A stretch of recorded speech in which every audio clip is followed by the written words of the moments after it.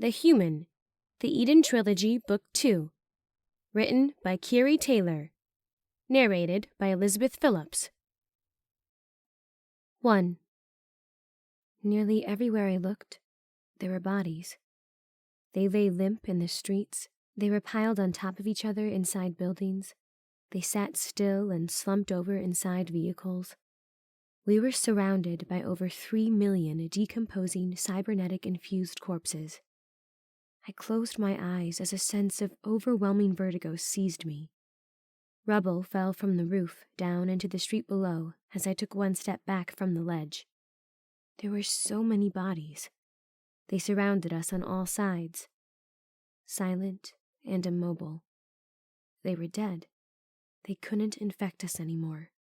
But I had lived my whole life running from them. Every instinct in me wanted to flee the city. I opened my eyes, turning them east. I missed the mountains. I missed the trees. I missed the heat and the snow and the changing leaves.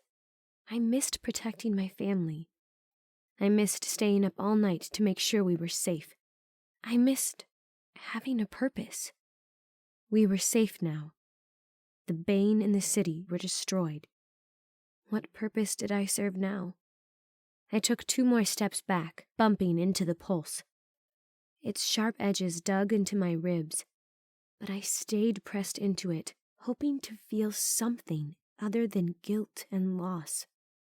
I'd had a purpose then. I'd helped to clear this city. So had many others. But not all of us had made it out, and my actions ate at me every day. Eve?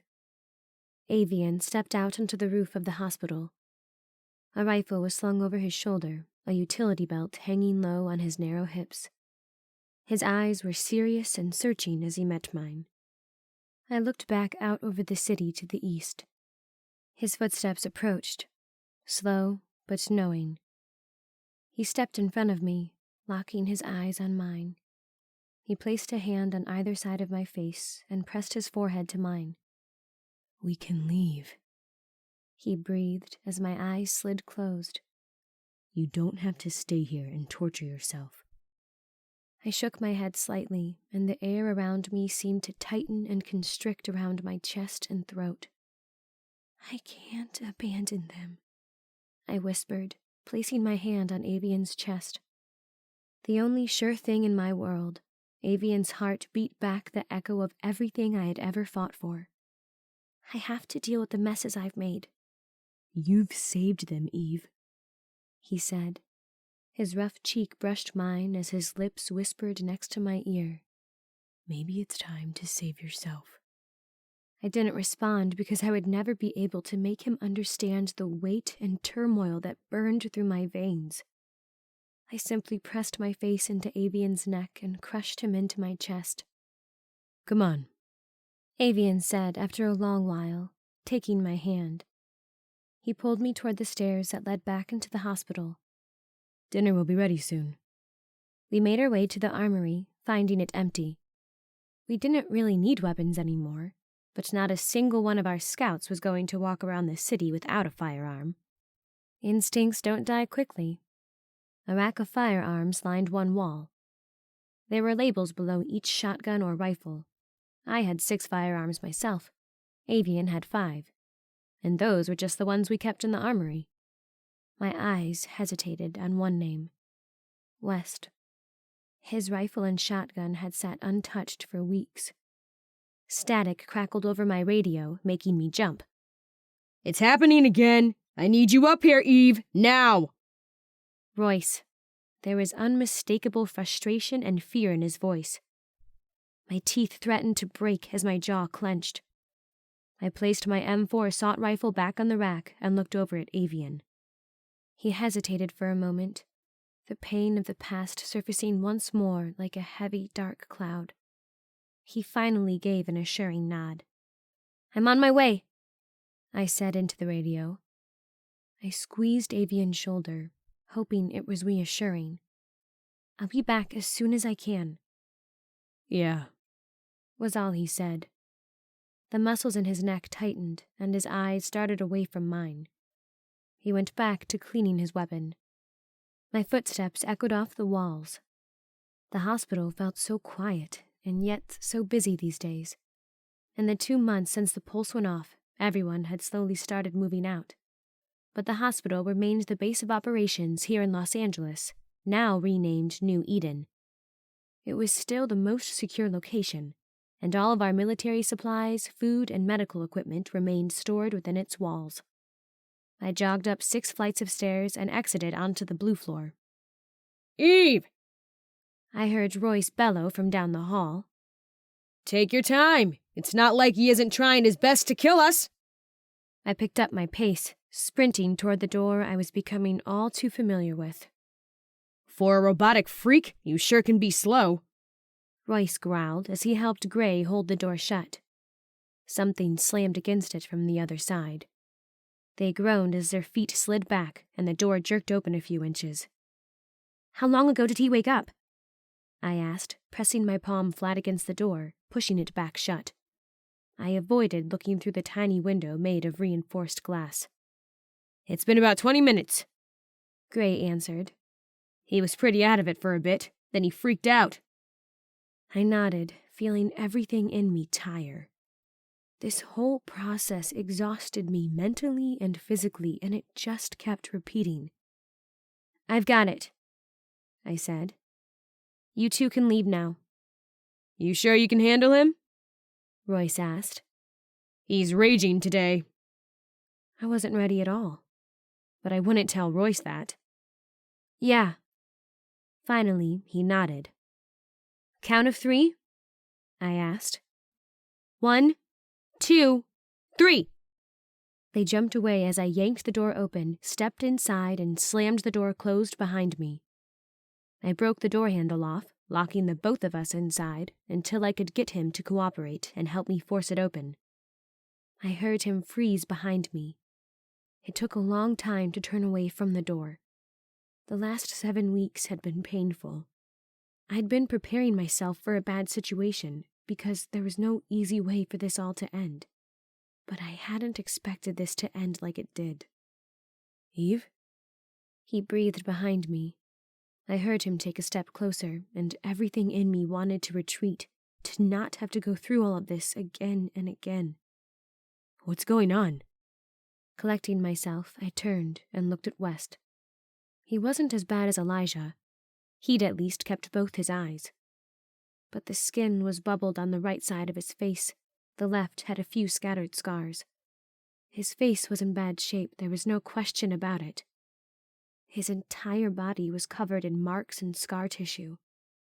I could barely distinguish the claw marks on his neck, which had once been so prominent, from the new scars. He was broken, but he was still West. Even if he wasn't my West. Even if he couldn't remember that. "What happened to me?" he asked for the 3rd time. "What is this?" My eyes dropped to his bare chest. A device was implanted there, just above his heart, and small barbs disappeared into his skin. Components swirled, ticked, and spun, casting a pale green glow, keeping it charged at all times. Keeping me away at all times. "It's keeping you human," I said with a hard swallow. I didn't know how many times I could keep doing this. Wes stared at me for a long time, like he couldn't quite make sense of my words. He looked back down at the device, his fingers touching where it went into his bare chest. He stuttered. I remember going to the plant, all the Bane. I was helping Royce repair the line. A gun fired. I don't remember how I got back here." I recalled the night I had been at the power plant myself. My mission had been to connect the power line for the pulse to the power source. There had been hundreds of Bane gathered around it. There were flashes of light, gunfire, explosions. I'd nearly lost my legs that night. But it had been for nothing. The Bane had pulled the line, and West went with the team to try and fix it. I shifted from one foot to the other, again fighting the urge to run. I was having a hard time meeting his eyes. "You were attacked," I explained. The Bane got you. You were infected. Infected? He said, his voice breathy with shock and relief. No, I couldn't. I can't. I made it this long. I know, I said, debating if I could walk away from the door or not. West was unpredictable when he forgot. He had a tendency to break things, and sometimes people. I finally stepped away from the door and crossed to the small metal chair in the corner, opposite of where West stood. On the nightstand next to me, West's grandfather's notebook rested so innocently on it. The night you all fixed the power supply to the pulse, you were infected. No one saw the Bane that was hiding. Royce and his men got you back here and put you under the extractor. We weren't sure if you were going to make it or not. No one was sure how long it had been since you were touched. Royce said it had to be under an hour. West said. He rubbed the device in his chest absent-mindedly. That was the magic number. I nodded. I pressed my palms flat against each other between my knees, rubbing them together slowly. We watched you for a long time, waiting to see if we could get all the cybernetics out. Normally the process takes about 10 days. We waited 15. I'd fought Royce the final 3 days. He wanted to dispose of West, certain it had been too late to save him. The only living Torbane in the city was trapped in West's body, and Royce wasn't willing to risk the safety of our people over one man. In the end, Royce gave West a few more days. West had woken up just in time. So they fixed me, right? West said, his voice full of hope and fear at the same time. I mean, I'm alive. I don't feel like infecting everyone, so that means it worked. I tried to nod, to reassure him that he was going to be okay. But that glowing inhibitor was right there in front of me. Not exactly, I said, my palms turning white as I pressed them together harder. They thought they had everything out, but Dr. Beeson did a scan and saw one small piece left, a 1/2 inch long, 1/8 of an inch wide. That's all that's left.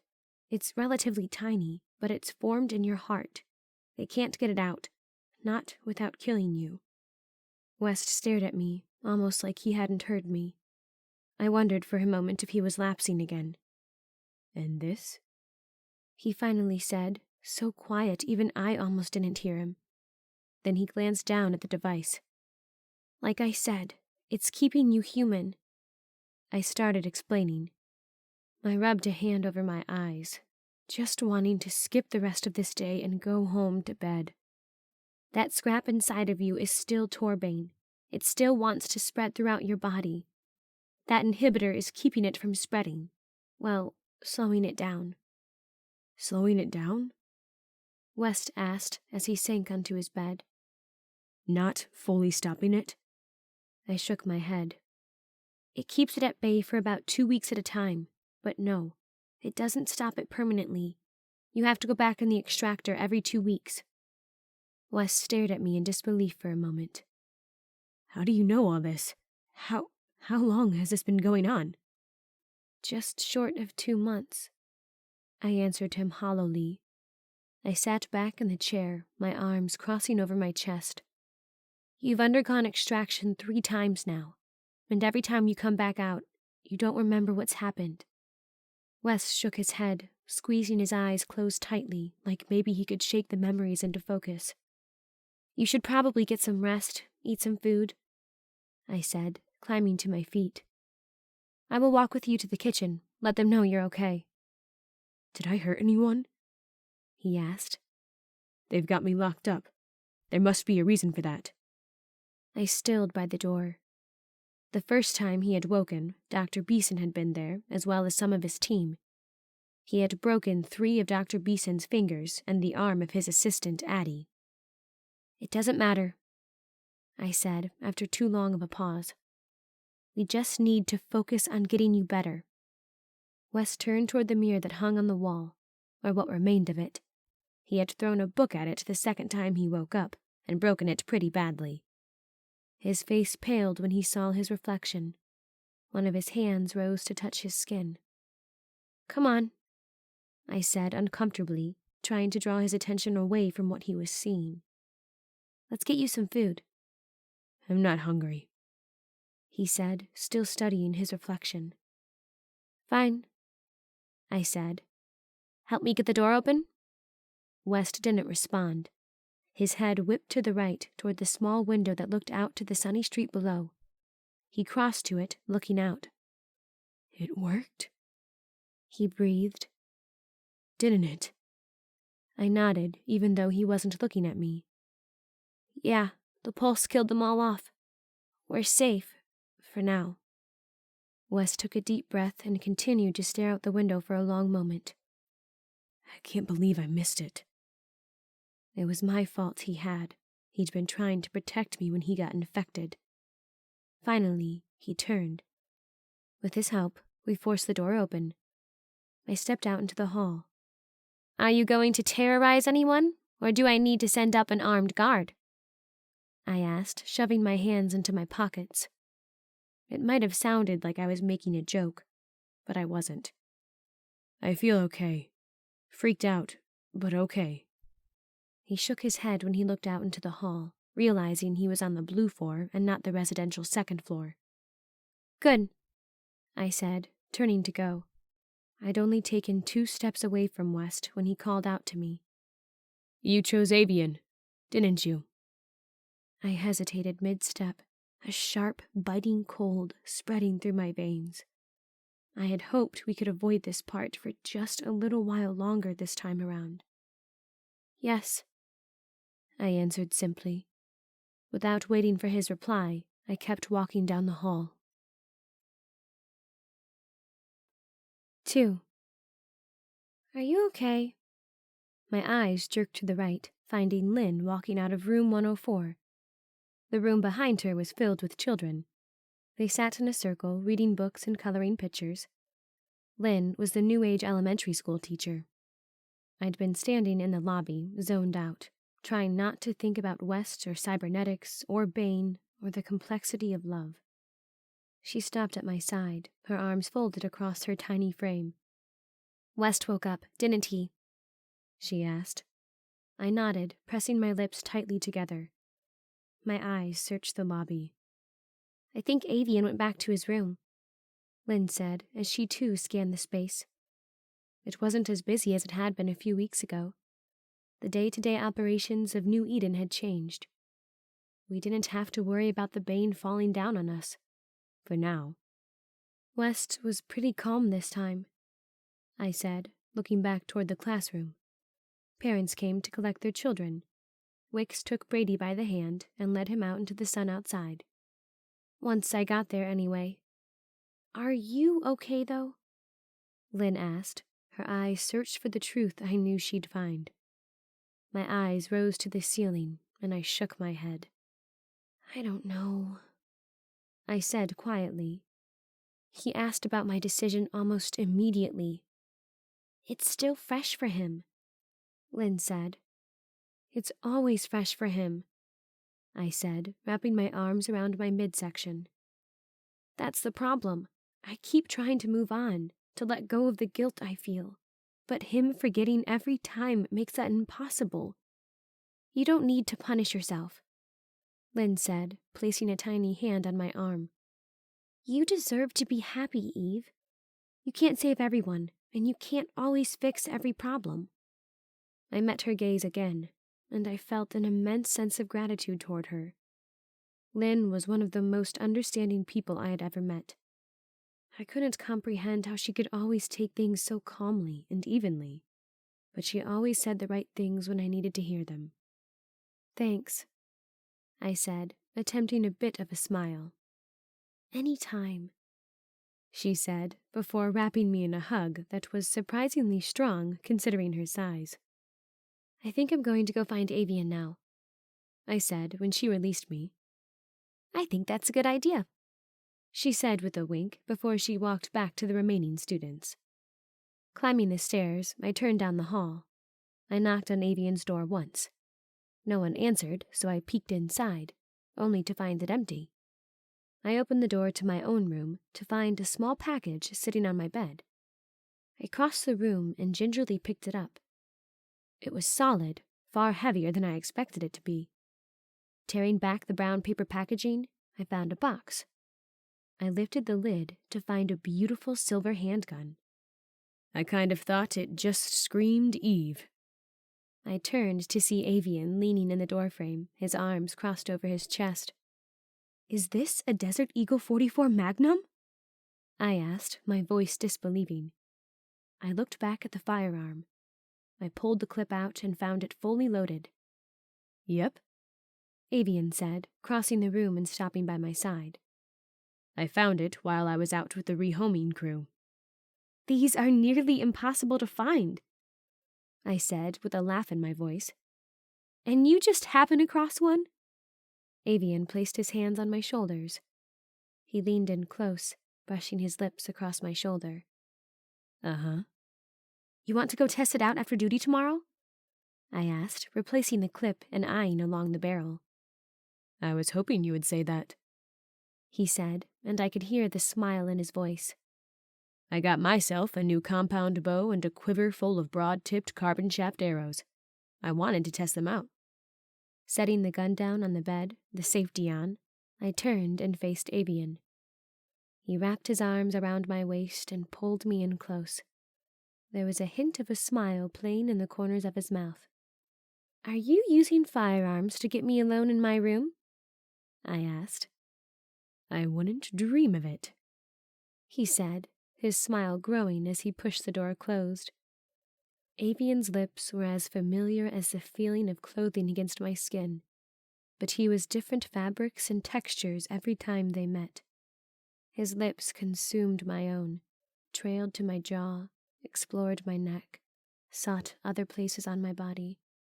I lay back on the bed, my new firearm hard under my spine. Avian lifted me further onto the bed, and he shifted on top of me. My hands clutched the fabric of his shirt, and as his lips trailed once again to my throat, the fabric suddenly split as I tugged. Neither of us noticed as I let the tattered remains fall to the floor. Avian was the one sure way to pull me back to the surface on my dark, drowning days. His hands held the small of my back, his skin meeting mine in a way that threatened to black me out.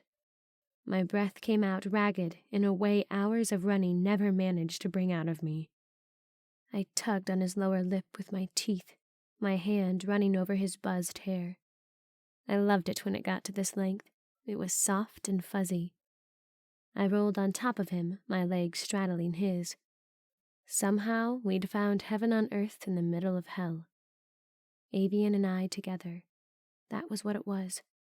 Heaven. Happiness. There was a knock on the door. "Eve?" Royce's voice rang through the heavy wood. "You in there?" I jerked back from Avian, covering my mouth to stifle the scream or laugh I knew was about to come. My face felt warm, and I knew I was blushing. "Yeah, I'm here," I said, springing off of Avian and straightening my clothes. I half-tripped across the room and cracked the door open. Royce shook his head, a coy smile playing on his lips that said he knew exactly what I had just been doing. "You need something?" I squeaked. "Dr. Beeson and Dr. Stone would like a report on West," Royce said. His own face was slightly red with embarrassment. "Okay, I'll be up in a few minutes," I said, my voice higher pitched than I would have liked. 5 minutes, he said, attempting to be serious once again. "Oh, and Avian?" he said loudly. My face flushed all the more hot. "Nice work on the Block 5 scout. Looks like those units will be perfect." "Thank you, sir," Avian called from behind me. I faintly heard him suppressing a laugh. Royce just shook his head as he walked away. I heard him mutter something like horny hybrid under his breath. I turned back to Avian, feeling utterly horrified. Avian burst into laughter. "This is not funny, Avian," I said, throwing a box of tissues in his direction. He just laughed as he dodged them. "I have to say, I never thought I'd have the experience of being walked in on by the father with you," he said. "Royce," I started to argue. He might as well be, Avian said, the smile still on his face. Trust me, he's protective enough of you to be your father. My face still felt hot. Well, I'm fully aware of what the human emotion of embarrassment feels like now. Avian chuckled and bent to grab his shirt. He held up the tattered remains with a ridiculous smile.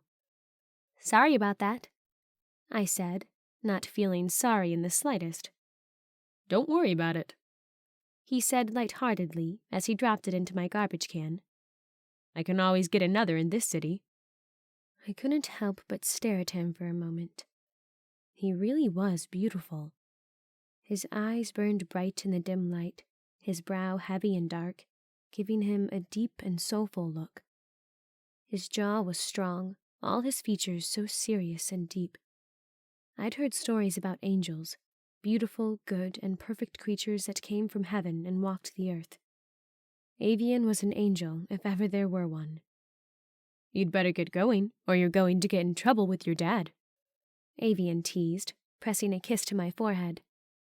I punched him in the arm, maybe a little too hard considering he winced.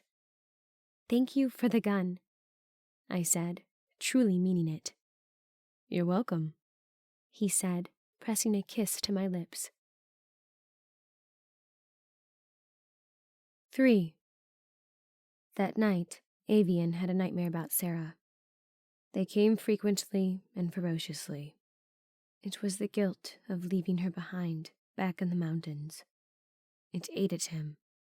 He knew there had been nothing he could do about it, but that didn't prevent the nightmares. Nights like those, he found his way into my bed. I woke again sometime around 4 a.m. Seeing Avian still asleep, I slid out from next to him, pulled my work clothes and boots on, and slipped out the door. I made my way through the dark halls to the kitchen, my stomach growling. Coming to Los Angeles had been good for everyone in Eden. We had all been starving when we arrived, trying to survive off of dwindling food stores after the Bane burned the gardens to ash. The kitchen was dark, as it should be this time of night. Everyone was adjusting back to a diurnal sleeping schedule quickly. Flipping a light on, I went for the refrigerator. I take it you couldn't sleep either? My fingers flew to the gun at my hip, and I poised it in front of me. I see all your old habits haven't died just yet, West said, his familiar cocky grin cracking on his lips. His face looked more like its old self when he smiled. He sat on the counter, a half-eaten carrot in one hand. Still the same old gun-happy Eve. Jeez, West! I griped at him, slipping my gun back into its holster. I reached for an orange from the fridge. Were you trying to get your head shot off? If someone is going to do it, might as well be you, he said, hopping down from the counter. What are you doing up right now? I asked, digging my fingers into the rind of the orange. Its strong odor flooded my nose. Couldn't sleep, he said, leaning back against the upper cabinets. Nightmares. He stood there for a long minute, staring at me as I ate the orange. I couldn't quite meet his eyes. I fought the urge to turn and leave, to not have to answer the million questions and accusations I knew were running through his head. You're different, West finally said. My eyes rose to meet his as I wiped my hands on my pants. My heart was beating just a little too fast. He slid off the counter. West took a step closer to me. I could see the conflict in his face. Before, he would have reached for me, touched my face, tried to take my hand.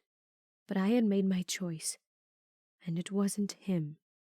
You seem older, more beaten. What's that supposed to mean? I asked, trying to keep my voice hard. I wasn't going to show how uncomfortable I was. I wasn't going to let him get to me. Was it easy? He asked. Just flipping it off like that? West, don't do this, I said, shaking my head. This kind of seems like something we should talk about, he said. There was obvious pain in his eyes. There was anger right alongside it. Don't you think? We have talked about it, I replied softly, my eyes dropping. West faltered at that. We had talked the first time he had woken up. He'd been in disbelief over his infection, over my choice, over what he has to do with his future. This hasn't been easy for you, has it? He asked, taking another half step forward. What happened to me? Doesn't that sound a bit presumptuous to you? Something stung under the surface of my skin, and my eyes dropped to the blue glow of West's inhibitor. I know you, Eve, West said, his voice growing quiet. He reached up and pushed a loose strand of hair behind my ear, bringing him even closer. It felt like all my bones were seizing up, my blood hissing to life. Better than even Avian knows you. You might have picked him, but I know what happened to me had an effect on you.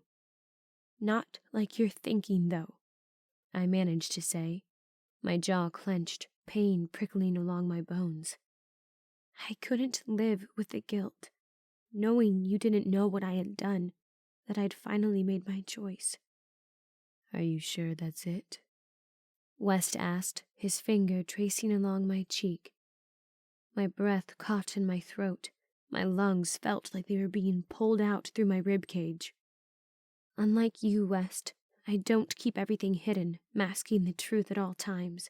I picked Avian. End of story. A painful half-smile formed on West's face. He gave the smallest of nods. Then why doesn't it feel that way? My bones were starting to splinter as the device embedded into West pulled at all the cybernetic and mechanical parts inside of me. West, I breathed, my voice coming out as a whisper. Yes? He replied hopefully. He came closer, so close our clothes were touching. You're hurting me, I forced out, barely able to breathe anymore. Trust me, he said, his expression hardening. It's nothing like how I've been hurting since that night on the transformer. No, I hissed, my eyes squeezing closed.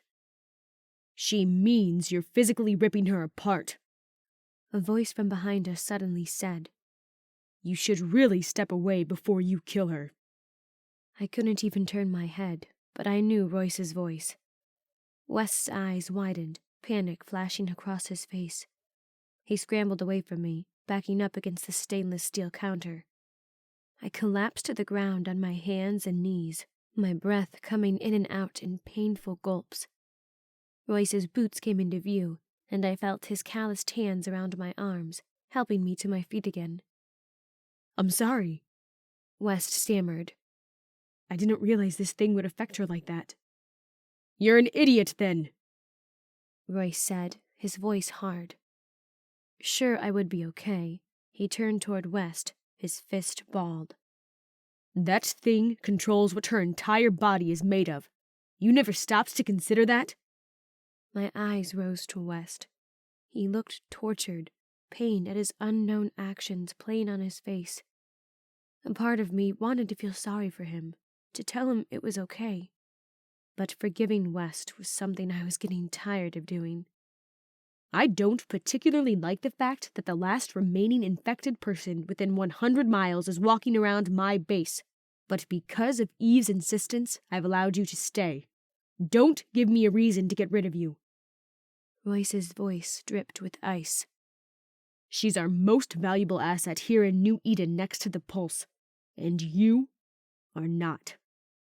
Royce's hardness was startling, and I saw the fear in West's eyes. Eve?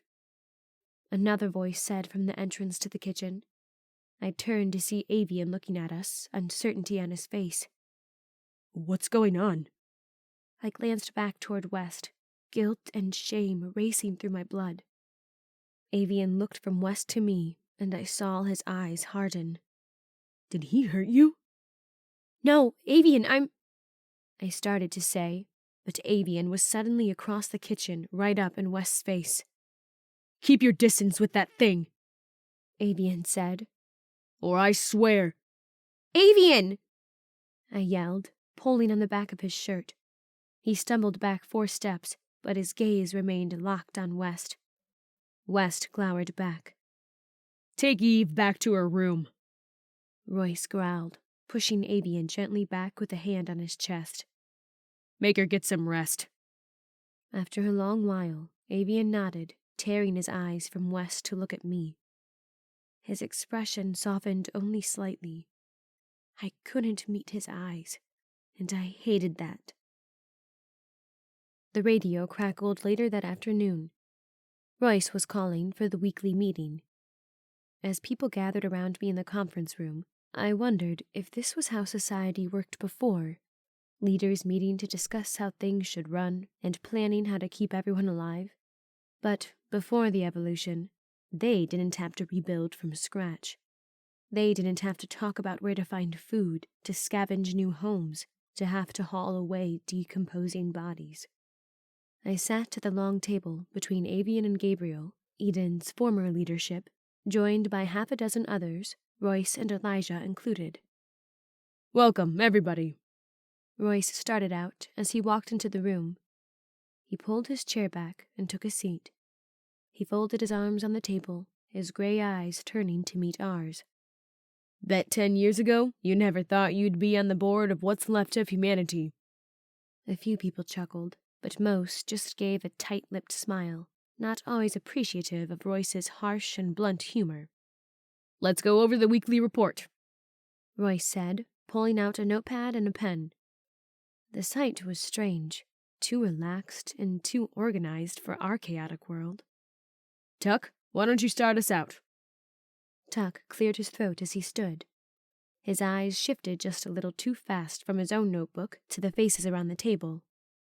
Tuck had gone from simple watchman in Eden to leader of the Bane removal crew, or the BRC, in New Eden. "We cleared Block 16 this week, and got half of Block 17 cleared," he said as he walked to the map that hung on one of the walls, marking Block 16 with a big red X. "No issues reported." We had created this map with the hospital as ground zero, sectioning off each block spreading out around us.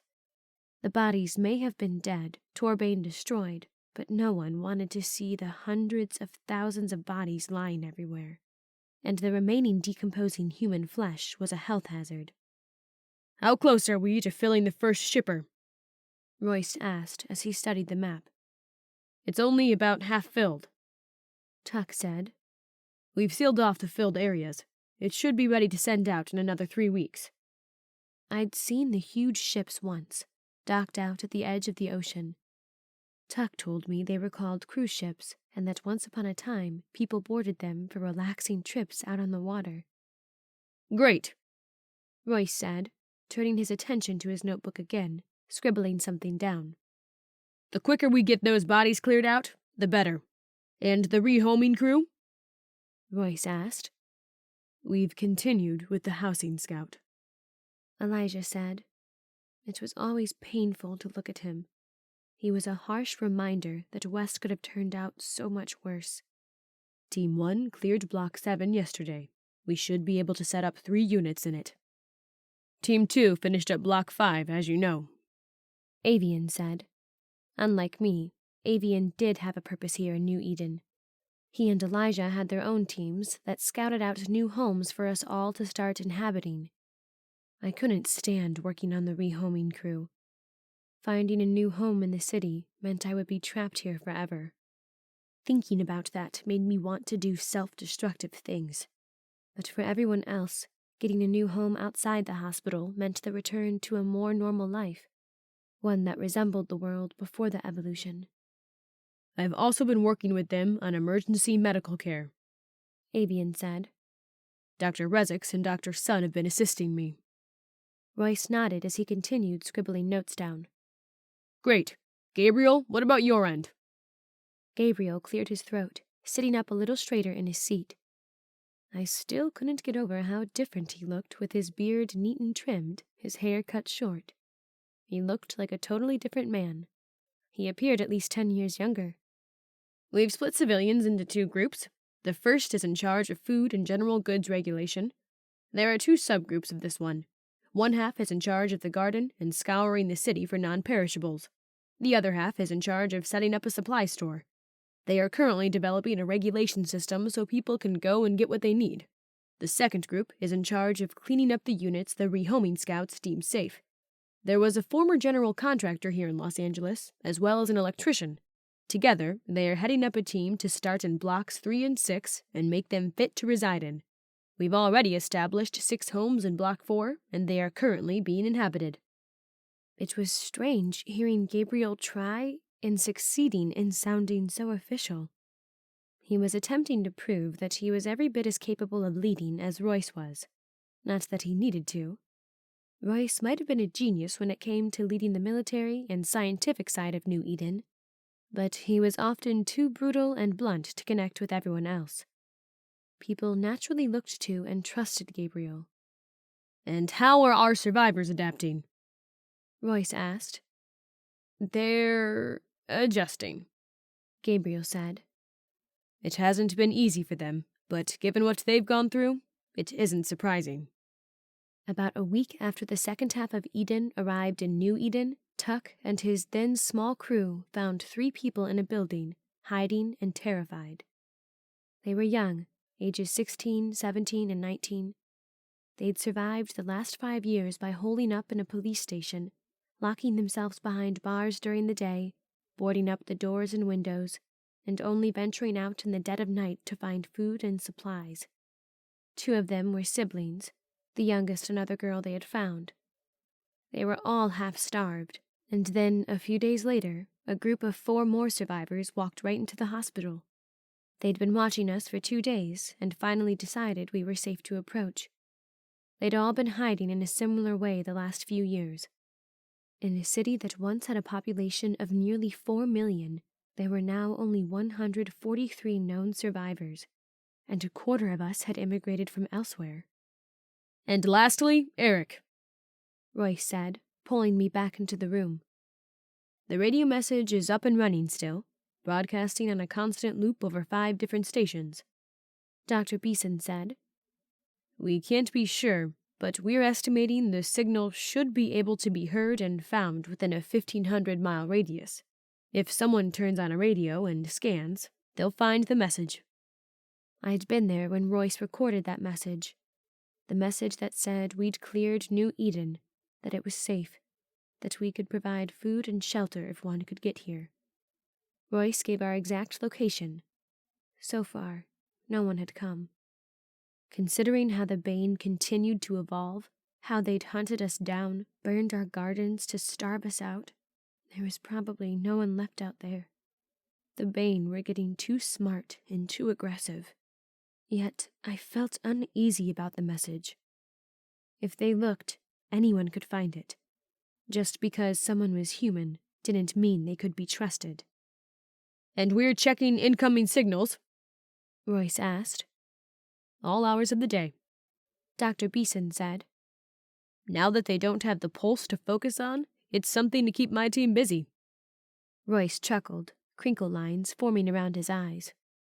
I can only imagine what a team of bored scientists will do to keep themselves entertained. This time, most of the room did laugh at Royce's more appropriate joke. They're still mourning that they're done with their greatest creation, Dr. Beeson joked. They're missing their work on the pulse. I still think that once we've gotten everyone settled in their own residences, we should rebuild the energy storage devices, I said. I wasn't in charge of anything, the only one in this room without a purpose, but they still allowed me to sit in on these meetings. I was just talking to Royce about that this morning, Dr. Beeson said with a nod.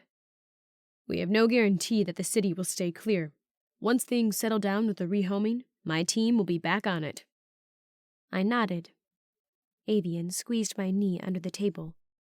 He and I discussed the possibility of the Bane migrating back into the city often. Unless you have anything more, Gabriel? Royce said. Gabriel shook his head. Then I think that is all for today. We'll meet again same time next week. 4. Dinner consisted of canned chicken, canned green beans, and canned potatoes. I would have fought off 10 Bane if it meant I could have gotten my hands on some fresh spinach or wild berries. When I was finished eating, I started down the hall toward the stairs that led up to my room. I was just about to pass the medical wing when I heard Avian's voice. "Getting worse," he said, his voice low. "I don't know that it's going to get any better while she stays in the city. It certainly sounds like conditional depression." It was Dr. Sun who replied. "Given her history, it is understandable that she would be having a hard time dealing with all of the changes. She's worked so hard all her life." Avian mused.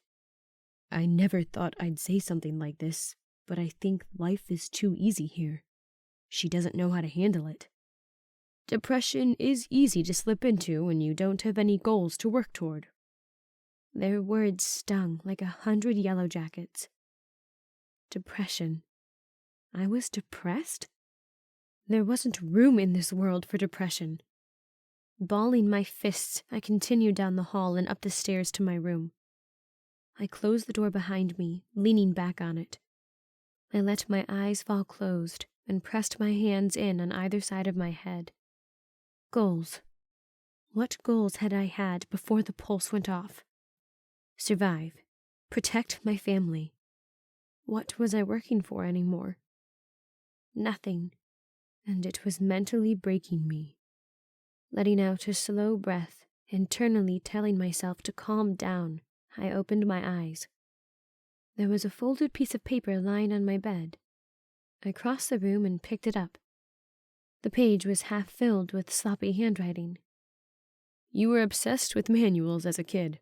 You read faster than anyone I'd ever met, and you always wanted to read the most boring stuff.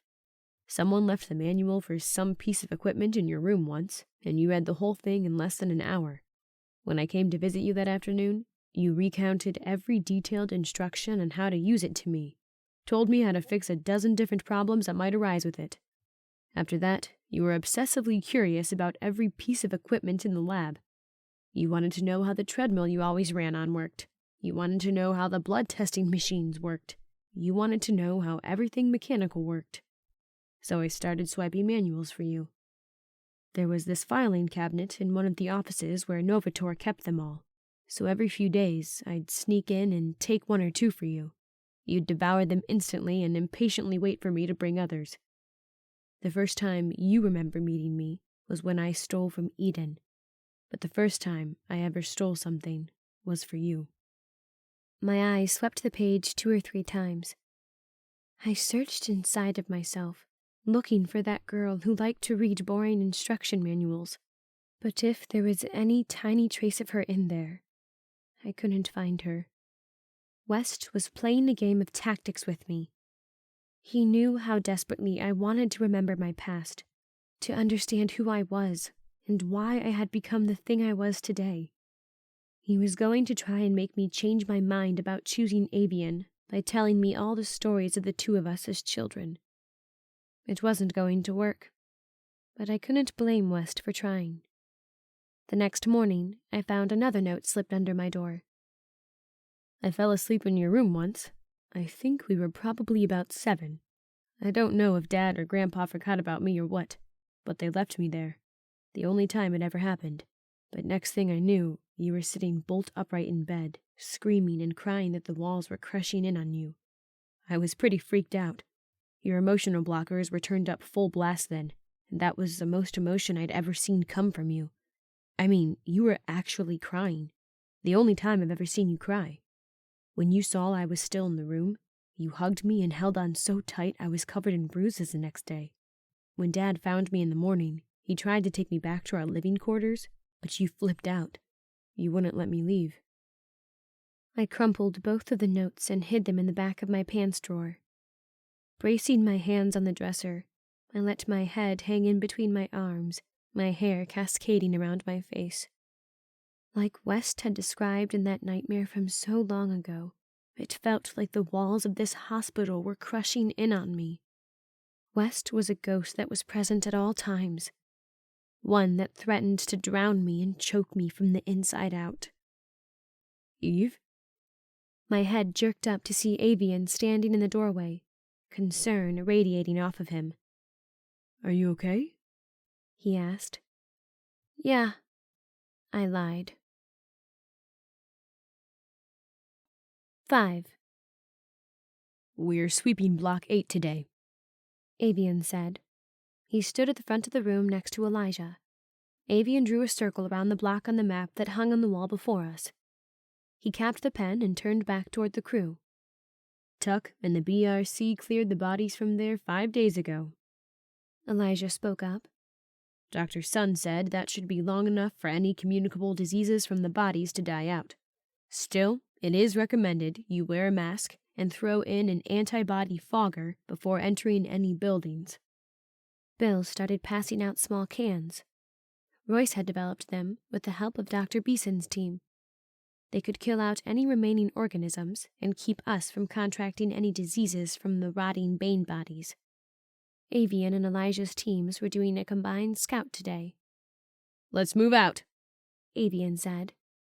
Avian insisted I work with the rehoming crew that day. I was going to go insane, and he knew it. So for today, I would do something productive, even if the extra help wasn't needed, regardless of how it made my chest constrict and the thought of living here forever. We all filed out into the hall and toward the south entrance. We were nearly out the doors when West stepped into the lobby, dressed for duty.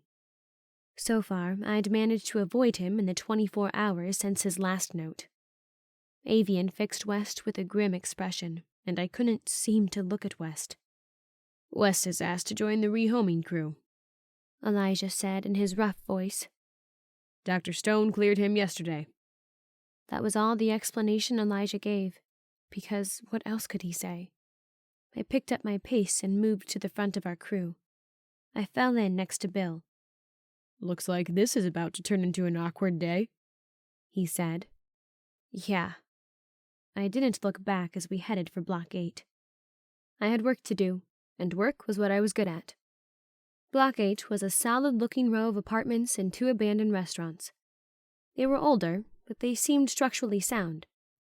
Window flower boxes hung from each unit, dried and scraggly-looking plants lying dead in them. I want 3 soldiers to each unit, Elijah said loud enough the crowd would hear him. Avian and I will take the commercial buildings. I practically glued myself to Bill's side and pulled Nick into our circle. West met my eyes and shook his head. He turned to Gray and joined him and Raj. Something heated under my skin, and I swear I could feel the tickle of a blackout in the back of my head. Let's go, Bill said, grabbing the collar of my jacket and dragging me toward the building. Balling my fists just once more, I turned and followed him and Nick toward a unit on the upper floor. You got this one? Bill asked Nick. He held up one of the cans and shook it violently to activate it. On the count of 3. Bill nodded, placing his hand on the doorknob. 3. Nick counted. I held my shotgun ready, even though I knew there wouldn't be any Bane inside. Instinct dies hard. 2. 1. Bill pushed the door open a foot, and Nick depressed the button on the top of the can and threw it inside. Bill yanked the door closed again. Once the button was pushed on the antibody can, you had exactly 4 seconds before it started fogging. Get locked in a room with one, and you're dead. We had to wait 60 seconds before we could enter the building. Nick watched the time tick away on his watch. How's Avian handling everything? Bill asked quietly. Nick glanced up at us, but as usual for him, he remained silent. It's harder this time, I said, looking over the railing to the units below. Avian got pretty pissed off when West got a little too close the other night. Royce was pretty angry too. That boy's going to have to learn to follow common sense someday, Bill said, shaking his head. I didn't have a response. The entire situation was hard, and I was quickly losing my cool when it came to West and his recovery. But I had, in fact, had feelings for West. Those weren't completely gone. I couldn't just hate West because I had decided I wanted to be with someone else. These human emotions were too damn complicated. "Time," Nick said as his watch beeped. I pushed the door open and swept the space with my shotgun. It was perfectly empty, though. The building wasn't large. We entered a living area with simple furniture and carpeted floors. Just to the left was a small kitchen with molding food on the counter and an even smaller dining area with a table and 4 chairs. "Looks pretty safe," Nick said as he walked around the space, testing his weight on the floor. Bill checked the kitchen. I nodded, heading back for the doors that led off from the living room. The door creaked when I pushed it open. I found a large bed, the sheets and blankets in a twisted mess in the middle of it. There was a dresser too large for the space. Sitting on it were 3 picture frames. In one, there was a picture with a smiling couple. She wore a flowing wedding dress, her hair in an elegant knot. He wore a handsome gray suit. They were looking at each other, their faces radiating love. In another picture, there was a little girl, probably younger than Brady. She had curly blonde hair and wore a bright pink shirt. In the last picture, there was a baby. The baby was young enough it was hard to tell if it was a boy or girl, but the pink blanket it lay on gave it away. Swallowing hard, I checked the bedroom and bathroom attached to it. Everything looked safe. There was one more door to check. I pushed it open and stopped in the doorway. The walls were painted a pale pink. A tiny bed was pushed into one corner. A frilly white blanket was tangled at the foot of it. A huge stuffed rabbit was about to fall off the edge. And in the opposite corner, there was a crib. Toys sat neatly in bins along the walls. Sunlight shone in through the windows. The room looked as if it was just waiting for those 2 little girls to come home and play. "Everything good back here?" Nick asked, startling me. "Yeah," I said, my voice sounding rough. "Let's go." The 3 of us stepped back outside. Many of the other soldiers were already done. They stood in front of the building, talking and laughing, looking normal. Bill and Nick went to join them. Seeing that pink room had shaken me. I thought of those little girls and how they'd had their life stolen from them. I thought about my own childhood, the one that had been stolen from me. A hard knot formed in my stomach. I ducked around the building to try and find some quiet. The side road was littered with garbage and debris. I stepped over a trash can. I didn't want to be in my head just then. I turned a corner into the back alley when I bumped right into someone. My bones instantly hissed to life and my breath snagged in my chest. I reached out a hand to steady myself and pressed it right into the surface of West's inhibitor. A scream leapt from my throat as I pulled my hand back. My hand looked deformed, as if all the bones in it had broken and magnetized themselves to the inhibitor. West swore under his breath and reached out to steady me. "Are you okay?" he asked at the same time I shook out of his grasp. "Stay away from me!" I hissed, cradling my hand to my chest. The discomfort was dulling, my pain blockers kicking in. I could feel my bones trying to right themselves. "Yeah, that's what everyone seems to be telling me these days," West said, a hard edge to his voice. I looked up at him. His expression was angry, frightening even, now that his face was covered in so many scars. "Look, West," I said, dropping my hand to my side. "I don't want things to have to be like this between us, but you've got to start thinking things through. You're pretty much the one person here who can kill me now. You've got to be more careful." West suddenly chuckled as his gaze rose to the hazy blue sky and he shook his head. "Just think how romantically tragic this all would have been if you'd picked me instead of him. In love and wanting to be together. But you couldn't even touch me." "West, stop it," I said, my voice dropping low as I sensed where he was going to take this. "But instead, you get your happy ending," he said, his voice growing cold. He took a step toward me. His head dropped, and he looked up at me from beneath his thick, dark lashes. And what do I get? He stopped a mere foot from me. My blood hissed. I stood with my back to the wall. I get screwed! West pounded his fist into the wall just to the left of my head. His nose was only 6 inches from mine. I get infected, and you go and pick him? He bellowed, his eyes growing darker by the second. I made my decision before I knew who was infected. I spat back as best I could. It felt as if my throat were closing up. I was struggling to breathe. What am I supposed to do now, Eve? He said, his voice not softening in the slightest. I'm supposed to live the rest of my life looking like a monster and watch you and him live out a happily ever after? Back? I struggled. Back off, West. I don't think so, he said with a laugh in his voice. And for the first time in my life, I was afraid of West. Not until you tell me that you don't love me, that the past doesn't matter. West, I said. There were thick black spots swimming in my vision. Get off of her! Avian bellowed, and I heard feet pounding the road. The next second, an arm wrapped around West's throat, and the two of them were tumbling across the pavement. I collapsed to the ground, coughing violently. Avian rolled on top of West, pinning him to the ground. His fist connected with West's jaw, West's head sharply snapping to the left. Don't come near her again! Avian threatened, landing another blow as West swung back. West took a swing at Avian, which he blocked with his forearm before landing another punch to West's face. You have no idea who she really is! West yelled. She was never supposed to pick you! It was always me and her, always! That's enough! Elijah shouted as he sprang for the two. He shoved Avian off of West while West tried for another swing. Bill darted into the alley, pulling Avian away, holding his arms pinned behind his back. I mean it! Avian screamed.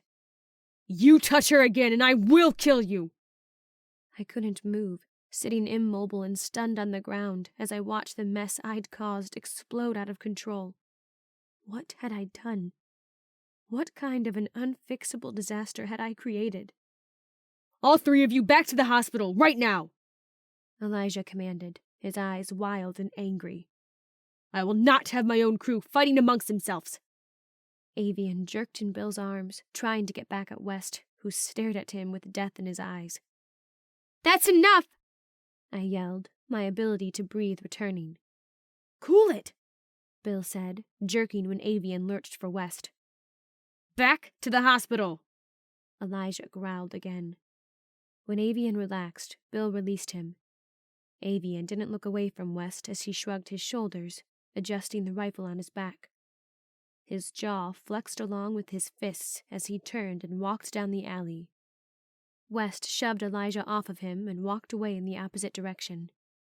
You three need to get your crap together! Elijah snapped at me. Your little love tiff is going to get someone killed. 6. Welcome back. I blinked, clearing the black, shifting lines from my vision. The room hadn't even come into focus before Dr. Beeson wrapped the blood pressure cuff around my arm. It ticked as it filled, squeezing my arm. How do you feel? He asked. My heart beat erratically. My breathing came in shallow gulps. There must have been something physical inside of me, rising up, attempting to choke me, trying to drown me from the inside out. All the guilt, shock, shame, everything I'd felt earlier, came crushing in on me tenfold. I stuttered, overcome with the rushing feeling going on within me. Take a deep breath, Dr. Beeson said, his brows furrowing together. He pressed the stethoscope to my chest and listened to my heart crash against my rib cage. Try to relax. I made a small O with my lips and focused on my breaths. This was my 4th emotional adjustment. This one was supposed to take my emotional blockers down to less than 50%.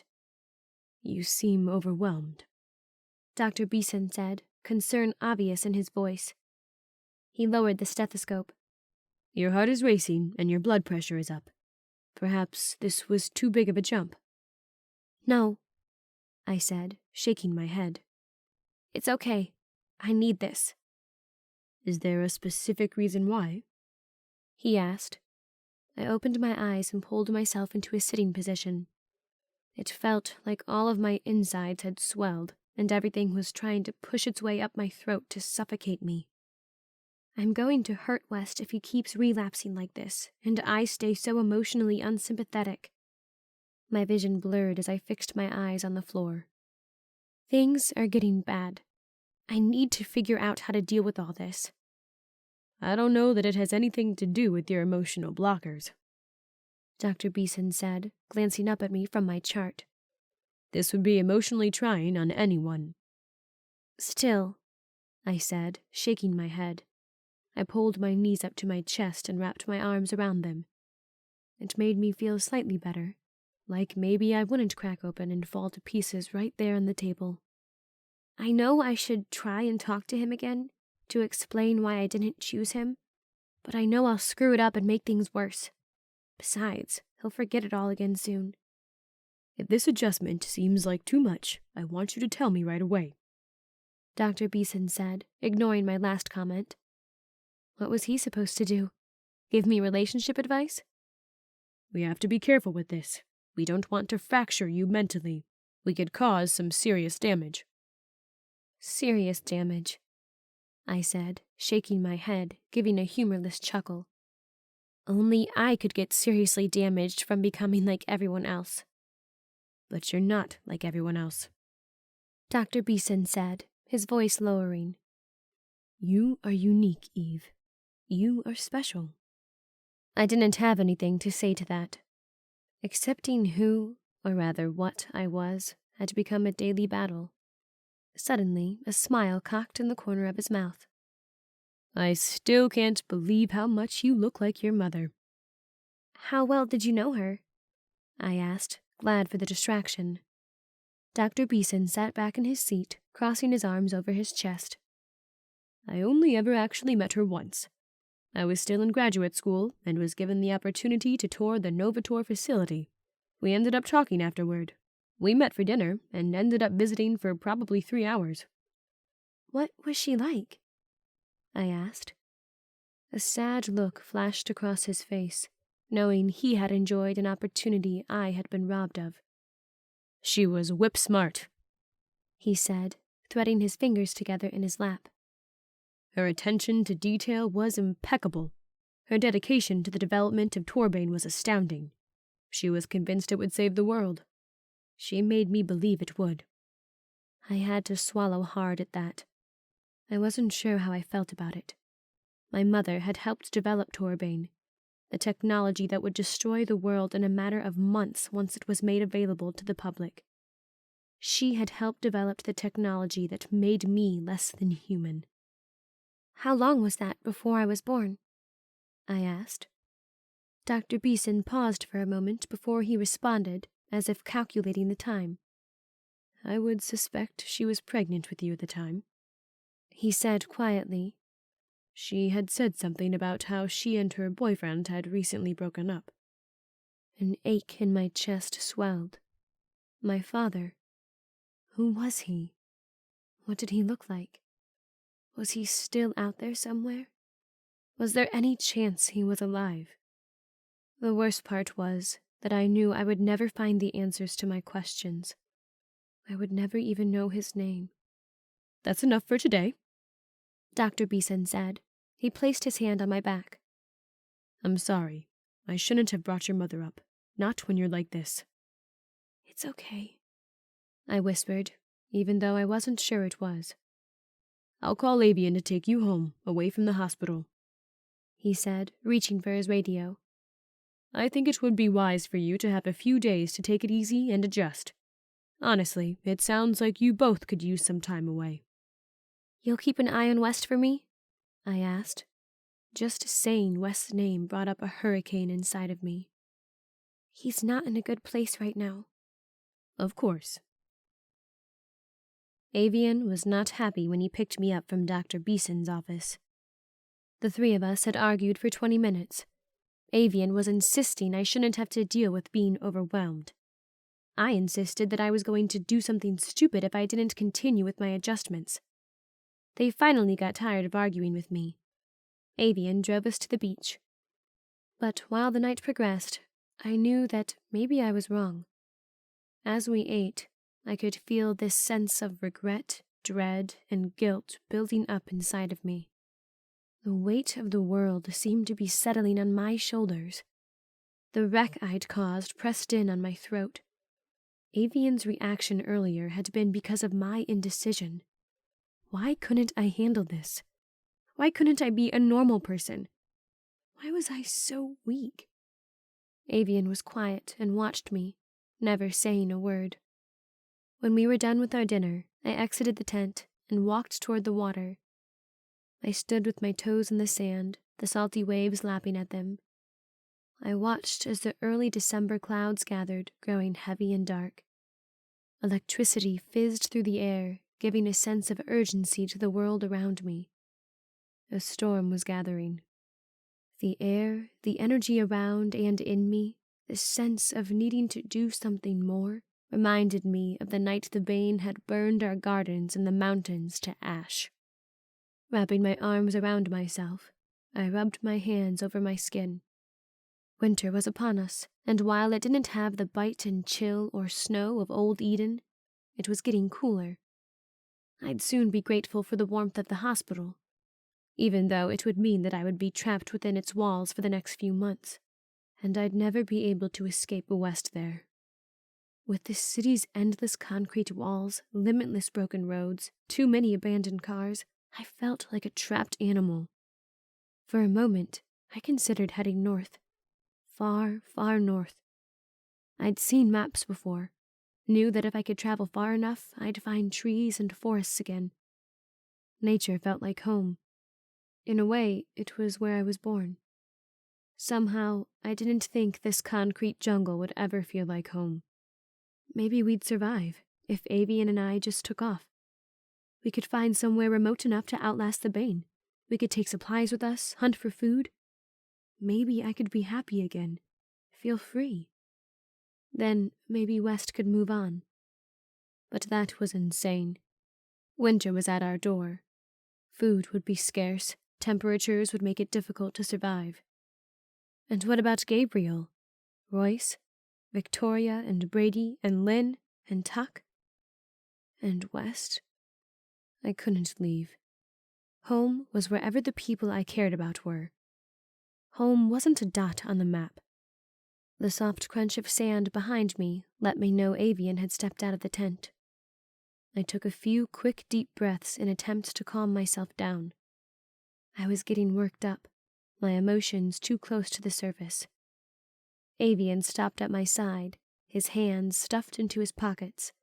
He didn't say anything, just stared out over the dark waters with his ever-serious eyes. I was grateful for Avian's silence.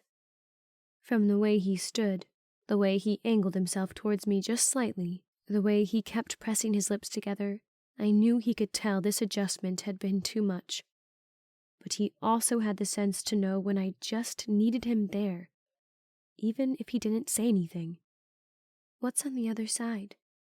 I asked quietly, squeezing myself tighter as the temperature dropped a few more degrees. "What's across the water?" "A whole lot of ocean for a long ways," he said as he watched the lightning that started out far from the coast. "You'll start to see the curve of the earth before you get to land. There are some scattered islands, but they're small. Then, eventually, you'll run into the Asian continent, Australia if you veer south." "Do you think the Bane have gotten as bad in those places as they are here?" I asked. "It's hard to imagine they haven't," he answered, his voice heavy and sad. "Bane took hold worldwide within a few weeks." I nodded. The wind started to pick up, fanning my hair behind me, making my breath catch in my throat. "Maybe there's a place out there," I said, my eyes glazing over. Everything went blurry as my focus turned internal. A place where the infection didn't travel to, One of those islands in a warm place. There'd be trees and sand, animals for hunting. It'd be safe. Avian's arms wrapped around me from behind, his warmth sending a wave of goosebumps flashing across my skin. "There is," he said, his lips close to my ear as he rested his chin on my shoulder. "That place is in each of us. It's what kept us all going the last 6 years." Something stung at the back of my eyes, and I hated my human side for being weak. I couldn't vocalize that for the last few weeks I had felt like that place was disappearing for me. As soon as I thought it, I knew how terrible and selfish that was. We'd won here in New Eden. We'd defeated the Bane, and we'd found safety. At least for now. I had no right to complain or to be unhappy.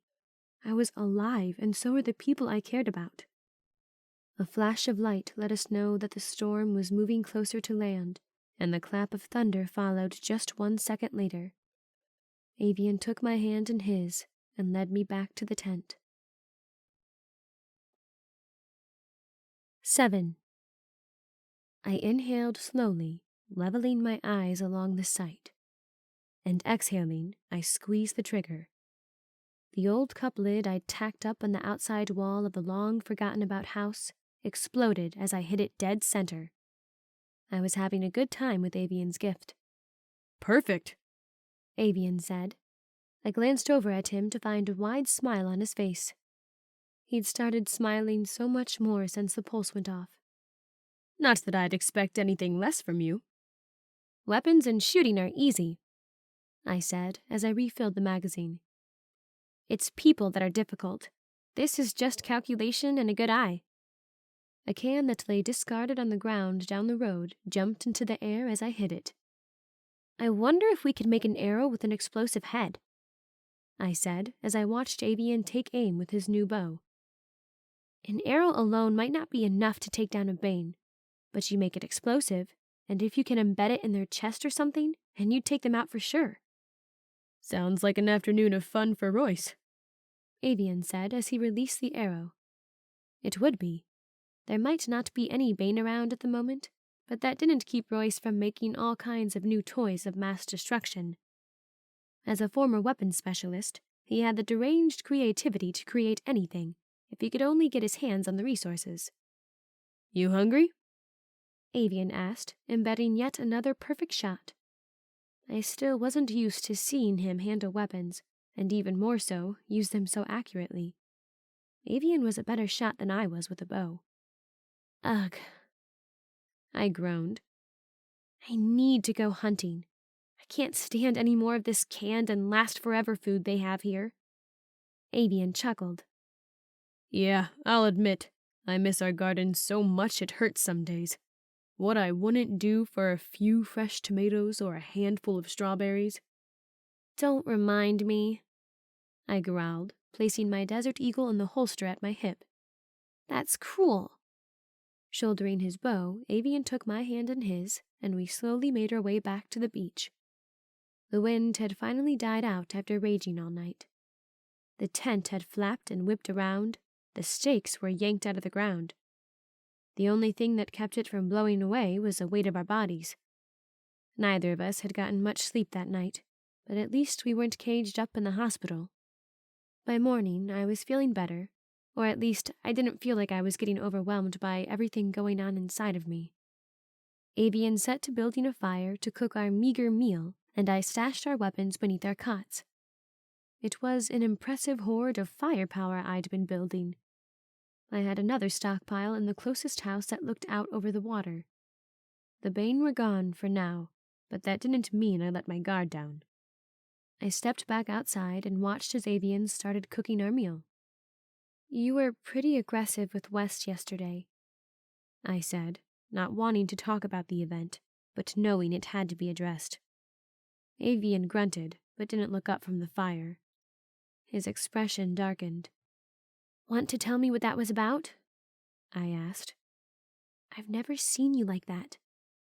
He sighed, placing a pan over the fire and dumping some kind of substance into it. When he was finished, he stayed where he was, kneeling on one knee. I keep losing people, he said, finally meeting my eye. I lost all my commanding officers, my fellow soldiers. Then I had to shoot my own parents to save Sarah. Then Ty got infected. Given that one was my own fault. I shook my head, about to argue that he couldn't have known Ty would get infected because of a request he made, but Avian plowed on. And then Sarah dies of something I can't cure. He ran a hand over his short hair, his mouth pulling downward in a frown. He shook his head, and I noticed then that he was trembling just slightly. I crossed to kneel by him in the sand. I put a hand on either side of his face, drawing his eyes to mine. You're all I have left, Eve, he said, his voice husky and low. I will do anything, to keep something from happening to you. I'm tired of being the calm one who always fixes things. I'm not going to sit back and watch West hurt you. I know, I said quietly, searching his eyes. There was regret in them. I knew he wasn't proud of what he'd done. But there was also desperation. I felt it too. I pressed my lips to his. All the hurt and pain and confusion slowly melted away as his hand came up to my hair, pulling me closer. Avian? Eve? A familiar voice called from up by the road. I turned to see Tuck walking up on the beach, an unfamiliar electric car parked on the road at the edge of the sand. "What are you doing here?" I asked. No one other than Elijah and Gabriel had ever come to the tent. "Royce sent me after you two," Tuck said. The alarm in his eyes outweighed the embarrassed flush in his cheeks at catching us together. "Some new people showed up today." "How many?" Avian asked, his expression dark and serious again. 20, Tuck said. "They're well armed and seem to know how to handle themselves." 20? I said, not hiding my shock. Where did they come from? "That's what got Royce and Gabriel so worried," he said. "They won't say, but they arrived by Coast Guard ship early this morning, just north of here. They've been asking a lot of questions, but not answering any." "Okay," I said, turning back to Avian. He gave a little nod, his eyes carrying a sad look, like he knew how much I didn't want to go back into the city yet, that in reality I wasn't quite ready. "We'll head out in just a minute." Tuck nodded and jogged back toward the electric car. "You ready to go back?" Avian asked, tucking a stray strand of hair behind my ear. "Are you?" I asked, and instantly the air grew heavy. "I think it's best if I just avoid West for a while," he said. His gaze fell to the sand beneath us. "Hey," I said, my brow furrowing. "What is it?" "I trust you, okay? Don't get me wrong there. But just promise me that you'll always be honest with me." I shook my head. "You know I will," I said, attempting to push back the black feelings trying to rise up in my blood. "What's this really about?" He took a moment to respond, and I could feel his turmoil. "I know that you have mixed emotions about West," Avian said. "You still have some kind of feelings about him, and I wouldn't expect that to immediately go away. You two have some kind of history that I can never be a part of. I get that. Just always be honest with me about it, okay?" He pulled me into his chest and wrapped his arms around me.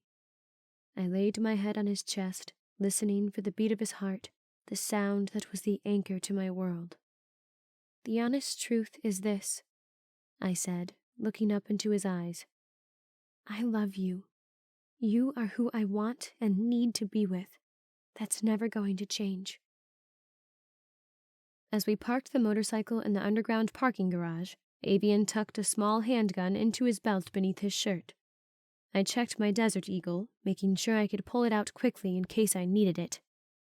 I had no doubt a lot of members of New Eden would be packing with these newcomers. The stairs echoed back our footsteps as we climbed the 2 set of flights to the main level of the hospital. A gust of warm air caressed my face when we stepped out onto the main floor.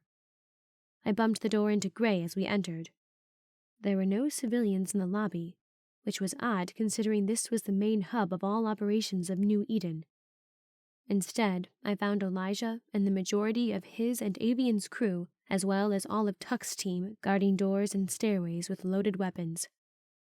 In the middle of the room stood 20 people I didn't know, their pale faces and bodies hardened by the world we lived in. They held their own weapons. "What's going on?" I whispered to Gray. "They're refusing to tell Gabriel or Royce much of anything. They want to talk with Royce privately, but Elijah isn't having it. Not without Avian here. He wants someone here in charge of security detail." "And you and Bill are useless?" I asked in an annoyed voice. Gray shrugged, shaking his head in exasperation. "Finally," Royce suddenly said, spotting Avian and me. "Elijah, happy now?" Elijah nodded his scarred head. "You two, come with us," Royce said, pointing at 2 people in the front of this new group with the tip of his AK-47. "Avian, Eve, care to join us?" I nodded, as did Avian. Royce, Gabriel, the 2 newcomers, Avian and I all wedged ourselves into the elevator. "Anyone makes a wrong move, don't hesitate to shoot," Royce said as the silver doors slid closed. "This is how you treat your guests?" the woman asked, her voice hard and mocking. "Forgive us if our manners are a little rusty," Royce barked. "But when you come into our city armed like this with no answers, we don't serve up the welcome cookies and milk." The elevator dinged, and we walked down the hall toward the conference room. I felt uneasy that we were only 1 floor below the blue level, where the most valuable devices and people in the world resided. As soon as everyone was in the room, I positioned myself in front of the door, and Avian stood in front of the window. "We could start with some names," Royce said, bracing his hands on the table, staring them down with his steely eyes. "Margaret," the woman said, leaning forward as if to prove Royce didn't intimidate her. "Alistair," the man beside her said. "Good," Royce said with a cocky smile. "That's better, because when you walk into our town, you answer our questions. You heard our radio message." "Yes," Margaret replied, folding her hands over one another on the table. "Your message did promise food, shelter, a home." "Somehow I don't get the feeling that's what you're really looking for here," Royce growled. "You don't go begging for a bed armed like this." "We've never heard of another group surviving in such large numbers," Gabriel butted in. I sensed his attempt to smooth things over. Gabriel was always a peacekeeper, but knew when to not let things get out of hand. "We're just surprised at your numbers. Where are you from?" Royce asked. I could tell this wasn't the first time he'd asked these 2 this question. "Where are any of us from?" Margaret said back. "Like you, we're from everywhere, just trying to survive in an impossible world." "That isn't an answer," Royce said, leaning forward again, his voice icy. This game was tiring me very quickly, and I was having a very bad week. The distrust and anger inside of me quickly flooded my veins. I crossed the room and nestled the barrel of my rifle between her ribs. "Where are you from?" I said. She jumped, much to my satisfaction, and her face blanched all the more white. Good. She was still capable of feeling fear. "North," she said, her voice a little too loud. "We've been in the forest up north. We've been hiding there for the past year." "The redwoods?" Avian asked, studying them. Margaret nodded. "We heard the message," Margaret said, now fixing me with hard eyes. I stepped back to the door now that she was talking. "We were curious to talk to other survivors, so we came. We weren't exactly expecting to be held hostage." "One can never be too careful these days," Royce said, standing straight again. He was still tense, but I felt him backing down now that they had answered some of his questions. "We're not looking to join you permanently." Alistar said, looking around at each of us. We just wanted to talk, share information. We thought it could be valuable. Royce glanced over at Gabriel, who shrugged and shook his head as if to say it was Royce's call. Everyone will be heading to bed right now, Royce said. I glanced out the window that overlooked the buildings around us. The sun had dipped below the skyline, and darkness was settling. We'll talk in the morning. Avian, Gabriel, will you take their group to the 4th floor? They both nodded and directed Margaret and Alistair back toward the elevator. I almost smiled when Royce said the 4th floor. It was a former mental unit, very secure, easy to lock down. Royce didn't trust these people any more than I did. When they were out in the hall, Royce shut the door and turned to me. I'm shutting down all the elevators when they're settled, he said, meeting my eyes and crossing his arms over his chest. I want you guarding the blue floor. All the scientists will be sleeping on that floor tonight. We're not saying anything about the pulse, the extractor, you, or West until we know more about these people. Got it? Yes, sir, I said with a nod. Don't shoot me, Eve, he said as I turned to leave. But I think it's best if West stays up there tonight as well. It's a little obvious just looking at him that he's had some major work. I gave him a hard stare for a long moment, but in the end, logic won out, and I couldn't argue with him. Make sure Avian knows where I am tonight, I said as I walked toward the stairs. Yes, ma'am. The scientists didn't even begin to argue when I told them we were all in lockdown for the night. Half of them slept up on the blue floor more than they slept in their own rooms anyway. Many of them had become antisocial after all the years they had spent holed up on the blue floor working on the pulse. A lot of them didn't know how to mingle with the general population anymore. Thankfully, I could always count on Dr. Beeson to feel guilty about what he'd helped do to me, and he kept West occupied while I stood guard at the door to the stairs that led across to the rest of the hospital. The floor grew quiet as everyone settled down for the night. The lights along the floor, running through the walls, glowed brilliant as ever. I positioned myself with an assault rifle in front of the door to the staircase. There was something about what Margaret and Alistair had said that didn't sit right with me. They were from north of us, but not far enough north that they wouldn't see the sun on a nearly daily basis. They, as well as the rest of their group, had been white and pasty-faced.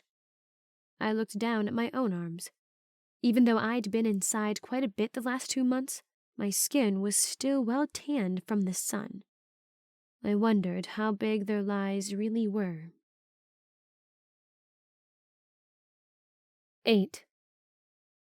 Any idea what's going on down there? I turned to find Wes behind me, hands stuffed into his pockets. My eyes immediately fell to the blue glow coming through his shirt. No, I responded, and turned back to the door leading to the stairwell. The sun had risen. It was now 8 o'clock, and the blue floor had yet to receive an update. Royce must really not trust them if he's hiding all of us up here, West said. I heard him sit on the floor against the wall. There's something not right about them, I said. I blinked hard. I wasn't tired. I was used to staying up at nights and keeping guard. This was second nature to me. This was what I was good at. But my eyes were burning from staring at that stupid door all night. You look like crap, he said. I could say the same thing, I snapped. But that would be mean. Cold, Eve, he said. Not that I don't somewhat deserve it. Somewhat? I'm not going to make this easy for you, he said in a low voice. I could tell he wanted me to look back at him, but I wasn't going to give him the satisfaction. He needed to face reality. I was trying with West. I really was. Lockdown is over. Dr. Beeson was in the hall, a radio in his hand. They're calling everyone down for a meeting in the auditorium. I didn't like it. It felt dangerous to gather us all into one room, but I didn't exactly have the power to override Royce. Everyone from the blue floor made their way down the stairway, and we all exited onto the second floor. I'd only ever been in the auditorium once before. It was a massive room that dropped down at an angle toward a stage.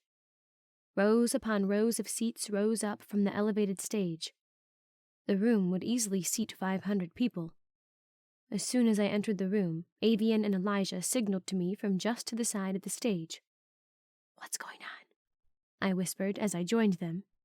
I was on instant alert when I realized they were keeping to the shadows, out of view of the masses. "We still didn't get any answers this morning," Avian said, his eyes scanning those who filtered into the room. "They mostly just asked a lot of questions. We told them about the pulse, since they basically already knew about it, being as they walked into a cleared city. No one is too worried about them stealing it.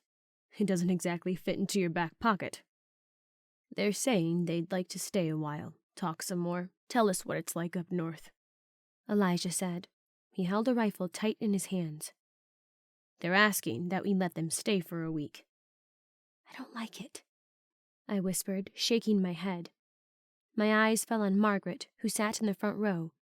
She had the tips of her fingers pressed together, her gaze fixed on the empty stage. "Neither does Royce," Elijah said. "That's why he's having security detail quietly follow them at all times. They know we're going to be watching them, but not how closely." "Why doesn't Royce just ask them to leave?" I asked. By this point, it looked like most everyone had entered the room. "Because none of us want a war to start," Avian said. Royce and Gabriel stepped onto the stage. "Take the right exit," Elijah said, pointing back toward the door I'd entered through. "Keep a low profile."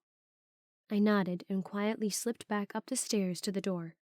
I kept my rifle hanging at my left side so that it was out of sight, but was ready to use it at one wrong move. "Thank you all for coming," Royce said as he turned his eyes out on those before him. "I'm sure you are all wondering what the dramatics have been about the last 24 hours. The members of New Eden looked frightened, glancing around at those they did not recognize. Brady hung tight around Victoria's neck, Wicks with his arms around her. Lynn sat next to a few other women, each eyeing the strangers. "We've been honored with a surprise visit from our friends to the north," Royce said. Even from a distance, I could see how he clenched his teeth. "They heard our radio broadcast and came to learn more about our way of life. They will be staying on the 4th floor for the next 7 days. There was an underlying tone that said they would not be welcome after 7 days. "You are welcome to talk to them if you like, but I won't feel bad if you don't feel compelled to get to know these people who will be leaving our presence in a week. But I wanted to let you all know what was going on," Royce said. "Please let your friends and neighbors know," Gabriel said, stepping forward. "Not everyone is in attendance today, so we don't want anyone feeling alarmed when they see strangers in our city. Back to life, people," Royce said with a wave of his arms, dismissing everyone. Most everyone looked at least slightly wary and confused, but they all filed back out of the auditorium. Royce and Gabriel stayed behind with Margaret and Alistair, but Elijah once again signaled to Avian and me. We all quickly made our way to room 112, center of security. Bill, Gray, and the other dozen soldiers on security detail were already gathered. I did, however, notice West was not joining us. Elijah must have finally realized having him mix with the crew was a bad idea for now. "Royce wants us to tail these people for the next week. That means 24/7. Raj and Nick, you'll be on night watch," Elijah said, pointing to the two of them. "I want a guard in the staircase and another at the elevator. They'll know there's someone at the elevator, but we're not telling them about the staircase. Royce wants to test them and see if they're going to sneak out at night and go snooping around. The rest of you will each be assigned a floor. Bill, Gray, and Banner, you three will cover the grounds around the hospital. Anyone leaves, you tail them. Call for backup if they spread more than the 3 of you can keep an eye on. Dr. Beeson will be bringing handheld radios any moment for each of you. You're to check in on an hourly basis. They will report directly back to myself and Royce. I don't have to say that if you see something suspicious, you report it immediately." "I really don't like this," I said once again under my breath. "Yeah," Avian said back. "I think everyone has a bad feeling about this." I was torn between duty and curiosity. Avian and I were in charge of watching the first floor from the time we woke until the time the newcomers were herded back to the fourth floor at night. My assignment was to watch, to make sure nothing happened, that no one got out of line. But I wanted to know what was going on. Margaret and Royce spent most of their time on the sixth floor in his office. Elijah stood constant guard alone just outside Royce's door. I wanted to know what they were talking about. I wanted to make sure Royce didn't spill our secrets, even though I trusted him not to. I wanted to hear what was happening to the world outside of New Eden, but I wouldn't abandon my duties. I finally had a job. I hung back in the lobby watching. We'd moved the elementary and other school classes to the empty third floor. While Lynn and the other teachers conducted class, an armed guard stood watch over them. The dozen people who were employed in the operation of New Eden worked as usual in the lobby, but these outsiders slowly wandered, watching, asking questions. I was proud of those around me. They were careful. They watched what they said. But I had a bad feeling that eventually someone was going to slip up. I looked up when West stepped into the lobby. West met my gaze for a moment when he spotted me. He shook his head nearly imperceptibly before his attention turned to the outsider who approached him. I watched very carefully as West talked. I'd had trust issues with West ever since the day I caught him stealing food from Eden. But back then, those trust issues had only been important between the two of us. Could I still trust him to keep our people and our secrets safe? By the fifth day, I was so agitated I could hardly stand it. I felt cooped up and blind. I felt in the dark and out of the loop. You okay? Avian asked as we switched places. We took shifts, either at the front of the hospital with the lobby and restrooms, or the back with the kitchens and medical wing. I just want them to leave, I said, my eyes sweeping the hallway. 2 more days, he said quietly. He placed his hand on the back of my head and pressed a kiss to my brow. Can't stand this, I said, shaking my head. I need out. I need trees and mountains. I need... Hey. Avian cut me off, pulling me into his arms. It's okay. No, I said. It felt like something wild and dangerous was in my throat, quickly rising up, choking me. It's not. I need out. I can't breathe. Whoa, Avian said, stepping back just a bit so he could look down into my face.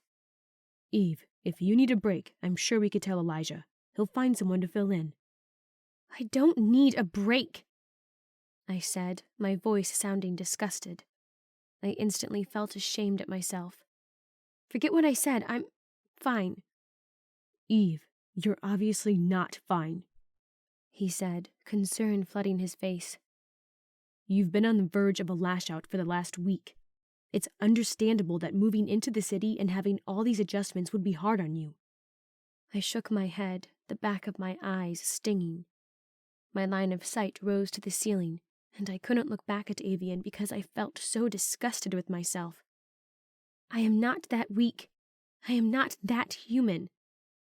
Eve, Avian said, his voice hard and stern. It took me off guard enough to meet his eyes again. You are human, and it is okay.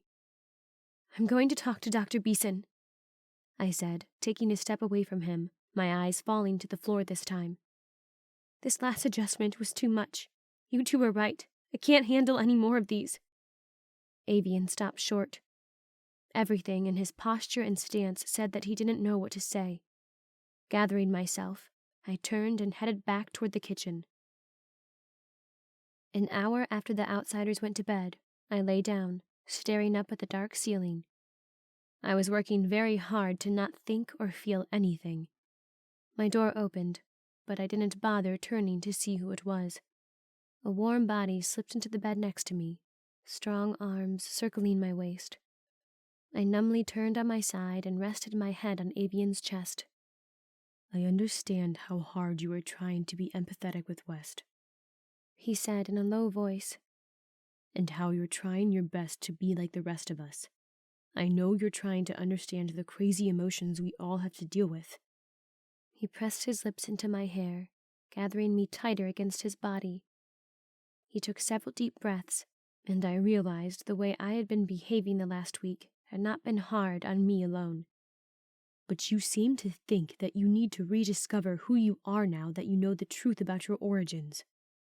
He pulled away from me slightly so he could meet my eyes. His own burned with intensity. Eve, there is nothing wrong with who you are, with the way you are. You are you, Eve, and not anyone else. You're tough and you're stubborn, and you don't always understand emotions and what you or everyone else is feeling. But that is part of who you are. I fell in love with a girl who was okay with not fully understanding her past. I fell in love with a girl who stood on her own and owned her present and future. That is who you are, Eve. You don't need to be anyone else, for anyone else. For the second time in my life, I felt a bead of moisture rolling down my cheek. Not because Avian had made me sad or hurt my feelings, but because I had never had that much acceptance of myself. I had never thought someone could fully love me the way I was, twisted, manipulated, and engineered. He was right. I didn't need to rediscover who I was. I didn't need to change into someone different. That was betraying myself. That was the worst kind of self-loathing I could imagine. I pressed my forehead to Avian's and breathed for a moment, emotions swelling in my chest. This time, I didn't mind them. I am not me without you, I said. Thank you for always standing by my side. Avian brushed his lips against mine. His hand pressed into the back of my neck, his fingers tangling in my hair. It took a man capable of an immeasurable amount of understanding to strip away the insecurities I'd felt after learning what I was. It took a man capable of loving me until the end of the world to make me accept myself. And I would move heaven and hell to keep him. Always. I breathed a little easier the next morning. I just had to survive today and tomorrow, and then these outsiders would leave. And then Dr. Beeson would have time to fix me, to make me me again. And maybe I wouldn't have a nuclear meltdown. Avian and I switched places. He headed for the lobby, and I started for the kitchen. I was about to walk into the dining area when I heard two voices, followed by a laugh, and froze. I ducked just outside at the doorway and listened. "Come on," a female voice said. "You did not get scars like that falling out of a truck." Even though she was asking about a heavy subject, her voice was light, like she was amused at the conversation. It could only be Elijah or West who would answer, and I knew exactly where Elijah was, and that wasn't down here in the dining area. "Are you calling me a liar?" West responded. "Yeah," the girl said with a laugh. "I guess I am." "Maybe I'm Frankenstein's monster," he said. I could almost see the way he would raise his eyebrow at her. "You're pretty scary looking," she said, "but not quite that scary." "I am a monster," he said, his tone growing more serious. "Just not that kind." Hot urgency burned through my veins. I wasn't going to sit and listen to this anymore. I stormed into the dining area and over to their table. I barely glanced at the girl he sat with. I grabbed West by the front of his thick shirt and hauled him out into the hall and into a closet. "You need to be more careful," I said between clenched teeth. "You're going to expose us all." "Get off me, Eve," he said, his voice escalating as he tried to shove me. I didn't budge. I had him pinned against the shelves, my forearm across his shoulders. "Royce doesn't want them knowing about the extractor," I said, my eyes burning into his. "And you're about to blow that." "It's a little difficult keeping that secret, walking around looking like this," he said. "And hiding this." He ripped his button-up shirt open, exposing his inhibitor through the thin white shirt he wore underneath. "Stay away from them if you have to," I said, backing off because my bones were starting to splinter being so close to West. "No," he said indignantly. "I am not going to lock myself up in some room because you can't stand the sight of me actually talking to another woman." "Oh my gosh," I said, not able to help rolling my eyes. We so need to get over this. This is a lot bigger than our little love triangle past. West shook his head and stormed out of the closet. I stood in the dark for a moment, trying to pull in the wild pieces that seemed to be breaking off of me. Avian was right. I was on the verge of a breakdown, and I was going to hurt someone, and I knew who that someone would be. The second these people left, I'd have Dr. Beeson fix me, because I didn't know how to function as a human. I was part Bane, and I was finally ready to accept that. 9. All units to the auditorium! The radio crackled to life, static for just a moment, followed by a harsh, demanding voice. Royce. I shot out of bed, adrenaline flooding my system. For a moment, I was back in my tent, ready to track a Bane down through the woods, shotgun in hand. What did that just say? Avian asked groggily in the dark. All units to the auditorium. I repeated, my pants already pulled on and tying the laces on my boots. It was Royce. I was impatient, waiting for Avian's sleepy self to get ready to move. We both jogged down the hall toward the auditorium, each of us with a rifle in one hand, a handgun in another pocket. Avian's necklace bounced softly on my chest as we ran. We stepped into the dimly lit space and found what looked to be every one of the outsiders gathered on the stage. Raj, Nick, Elijah, and Royce all surrounded them, guns pointed in their directions. Half a dozen other soldiers burst into the auditorium the same time Avian and I did, and we joined those on the stage. What's going on? I asked at the same time as Bill. This one was trying to sneak out through the stairway, Raj said in his heavy accent, pointing to one of the outsiders.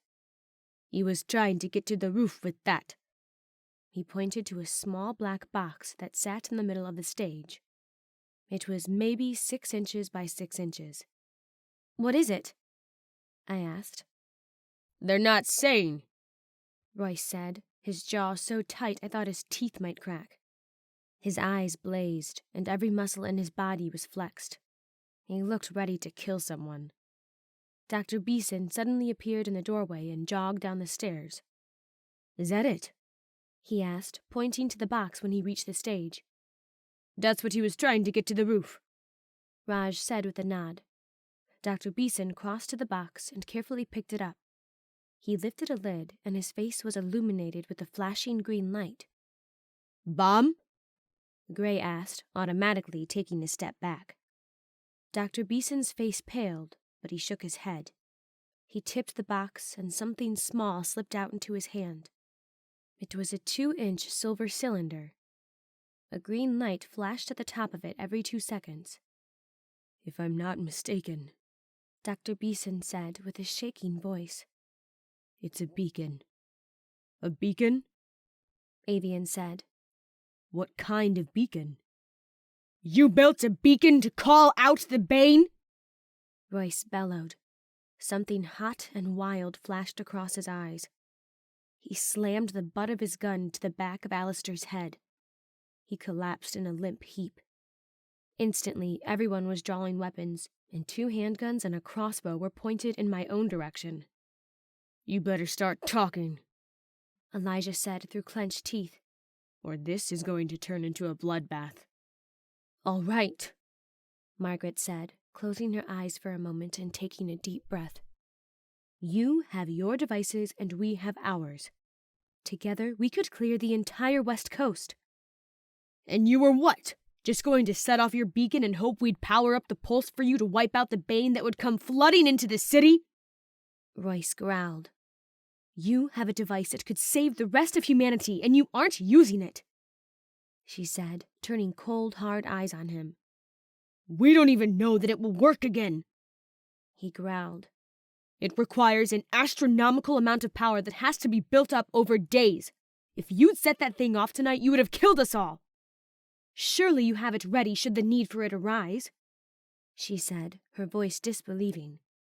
It isn't something easily turned on and off on a whim, Dr. Beeson said. Are you really so comfortable here in your little city that you think it's safe to let your defenses down? Margaret scoffed. You'll leave as soon as it is light outside.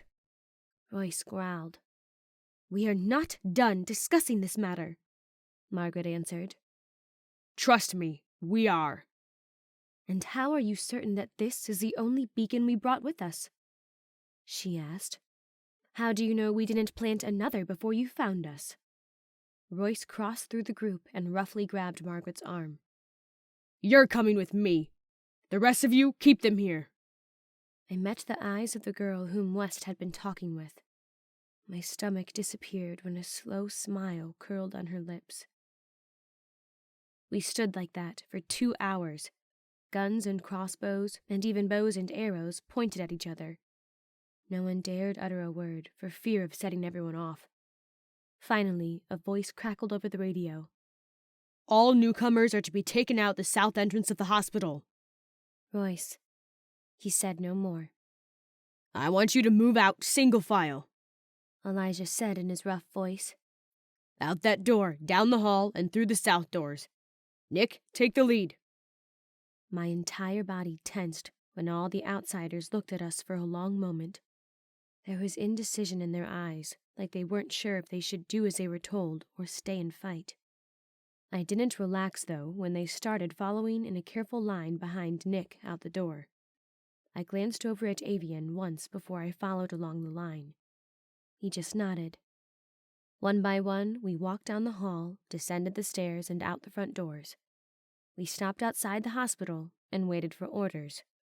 Margaret's form appeared in the door, followed by Royce. He had a gun pressed square to the back of her head. What's going on? An outsider yelled. Half of them stepped forward. I pressed the barrel of my shotgun to a man's chest and shook my head.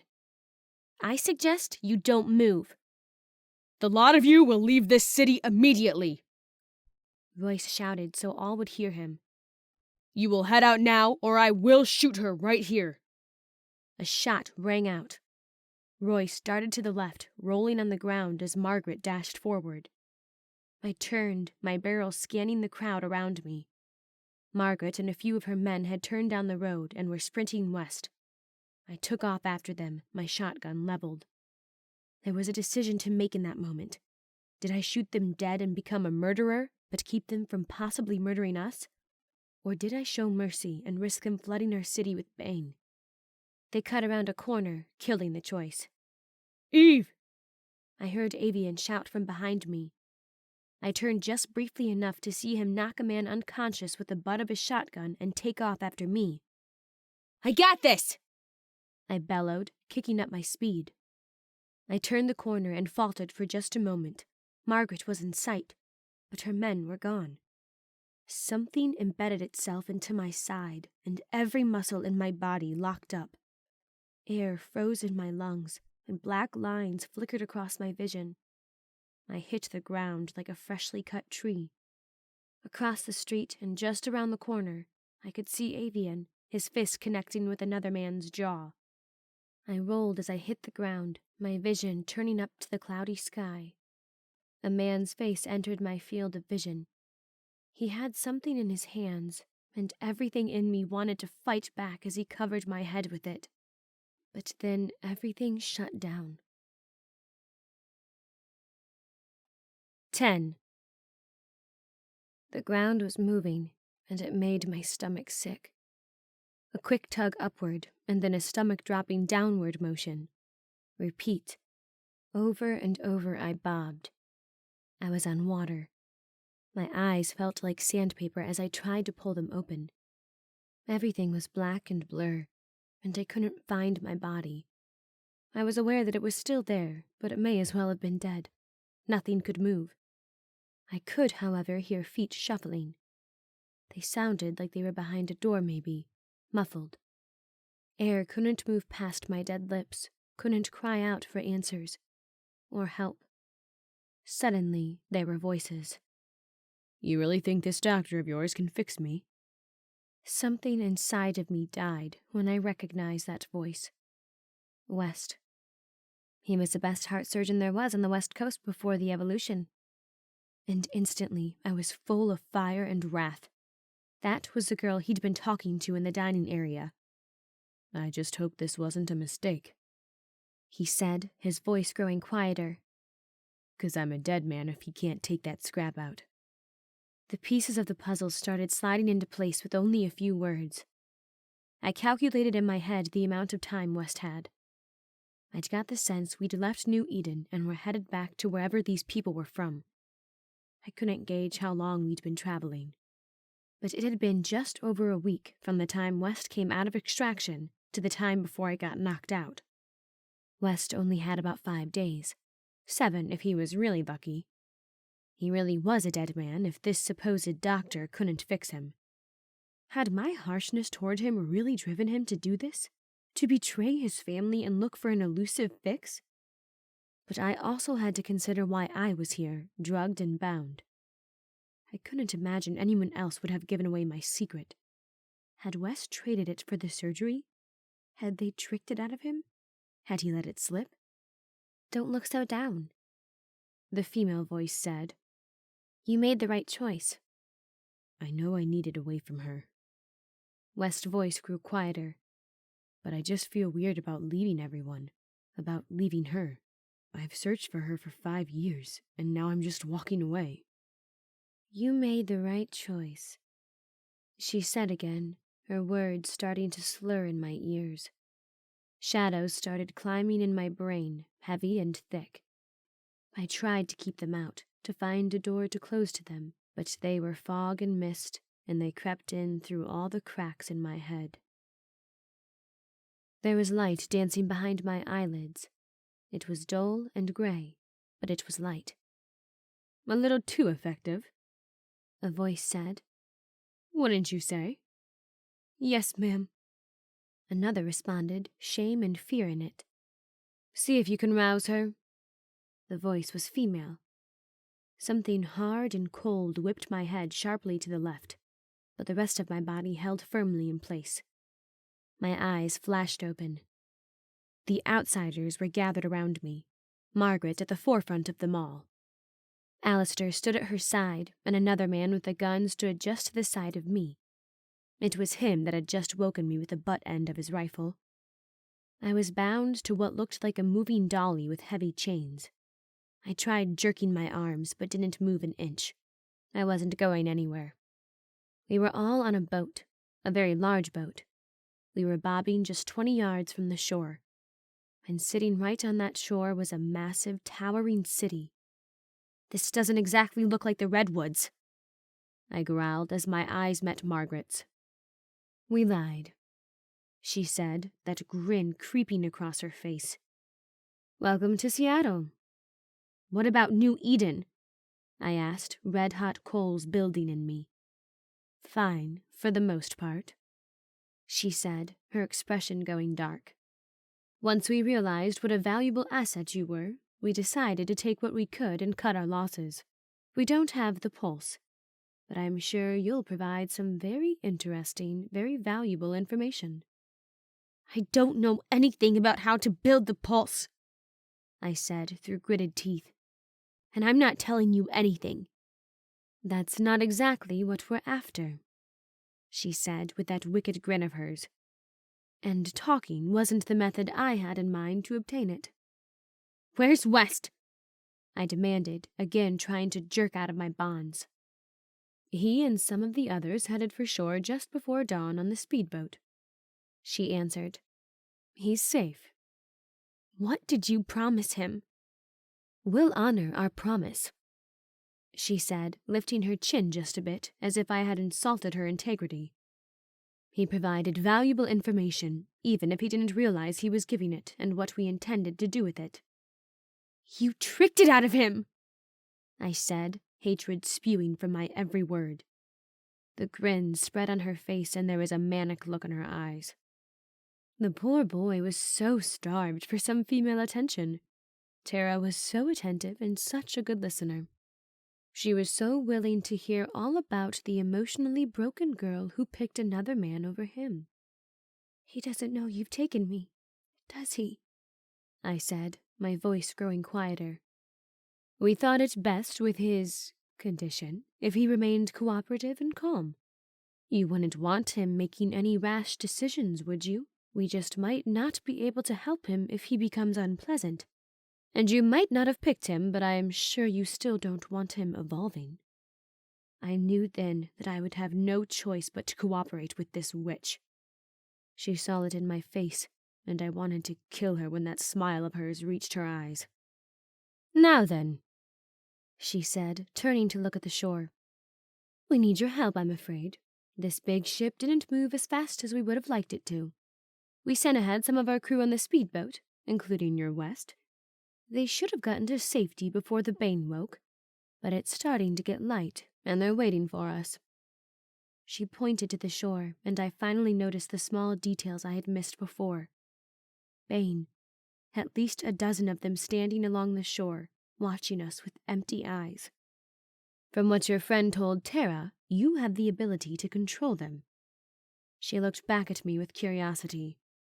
We need you to keep them off of us so we can get home. I chuckled and shook my head. I think you're overestimating my abilities. Controlling the Bane, especially that many, isn't a sure thing. I think you'll manage, she said coldly. Suddenly, she made a signal with her hand, and the boat growled back to life and started to crawl forward. It was going to be pointless to fight them, that much was obvious.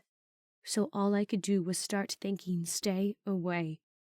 The massive boat pulled alongside the dock, and with jerky movements, the Bane along the shore started moving toward us. One of them had been standing on the boardwalk and was moving at a quick rate. His legs moved at jerky intervals as if he were walking through tar. I suggest you make it stop, Margaret said, turning cold eyes on me. Because if you can't do what your friend West said you could do, we have no reason to try and keep you alive. Just shoot it! I yelled as I watched it make its way closer. It stumbled as its legs froze. Call this a test, she said. By now the Bane had climbed to its feet again and was sprinting toward the dock. Stop! I yelled, my heart pounding in my chest, and it instantly froze in place. The water, I said, my voice shaking more than I would have liked. Now! It jumped off the dock. It hit the water with hissing sounds and a quick pop of light before it shorted out and sank out of sight. I slowly met Margaret's eyes. That wicked grin was back. Now that's more like it, she said. Test completed. Shoot the rest of them. The air was instantly alive with the sound of gunfire. Their bodies dropped on the shore. Let's move! Alistair screamed. The dolly I was chained to suddenly jerked to motion as one of the men grabbed the back of it and started pushing me out into the dock, and everyone was running. When we got to the end of the boardwalk and out into a road, I saw why. A good 100 Bane were climbing out of buildings, running down roads, all called by the noise of their shots. Stay back, I thought over and over. Stay away from us, I yelled. More and more bodies climbed out of buildings.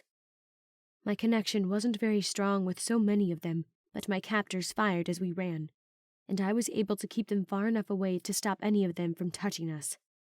We had run for less than a minute when one of the armed men pulled open a heavy door in the sidewalk.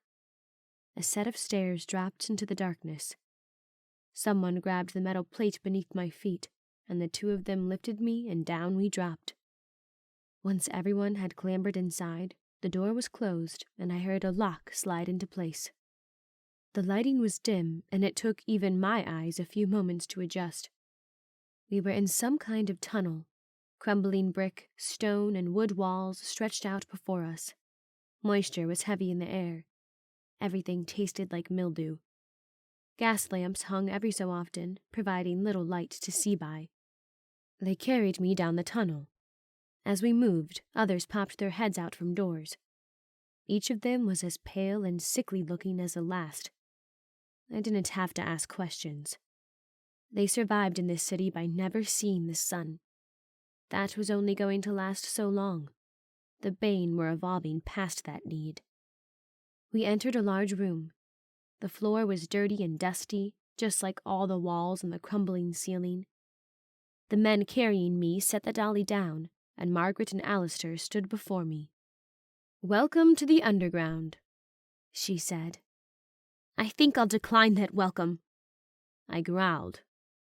"Then decline it," she said, her expression going sour. "But you're not going anywhere." "Why are you doing this?" I said. I wasn't sure if I felt any better when her armed men started disbanding from the room. "I mean, you're human. Aren't we supposed to be helping each other survive, not kidnapping each other?" "Exactly!" she exploded. Her eyes blazed and she seemed to grow 6 inches. "Those of us who are left are supposed to help each other. Each of us has a duty to reclaim our world. But your people keep their technology to themselves. They let that weapon sit and rot on the roof when they could be using it to clear our country, our continent." "What did you expect?" I spat back. "You came in with secrets and lies and guns and just expected us to hand it over to you?" "I expected you all to see what the right thing to do was," she said coldly as she took a step closer to me. "We are growing fewer and fewer each and every day. You want to know what the estimated percentage of the remaining human population is now? Less than 0.5%. 99.5% of the population has been infected. If we don't do something now, we are handing the planet over to the Bane."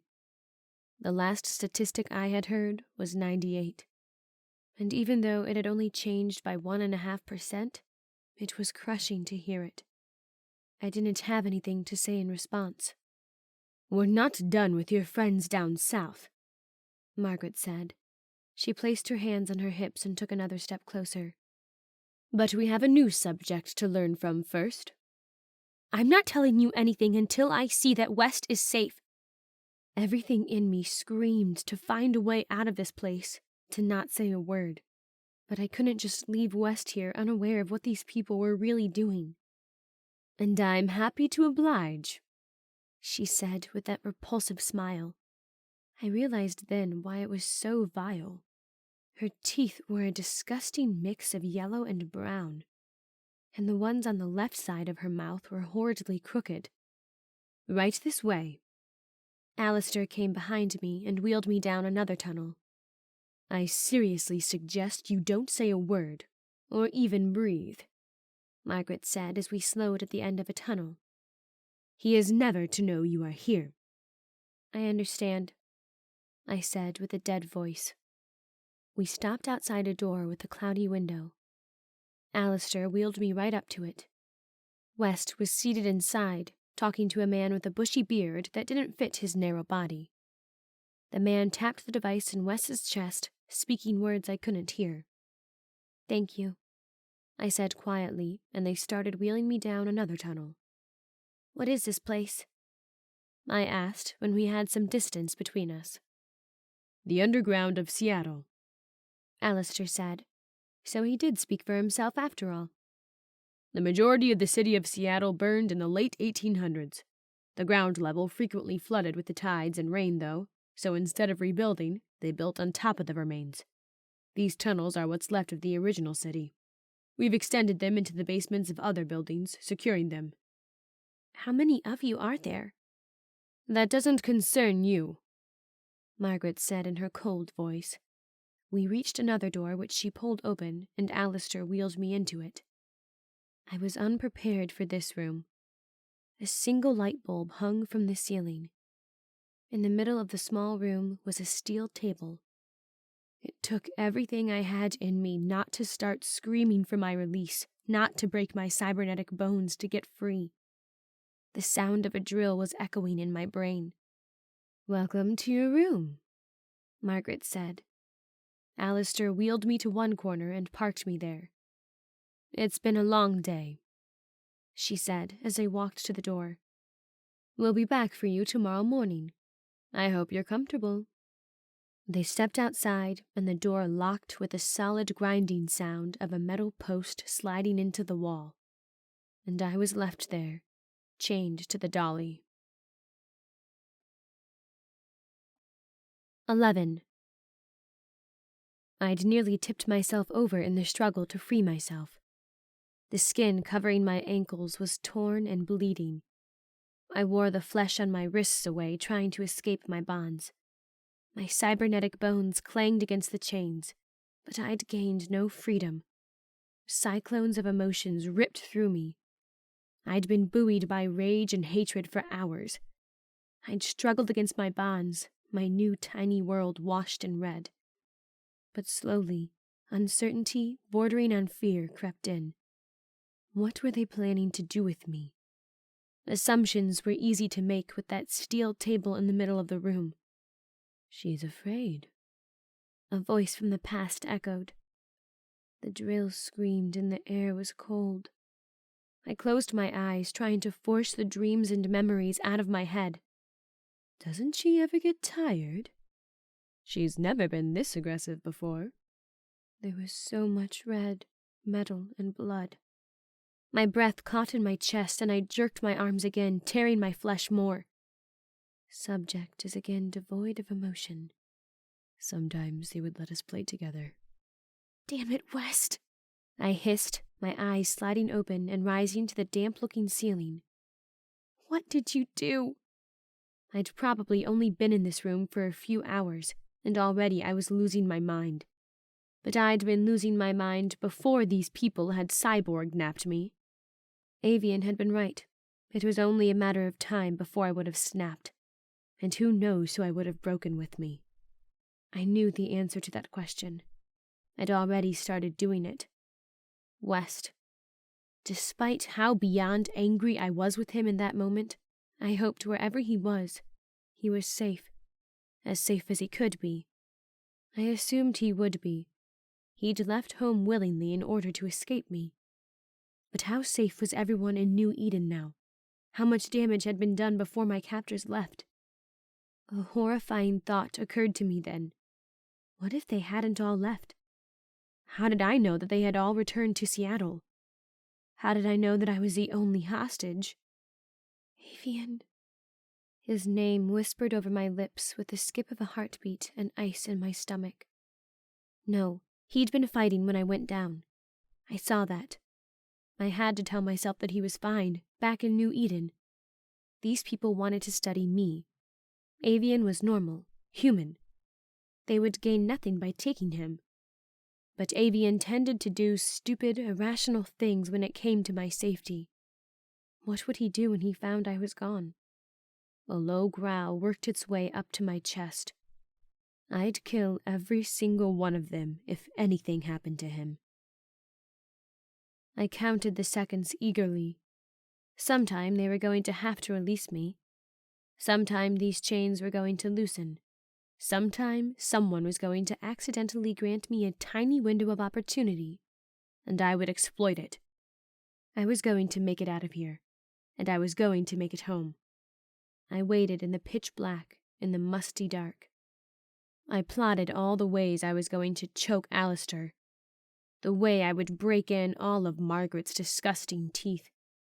And finally, the dim bulb above my head flickered back on. Feet shuffled out in the hall. Muffled voices trickled in through the cracks around the door. The knob turned, and the door shrieked as it was pushed open. A tiny man with thick black glasses stepped timidly into the room. His small shoulders were covered with a white lab coat. His shoes were ragged and worn. He wouldn't make eye contact as I stared at him with dark eyes. He carried a device with him. It reminded me of a radio, but had something that looked like a tiny computer hooked to it. "You are holding me prisoner here," I said through clenched teeth. "We are both human. We do not treat each other like this. Not since the world started teetering on the edge of extinction." "That's apparently debatable," he said, his voice as small and weak-sounding as his physique. "What?" I questioned, not sure I had even heard what he had said. "Us both being human." He pushed a button on the radio-looking portion of the device. It started making scratchy sounds. "You don't know anything about me," I said, shaking my head, flexing my muscles, straining against my bonds. If only I could break free, I could snap this tiny man with little effort. "You're emitting a low-frequency signal," he said, turning the device so I could see it. A screen showed 2 barely twitching brilliant green lines. 2, actually. One that is similar to what the Bane emit. It doesn't really do anything. It's more a side effect of all their cybernetic components.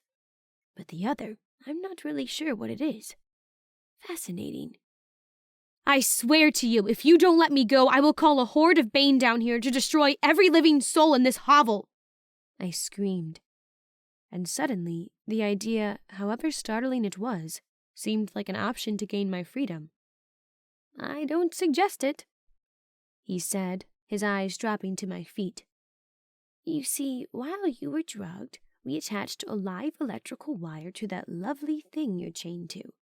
I just have to push this little button if you do anything I don't like, and a shock strong enough to all but kill you will run through your mechanical body." "You son of a—" "Language, please," he said, his voice rising just slightly for the first time. I bit the inside of my cheek to keep from spewing more vile things. My insides were full of them. "Now," he said, pulling a stool from beneath the table. It scraped the concrete floor, and the sound echoed off the stone walls. "I have some questions, if you don't mind."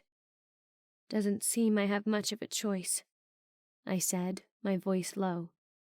"Not really," he said, his eyes meeting mine. They were dead eyes, gray and hollow. They reminded me of the eyes of the Bane.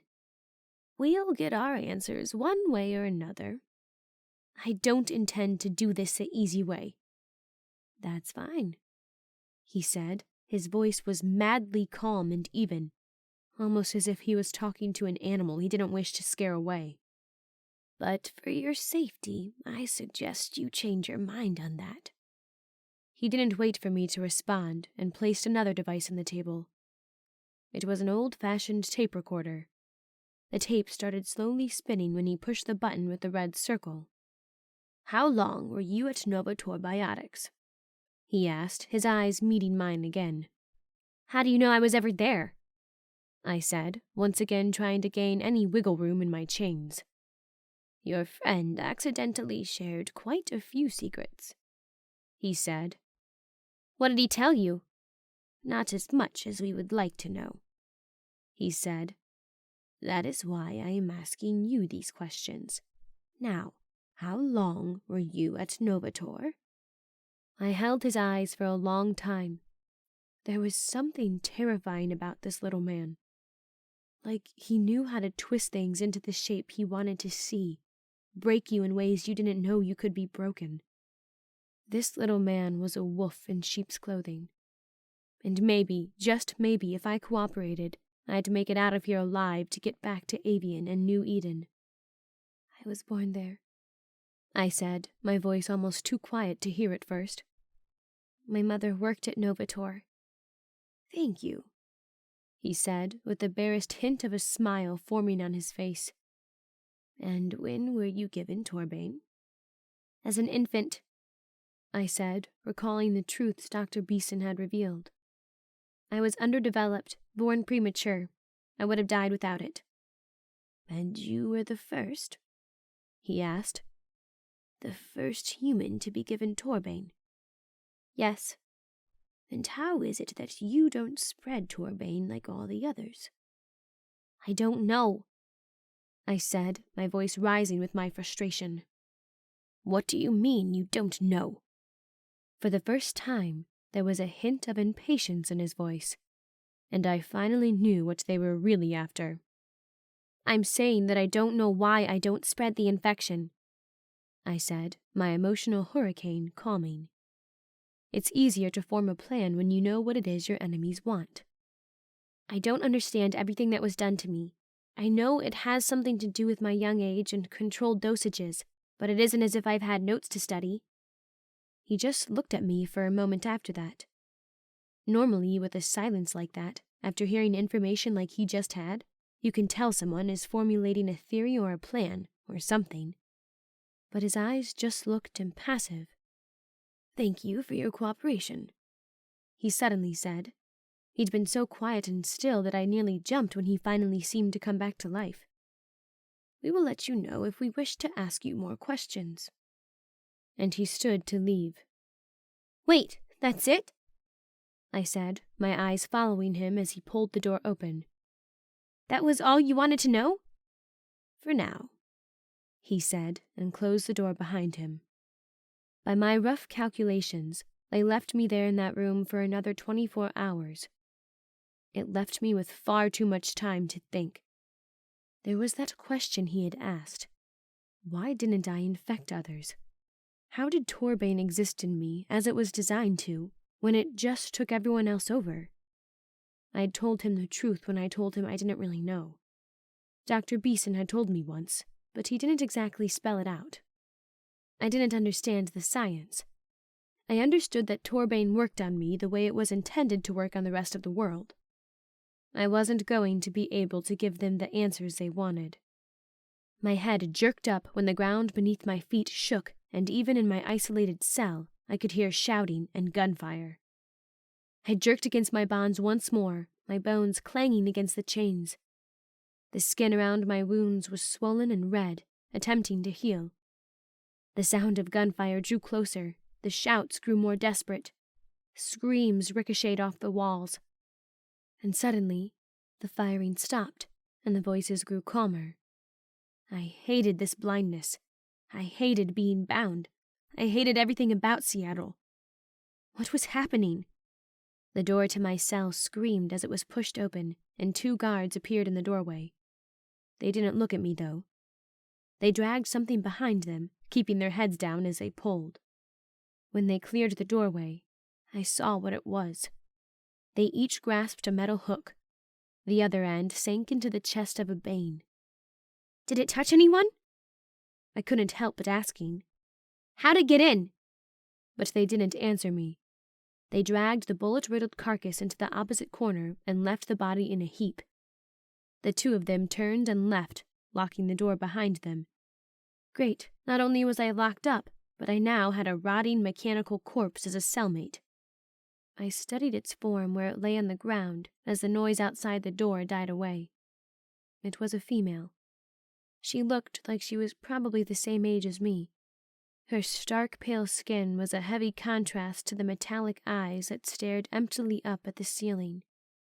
Most of the left side of her jaw was a mangled mess of muscle and metal and blood. Her chest was the same way. I then noticed the simple band that encircled her left ring finger. She'd been engaged or married at some point. She'd loved someone and committed to spend the rest of her life with them. But then Bane got her, and she unknowingly made another kind of lifetime commitment. The sense of helplessness I had once felt back in the mountains of Eden crept back in on me. We'd managed to wipe out millions of Bane in Los Angeles, but there were still billions left out there. The numbers were staggering. Would we just keep fighting to the very last human? Would we keep running and hiding in our holes in the ground until that last person sat alone in the dark with the weight of an annihilated race on their shoulders? I felt sorry for that last person, and I prayed it would never be me. 8 more hours, by my guess. That's how long I sat alone with that body. Then the door opened again. The same 2 guards came back in with their hooks and dragged the body out. It was just me again. I could only assume they had been waiting for dark to get rid of the body. They had placed it with the one person who couldn't be infected until that time came. With the body gone, my head started to sag and my eyelids fluttered. Exhaustion was finally overtaking me. I'd made myself stay awake the entire time I'd been in the underground. I'd had no food or water. I was part Bane, but enough of me was human to be weakened. There was no doubt in my mind they were depriving me on purpose. I couldn't fight back if I was too weak to keep my eyelids open. I had frantic dreams of fighting the Bane in the forest surrounding Old Eden, dreams of watching West's eyes change from human white to metallic Bane, dreams of Avian being choked to death by a mechanical Margaret. Rise and shine. My head jerked up, my eyes struggling to focus for a moment. Speak of the devil. Margaret stood across the table from me, her hands resting on it, her gaze fixed on me. I hope you rested well, she said, her eyes dancing. Best sleep of my life, I growled. That disgusting grin of hers spread, and she chuckled. You really should stop struggling, you know. That looks like it hurts. She indicated my wrists and ankles. But that's right, you don't feel pain. I just continued to glare at her. It is indeed rather convenient your friend doesn't know you're here. He's quite willing to talk to Tara about you when he thinks you're back home safe with your lover. Her words stung, far more than I wanted them to. He explained how you don't feel things like pain, how you didn't used to feel much of any emotion. Her eyes darkened in a way I didn't understand. He told me how you were the first, that if it wasn't for your early arrival into this world and for your fragile state, Bane might not have ever been developed. And I started to understand her hatred and hostility toward me. She was starting to uncover my past and how I helped to bring about the end of the world. There was something personal about this behind those eyes. She'd lost someone more important to her than just the rest of the world. But I think maybe, she said, her voice dropping an octave, just maybe you can help save it. If you know a way, trust me, I'm all ears, I said. My stomach felt heavy and seasick-like. Thank you for your cooperation. I am glad to hear that you are willing to help, she said, that deadly smile returning. Bring them in. The door suddenly opened, and 5 new bodies filled the small room. 2 guards, 2 men in white lab coats, and another woman in scrubs. What are you doing? I said, the urgency in my voice rising. Wait! I said I would help you! And you are going to help us? Margaret said, as the guards lifted me with a dolly. While they did so, one of the men in the lab coat sank a needle into my neck. The world instantly grew hazy.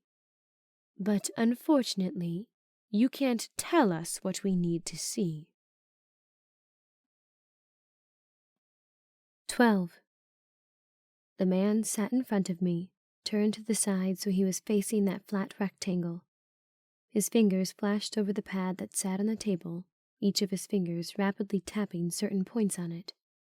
I watched him as he worked, observing the details that made up the whole that was him. His hair was so dark, so much darker than my own. It was longer than many of the other men I knew. It curled slightly at the ends. His skin was dark as well, and almost looked black in the creases and wrinkles. He didn't have as many of those as Dr. Evans did, though. Dr. Beeson was much younger. I felt differently toward Dr. Beeson than I did toward Dr. Evans, but I didn't know how to identify that feeling. I'd been taught to observe others and identify their body language. Shifting eyes and skittish hands indicated nervousness. A smile and bright eyes usually meant happiness. Tears and trembling lips were surely sadness. But when it came to what happened inside of me, there wasn't anything. I'd stared at myself in a mirror for exactly 10 minutes once. My face had been blank, no body language to read. I'd tried smiling like I'd seen others do.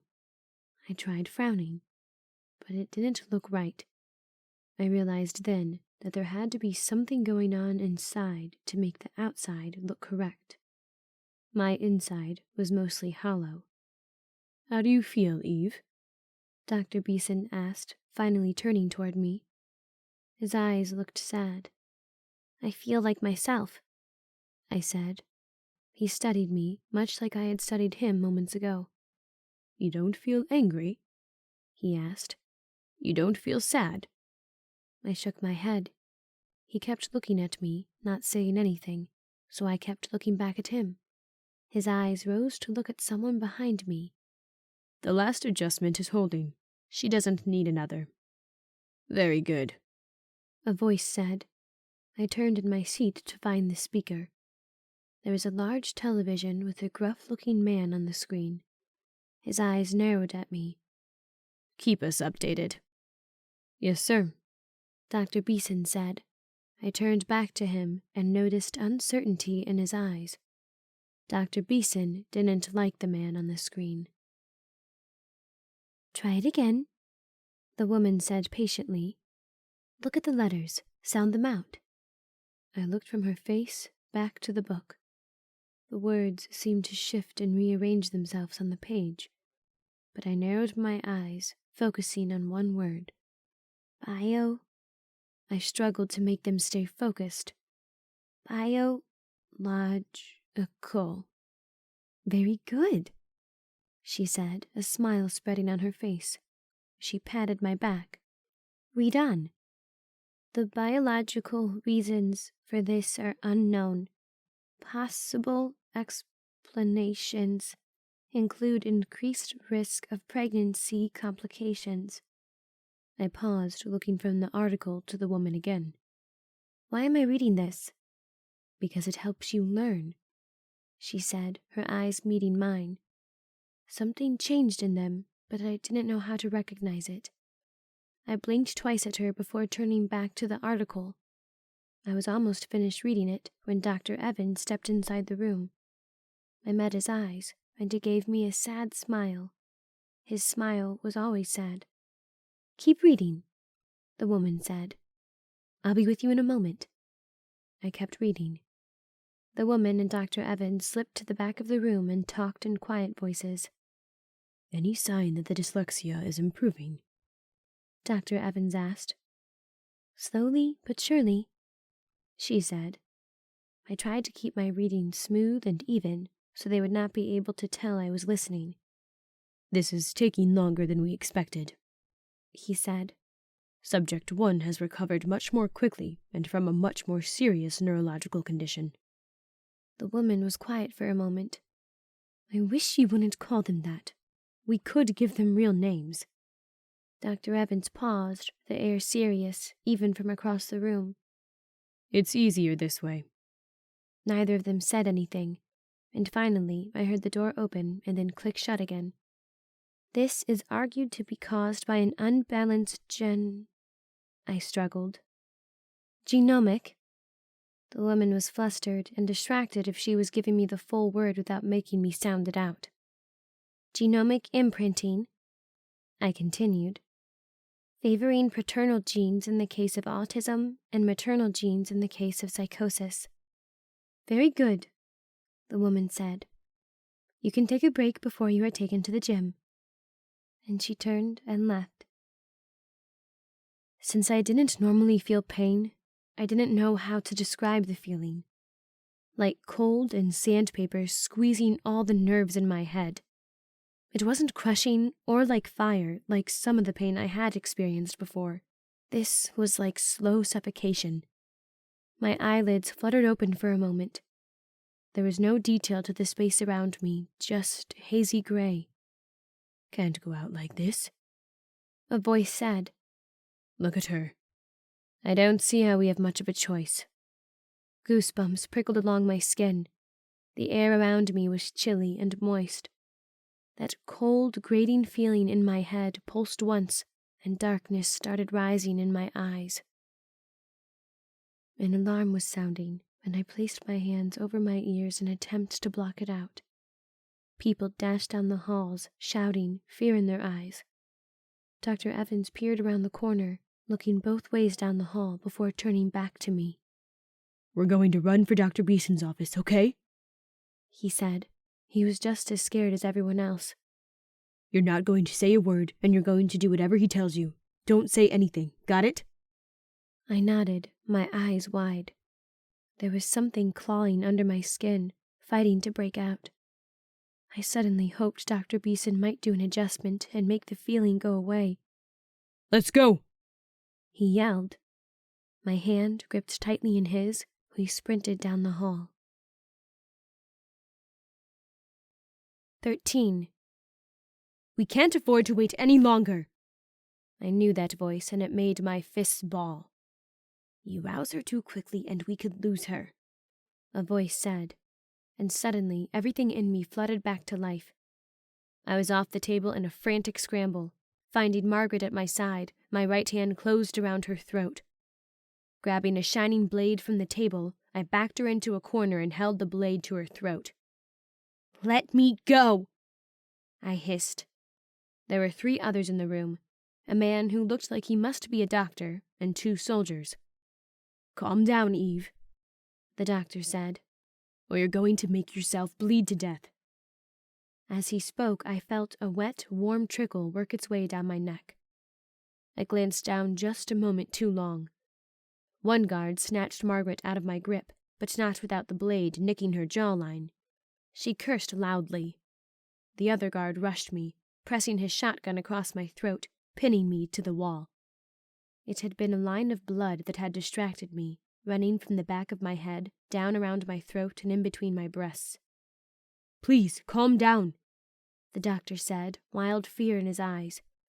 He held his hands up as if he were surrendering. "You're already tearing the stitches." "What are you doing to me?" I barely managed to get the words out. My body shook with rage and uncertainty. "Gaining knowledge," Margaret said with a growl. "Look, there isn't much time. As much as it pains me to say it, we need your help." "Haven't I already been helping you?" I spat back. "Could you just shut up for a moment?" she bellowed, crossing the room and getting in my face. My mouth closed and I stared back at her. "Alistair and his team went out for supplies last night and have gotten themselves trapped in a building. The Bane weren't supposed to be awake." "You know that rule is quickly dying, right?" I said as the guard stepped away, releasing my throat. "That only applies to a few of them now. The older the hunter, the more they're awake." Something passed over her eyes that told me she had only recently discovered this. "It's because of the clouds here, isn't it?" I said as the pieces started to fall into place. "It's delayed their evolution. They're only just now starting to be active at night, aren't they?" It took her a moment to respond. "Yes." "They've been waking up at night everywhere else I've been for months now." I recalled the first time we'd learned that lesson. We'd lost Ty that night, a good soldier, and Avian's best friend and cousin. "We weren't expecting it," she said, her voice weak-sounding for the first time since I had met her. "And now one of our teams is trapped inside a building. We need you to go out and get them." "Why would I ever help you?" I hissed. "Because West's surgery is scheduled for tomorrow, and I swear on my mother's grave we will let him evolve if you don't do as we say." My insides swelled, filling with hot ash and burning coals. I wanted to snap her neck and continue breaking every bone in her body. Rage was becoming a part of who I was lately. I was a caged animal, and I'd been backed into a corner. "What time of day is it right now?" I asked. "It's 10 in the morning. "And you want me to go out there right now?" I demanded. I couldn't help it as my hands rose and I shoved her away from me. She wasn't expecting it and tripped backwards into the arms of the soldier who had pulled her away from me. "If we wait any longer, their location will be breached," she shouted back, righting herself, once again getting in my face. "They will pull me apart limb from limb this time of day." "It's raining heavily," she said. Her eyes told me she knew this was a poor defense. "They're less active when it rains. Some of them are too evolved to go out in the rain without being shorted out. You stand a better chance, and we'll send a soldier with you." I just kept her eyes for a long moment, and finally shook my head. "I want to see West again," I said. Something in my body sagged, knowing I had no choice but to bend to this woman's will. She took a second to answer. "Give us a minute." And then she and the doctor left, leaving me with the guards. I couldn't help it as my hands rose to my head. At the crown of my head there was a 3-inch circle of hair that I found shaven away. It was sticky with blood, and my fingers ran over careful stitches. It was more horrifying than it should have been.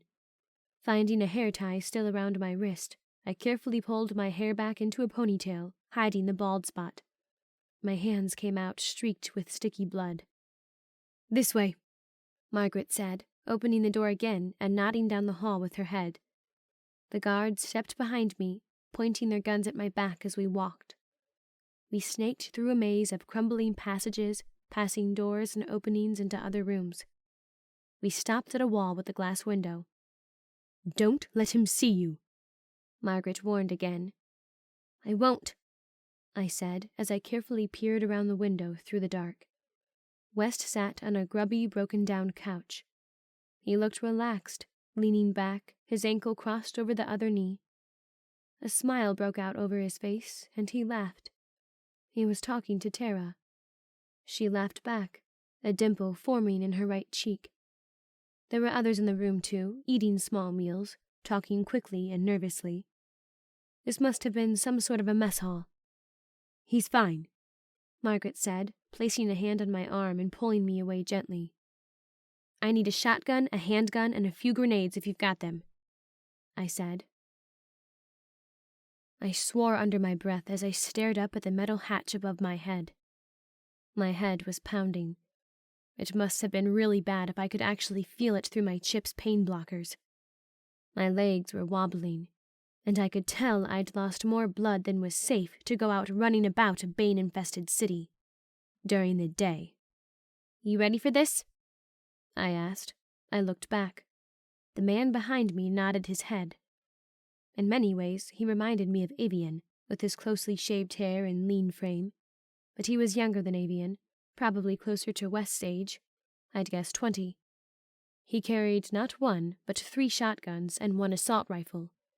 He had probably 8 grenades attached to the utility belt around his waist. "What's your name?" I asked. "Why?" he questioned.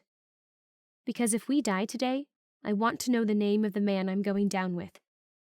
This might have rattled a lot of people, even a lot of soldiers, but there was a darkness behind his eyes that seemed to understand. "Tristan," he said. "Let's go, Tristan." Gripping the lock of the hatch, I twisted it and pushed it open.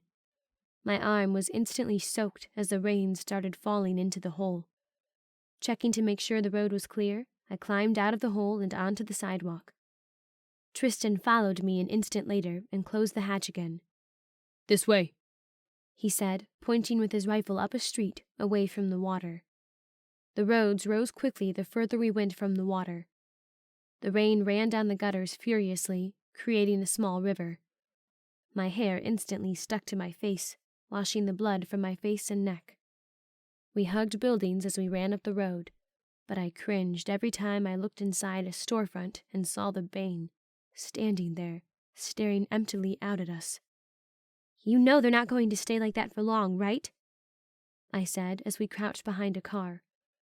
"The sleepers are going to wake up." "That's what we've been theorizing," he said.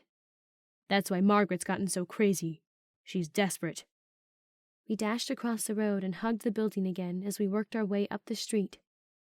"You mean she wasn't always this hostile?" I said, keeping my voice low. "She's always been a little intense. But you have to understand, you being here, Torbane, it's all personal," he said as his eyes swept the buildings around us. "What do you mean?" I asked, scanning the roofline across the street. "Margaret had 2 daughters. The oldest one, Bridget, she was 15 when she was infected last year. There was a breach," he said. We both saw movement at the same time and ducked behind a car. I peeked through a window and watched a boy cross the street. He still looked human, except for his bare mechanical feet. But she also had a 3-year-old who was dying of liver failure before the evolution. Tristan whispered. "No organ donors came up, no transplant came available. Margaret sold everything to pay for her to get a Torbane upgrade." I'd seen the evidence of everyone who had turned, who had been infected. But it was always so much worse hearing stories about the first generation, who embraced Torbane without knowing what it would shortly do to them and the rest of the world. "So you understand why Margaret hates you so much," he said, his eyes meeting mine. They were green. "I can't blame her," I said. I hate myself too sometimes. Sounds to me like it wasn't your fault, he said, his voice more understanding than I deserved. Road's clear again, I said, looking out the window. We bolted down the road as the rain continued to fall. I couldn't help the instinct to fire when I heard the clatter to my left. A Bane hurled itself at a window when it saw us moving. I fired in its direction, shattering the large glass window, and took it out.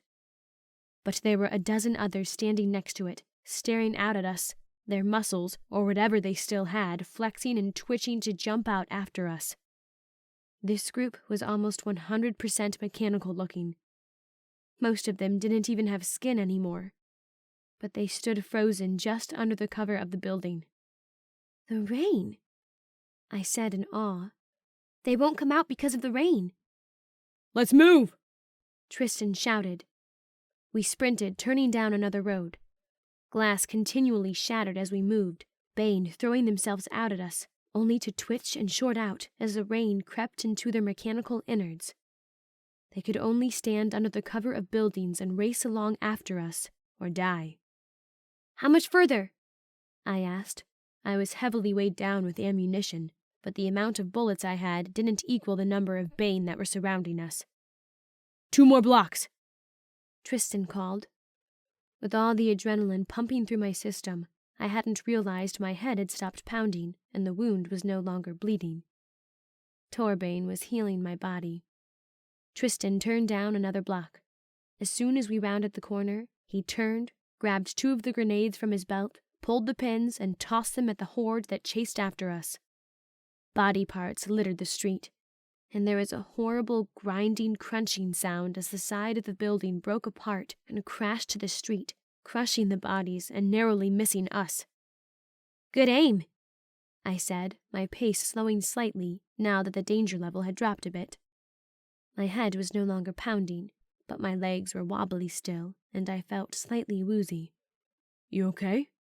He asked, turning concerned eyes on me. I can understand why that woman hates me, but damn her for making me less than what I should be and throwing me out to the Bane. I growled, my step faltering slightly. I don't know what they're doing to you, he said as we slowed to a walk. He pulled me behind a car and eased me down to the ground. But I'm pretty sure there has to be a better method. I wasn't sure what to say to him. I didn't know how much he knew about me or what they were trying to get from me. Desperate times make people act desperate, he said as his eyes met mine for a moment. Desperation has a way of bringing out the worst in people. Yeah, was all I could say, because I'd seen it too often. I'd seen it in myself on more than one occasion. You ready to go again? He asked. Where are we actually headed anyway? I asked. My head was slowly evening out. Our group was getting supplies at a hardware store when something went wrong. We're not entirely sure what happened, he said. But they knew something was coming, and they barricaded themselves in the bank across the street. There's a vault they're hiding in. Alistair is more than some soldier to Margaret, isn't he? I asked, climbing to my feet. We started down the road again. He's her lover, Tristan said, shaking his head. I don't get it. Margaret is Margaret. How can he stand her? Maybe he enjoys power-hungry women, I said, disgust rising in my stomach. To my surprise, Tristan laughed. It was a deep belly laugh. It was so unexpected, I couldn't help but smile too. That's it right there, he said, once again serious. Tristan pointed to a building sandwiched between a dozen others. Its front was stark marble white with gold trim. On the ground level, the entire front was nearly all glass. I know you're supposed to be able to communicate with them or something, but I think our best bet is to just fire as many rounds as we can, Tristan said. Sounds good to me, I said. I can do my best to keep them away from us. Tristan looked at me, his brows knitting together. It doesn't really matter to me what you are, he said, his eyes trailing over me. But so far, I think you're pretty impressive. I'm also involved, I blurted. A coy grin cracked on his lips. That wasn't what I meant, but good to know. I'm just saying, you're one impressive soldier. My face turned warm with embarrassment. Thanks, I muttered. Let's go. We jogged toward the building. I slowed as we approached the bank, stopping just out of sight. There were 7 of them inside, advanced looking. Most of them had no flesh at all anymore. 5 of them stood in a line, facing what must have been the vault. They were perfectly still, frozen like they were statues. One of them stood next to the combination, its hand pressed flat against the steel wall. And another had its hand on the dial, slowly rotating it to the right. What are they doing? Tristan barely whispered. The realization hit me just as the one turning the dial stopped turning it, and I barely registered the faint click. I started firing the same time the Bane yanked the vault open. Screams filled the air, and metal scraped against marble as the Bane rushed into the vault. No! Tristan bellowed as he fired into the bank. I didn't stop shooting, but I knew it was too late. The Bane were all over the 5 people inside. "We've got to get out of here!" I screamed, grabbing the back of Tristan's soaked jacket and pulling him quickly back toward the doors. The Bane then registered we were there. Knowing they had completed their only reason for being, infecting humans, they turned and sprinted after us. Tristan and I crashed to the road as we backed out of the bank, landing in a puddle. I kept firing, hitting 2 of the mechanical creatures that sprinted across the bank after us. They dropped in a heap, but 3 others barreled right out of the building into the rain. Hissing filled the air as 2 of them instantly shorted out and dropped to the ground as Tristan and I scrambled backwards. But the last one, with more flesh than the others, kept rushing forward. Slipping in the rain, I lost my footing and was taken down just a moment too long. The Bane was on top of me, its hands around my throat. My head was forced into a puddle. Water lapped just over my eyes, making my vision wave under the water. It jerked over and over again as Tristan fired at it, but it didn't go down. That familiar red rage flooded my system again, and I wanted with everything in my system for this creature trying to kill me to meet a horrible end. I watched as its hands left my throat and went to its own head. In one movement, it twisted its head violently to the left and up. The head was ripped clean from its body. It collapsed to the left of me with a splash that sent currents of electricity through the water to shock me endlessly. A scream leapt from my lips, and then there were strong hands dragging me out of the puddle. Tristan swore, stumbling under my weight and stopping in the middle of the road. "You've got to do it now," I faintly heard a voice. My system recovering from the electrocution, I stood and my vision cleared. The 2 Bane who were left stood just under the cover of the bank's opening, staring at Tristan and I. They wouldn't come out after us into the rain, but next to them stood 4 people, and I saw Alistair's body lying on the floor behind them. He'd been mauled to death. It was strange, seeing the Bane stand next to the 4 humans. But their only task in life was completed. They had no reason to pay them any more attention. "We're as good as dead," a woman said. "End us now before we end anyone else." There was terror in the other 3's eyes, but they each slowly nodded. "I can't," Tristan said, his voice cracked. "You have to," I said quietly, thinking of Ty. Tristan's eyes fell to the ground, and he wiped the back of his hand across his nose. He shook his head, swearing under his breath again. "Will you help me?" he said, his eyes rising to meet mine. It took me a moment to nod. Tristan took 4 steps closer to the bank, his shotgun held loosely in his hand. "I'm so sorry," he said, his voice rough and scratchy. "You've made it this long." "No need for speeches," the woman said, tears streaming down her face. "Just get it over with, please." Tristan nodded and waved me forward. I held my shotgun ready. "You take the 2 on the right," he said to me. "I'll take the 2 on the left." A lump formed in my throat as I raised my shotgun, leveling it on a very terrified-looking man who had to be in his 60s. I was glad Tristan hadn't told me their names. "Fire!" Tristan shouted, and for the first time I shot at a man who was still mostly human. He dropped to the ground at the same time another woman did. The others screamed.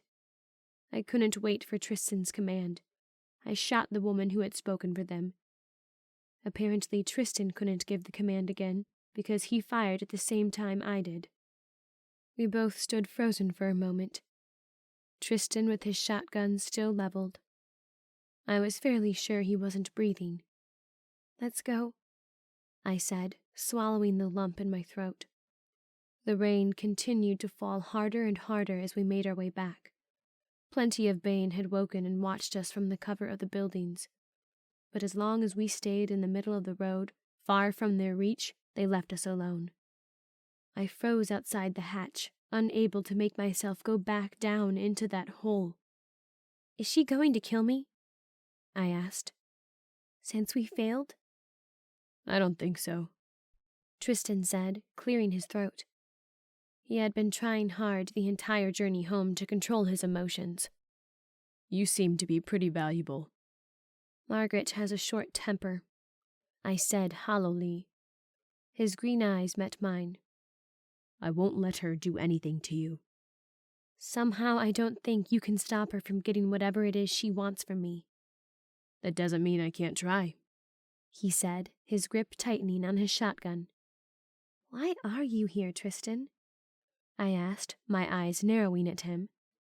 "You don't seem to fit in with this crowd." He shrugged. "What else am I supposed to do? It's safer to stay in groups. I'd never last out there on my own. We've got to stick together." I looked at him for a long time. Maybe it was all about uncontrollable fate. You had to live with the people you could find these days. West had first been with the harsh military group, and then a group that was only a step above marauders. But I'd found Eden, a place where people were good, where people did their best to help one another. Tristan had crazy Margaret. My fate was better than his, and even though I had only known him for an hour, I wanted to save him from his fate. But I was powerless to do so. "Are they really going to help my friend?" I asked. Tristan broke eye contact and gave a sniff before wiping the rainwater from his nose with the back of his hand. "Margaret will keep her word. She's insane, but she'll do what she says." "Will you make sure?" I asked. "That she helps him, if I can't do it myself?" He met my eyes again for a long time and finally nodded. "Thank you." "Ready?" "No," I answered honestly. There was sympathy in his eyes, but what was he supposed to do? He bent and unlocked the hatch and held it open for me. 14. I didn't even see Margaret. As soon as Tristan and I entered the tunnel, we were greeted by 4 guards. Tristan explained what happened, and I was instantly bound. Tristan held my eyes as they started dragging me away. "I'll make sure," he had said. "I promise." And so I went willingly with the guards back to my room. The doctors were waiting for me. Sometimes there was darkness, heavy and warm, and light and cold. Sometimes there was a fuzzy gray ceiling and voices in the haze that I couldn't see. But most of the time, there was a kaleidoscope of broken memories and nightmares. "Would you like a balloon?" The man asked as he crouched in front of me. He had a lot of hair above his lip, but the rest of his face was smooth. "Do you have a red one?" I asked.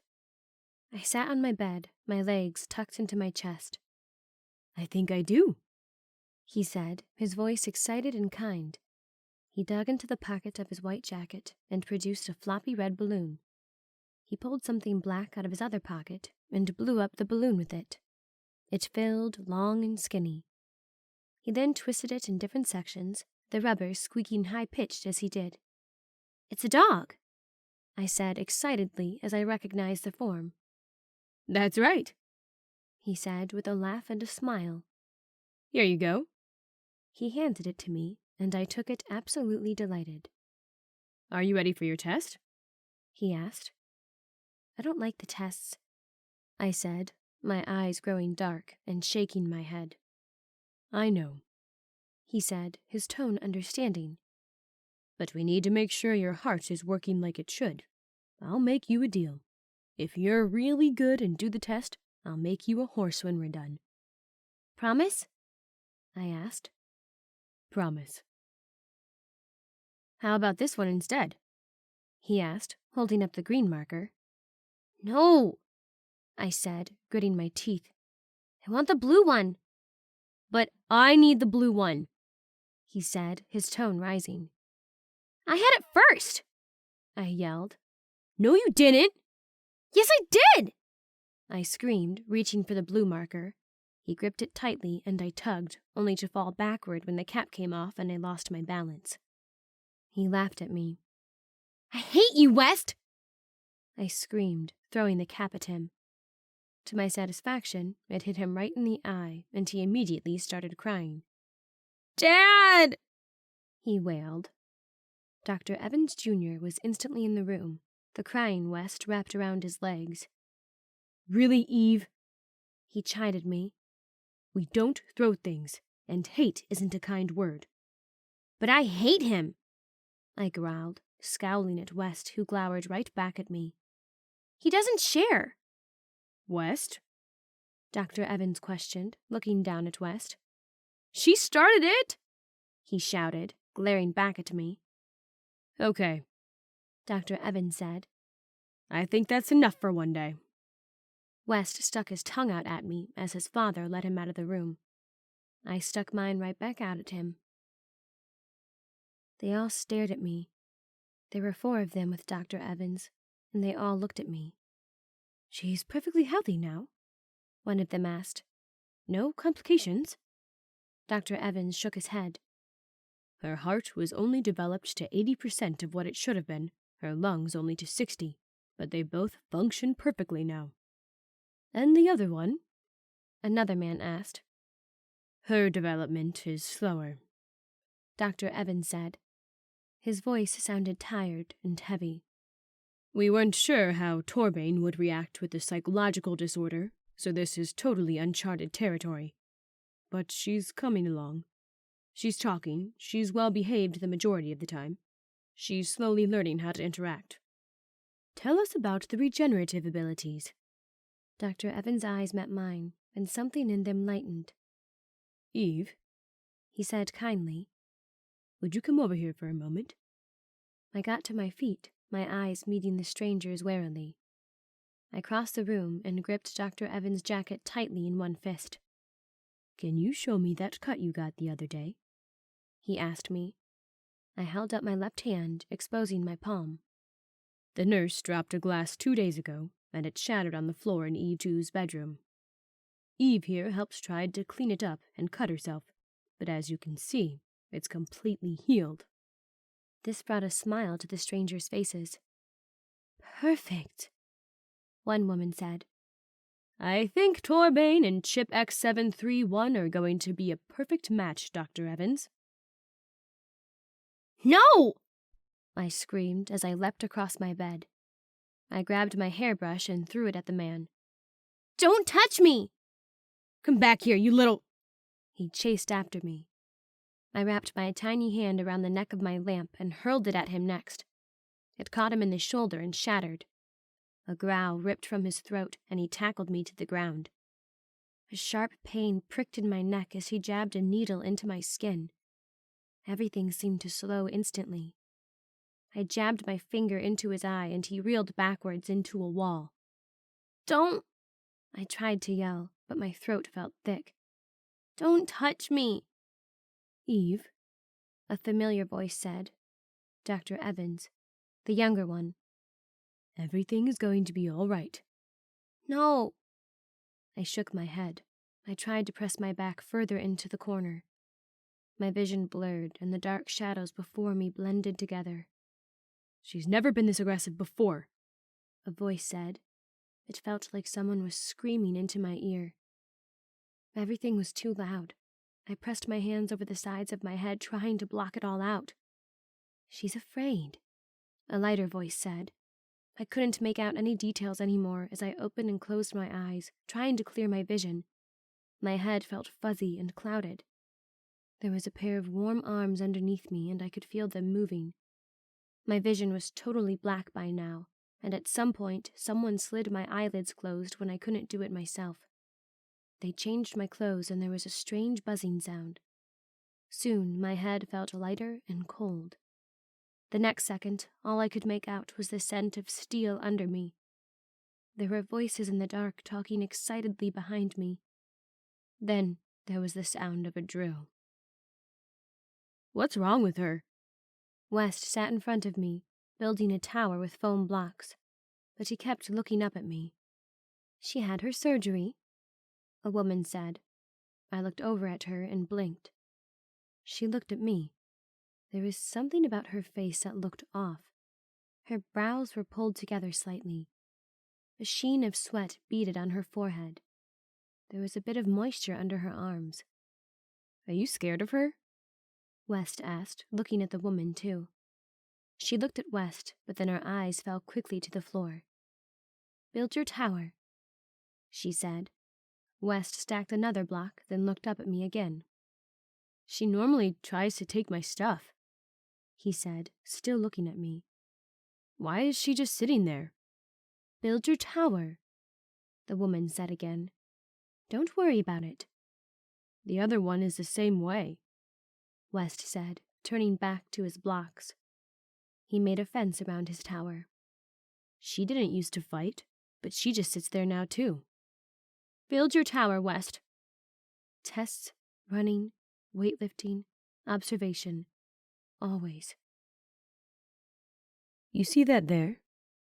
I could faintly hear them through the glass wall and over the noise the machine around me made. "Wow," someone else said. "Is that?" "Yeah," the other person breathed. "Her bones, they're completely fused with cybernetics." "That's," a voice said. "Incredible. And look here, her heart. It looks like it's about 75% cybernetic as well. It would take a lot to stop a heart like that. These girls, they might damn near live forever." "No one lives forever. Are you not seeing what is on this scan? God would not permit anyone to live forever. It looks like man is caught up to God, if you ask me." "Kidding me," a voice said through the haze. "It's picked the lock on the southeast entrance." "That's the second breach in the last week." Margaret. "We'll have to increase the guard. We've already got a guard at each entrance at all hours," the man said. "We only have so many bodies." "Please," I moaned. My vision blurred and swirled. "Stop." "She's waking up," Margaret said, her voice rising in alarm. "Increase the dosage. We're almost out," someone said. "Then we'd better hurry up." I walked down the hall, headed back for my room. I'd just finished 4 hours on the treadmill, and Dr. Evans and the people who always watched what we did seemed pleased. Voices floated through a window as I paused. West was there, reading a book aloud. I sat next to him, my face totally blank, but looking at the pages. West turned to me and asked me a question. My eyes met his, and I muttered a response and looked back at the book. West draped his arm around my shoulders and kept reading. Something bubbled up inside of me, hot and toxic. West was kind and caring with me, but the real me he pestered and annoyed and tortured and pushed until I exploded. My fingers curled into fists and tiny black lines flickered across my vision. I turned and continued down the hall. "Is it true?" the woman asked. I'd been in her care for years, but she had never given me her name. Not that I had ever asked for it. Dr. Evans nodded, a smile pulling at the corners of his lips as he looked at me. It was the first real-looking one I'd seen on his face in years.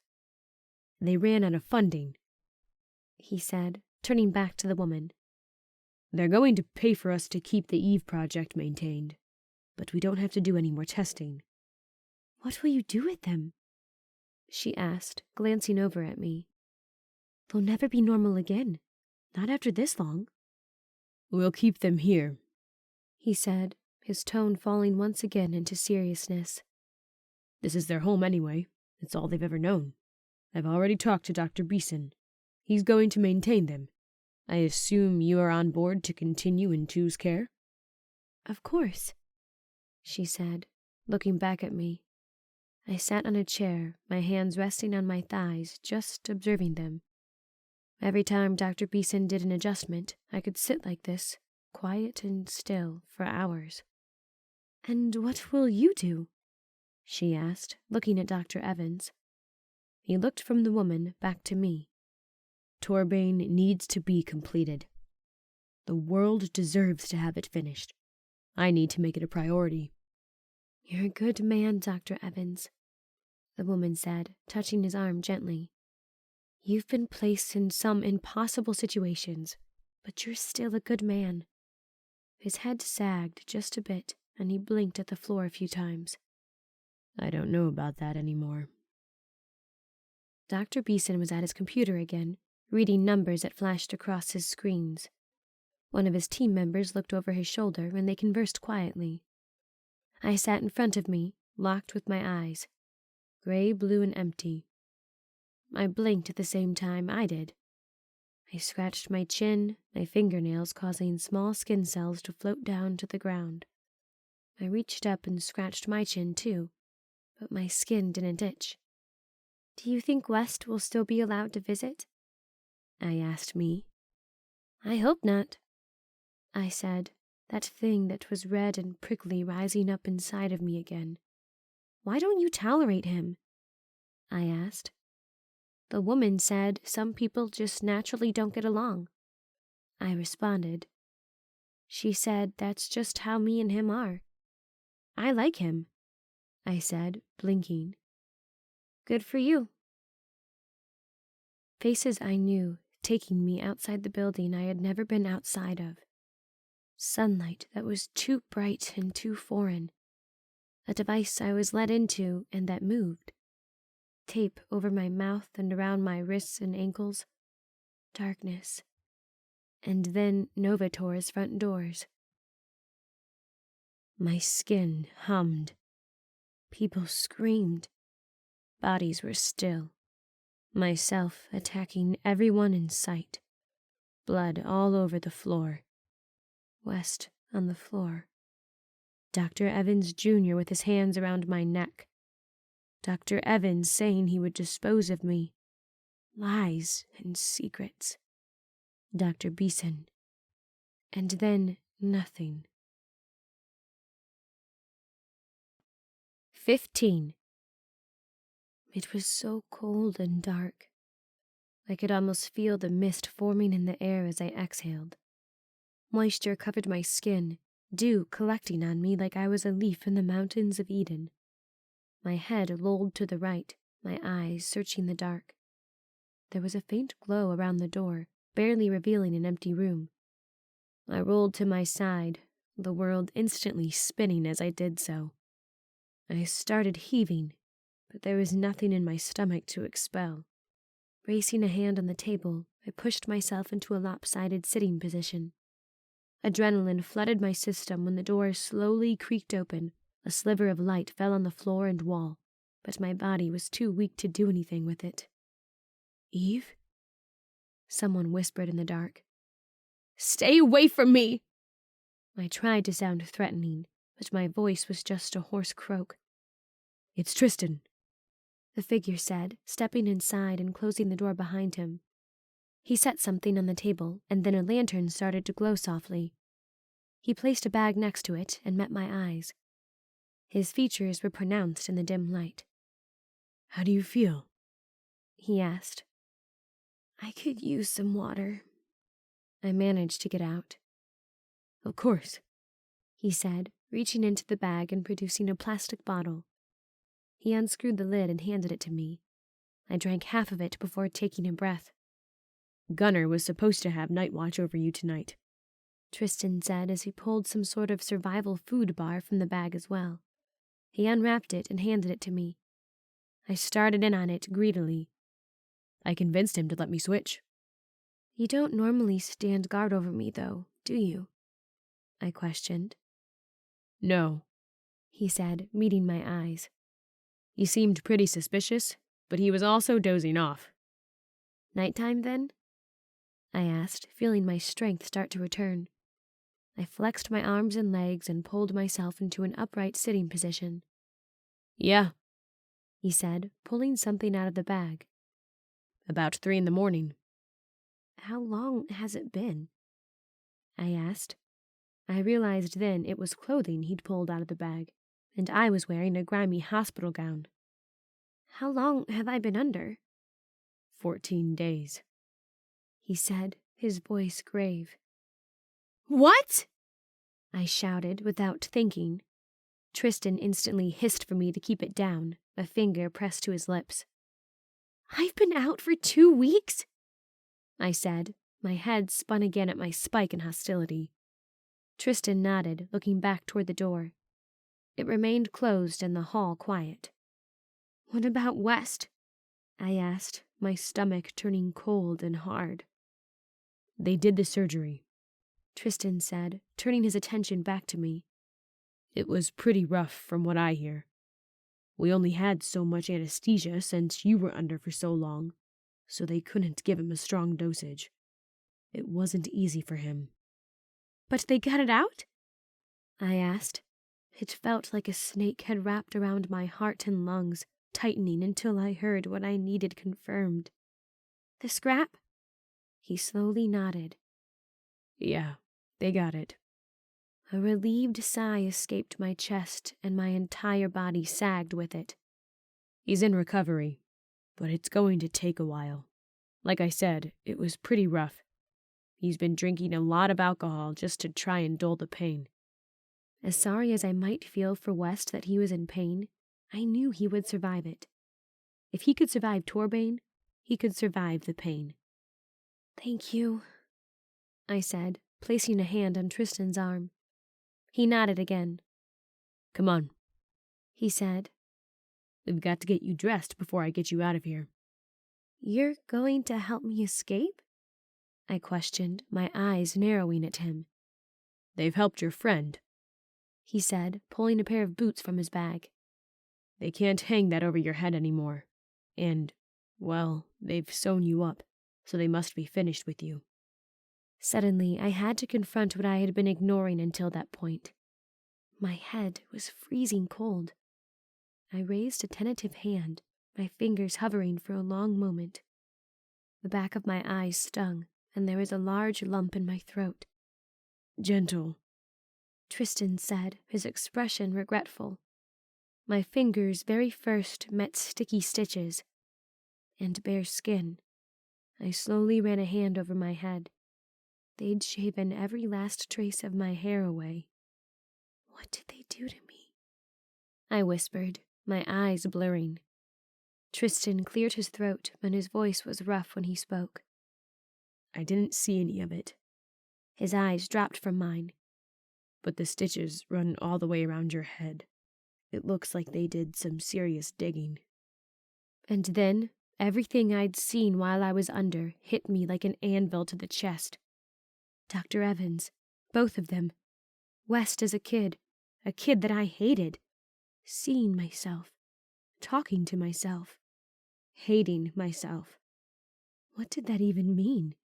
How far had they broken me that I would be seen and talking to myself? "You okay?" Tristan whispered. "No," I answered, shaking my head as my eyes stared at nothing distinguishable on the floor. "I am not okay." "Understandable," he said. but we'd better get moving, or we're not going to get you out of here in time. I nodded, taking a second to try to collect myself. I stood, only to collapse to the floor. Tristan swore and helped to pull me to my feet. I swear I'm not just trying to catch a peek, but it looks like I'm going to have to help you get dressed. Holding Avian firmly in my mind the entire time, I let Tristan help me stand while I awkwardly pulled the hospital gown off and slid into clothes that weren't mine. I was immensely grateful when I realized the necklace Avian had made me was still around my neck. Drink some of this, Tristan said when I was clothed. He handed me another plastic bottle of red liquid. It tastes like crap, but it will help bring your strength back quicker. He was right. It was awful, like liquid sugar. But it instantly flooded my system with energy. Come on, he said, slipping one of my arms around his neck and half hauling me out the door. He dimmed the lamp when we got into the hallway. He turned left down a passageway and we walked silently for about 50 yards. We took a sharp left and then another immediate right. Tristan opened a door with a set of keys and then locked it again behind us. The space we were in was large and dark. An old bed was pushed into one corner and a guitar leaned against the wall. This is my room, Tristan said, leading me to the bed and easing me onto it. It's right under an old coffee shop. I opened up the floor to it a few weeks after I joined the underground. Like you said, there's something not moral about a few people here, and I wanted a way out if I needed it, whenever I wanted. No one else knows about it. I nodded. Just give me a second. I placed my hand over my eyes. My fingers were shaking violently. I was always the one who saved people. I wasn't the one that needed saving. This wasn't who I was. I took 5 deep breaths, then sat halfway up. You could come with me, I said, meeting his eyes. You'd fit in well in New Eden. The people there aren't perfect, but they're good people. You have no idea how tempting that offer is, Tristan said, shaking his head as he looked up at the ceiling. But there is something else you need to know.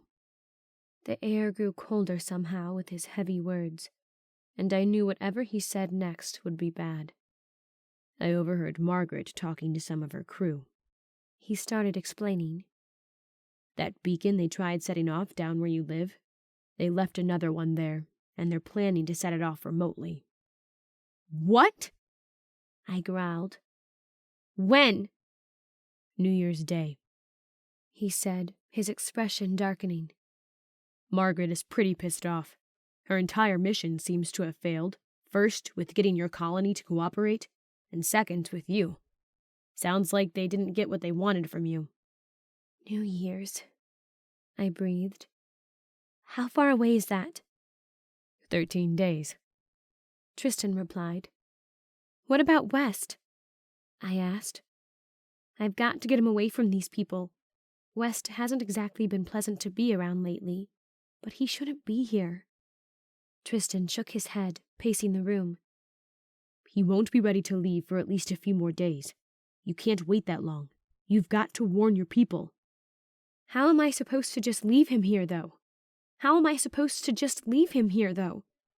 I said, my chest tightening. I was pissed with West for what he'd done, but I wouldn't let them keep swaying him into being a bad human being. I'll stay. Keep an eye on him. I can't guarantee what Margaret will do when she discovers you're gone. I'll protect him until he's strong enough to travel. Then I'll tell him what happened. The truth. We'll follow you as soon as he's ready. And you're sure you'll be able to get the both of you out? I questioned. Tristan really was a good man if he was willing to protect West, not even knowing him. I'm going to try my best. He walked to the far corner of his room and pulled an armoire away from the wall. I saw the dim cutout square in the ceiling. I'm sorry, I know you're not at your peak, but we've got to get moving, he said, crossing the space back to his bed. He reached underneath it and pulled out a shotgun and a box of ammunition. There's only 20 shells left, he explained as he emptied the box into one of my cargo pockets. He also slipped a knife in. Hopefully it's enough to keep you alive until you can get home. I'll make it enough, I said, accepting the shotgun. It was old, but I was going to have to do. Come on. With his help, I climbed on top of the armoire and lifted the board to the floor above. Dust clouded my lungs from the rug that covered the hidden door. I coughed as quietly as I could manage. Tristan lifted me into the space above. It seemed to be one of the few buildings in Seattle the Bane didn't occupy. How Tristan had managed that, I didn't know, and I wasn't going to risk speaking and calling them to us. Tristan popped up after me, and taking one of my hands in his, led us out of the building. It was raining lightly, and I felt my clothes slowly dampening. Once again, we walked in the middle of the road, up the street, rising away from the water. We moved slowly, and I was getting tired of feeling weak and human. But I kept pace as best I could. Thankfully, we didn't go far before slowing at the side of a road. These are the keys, Tristan said, placing something cold and hard in my hand. He stopped beside a very aggressive-looking motorcycle. This is a bullet bike. It's built for speed, but it isn't necessarily built for stability. The roads aren't exactly in good shape these days, so you're going to have to be careful. You know how to drive one of these? I nodded. Avian had been teaching me how to ride his. Good, Tristan said. He kept checking around us, but there wasn't much to see. With the overhead clouds, it was incredibly dark. You're going to head up this block and get on the freeway. The road will lead you right to it. You're going to drive on it for a few hours and watch for the exit for Highway 101. He was speaking quickly now, as if sensing our window of time was closing. It will take you straight back to your home, and it's a smaller road than the freeway. Smaller cities, less Bane. It'll take you longer than the freeway, but you stand a higher chance of surviving. Got it, I said. I stretched my neck from the left to the right. I was starting to feel like my normal self once again. My skin felt tight around my scalp. The stitches were already healing. I'd have to cut them out in a few hours. Now, it's probably going to wake the Bane when you start this. It isn't exactly quiet. This might sound a little non-chivalrous, but wait until I get back inside before you start the engine, okay? This managed to crack a smile on my lips. Chivalry is wasted on someone like me, I said.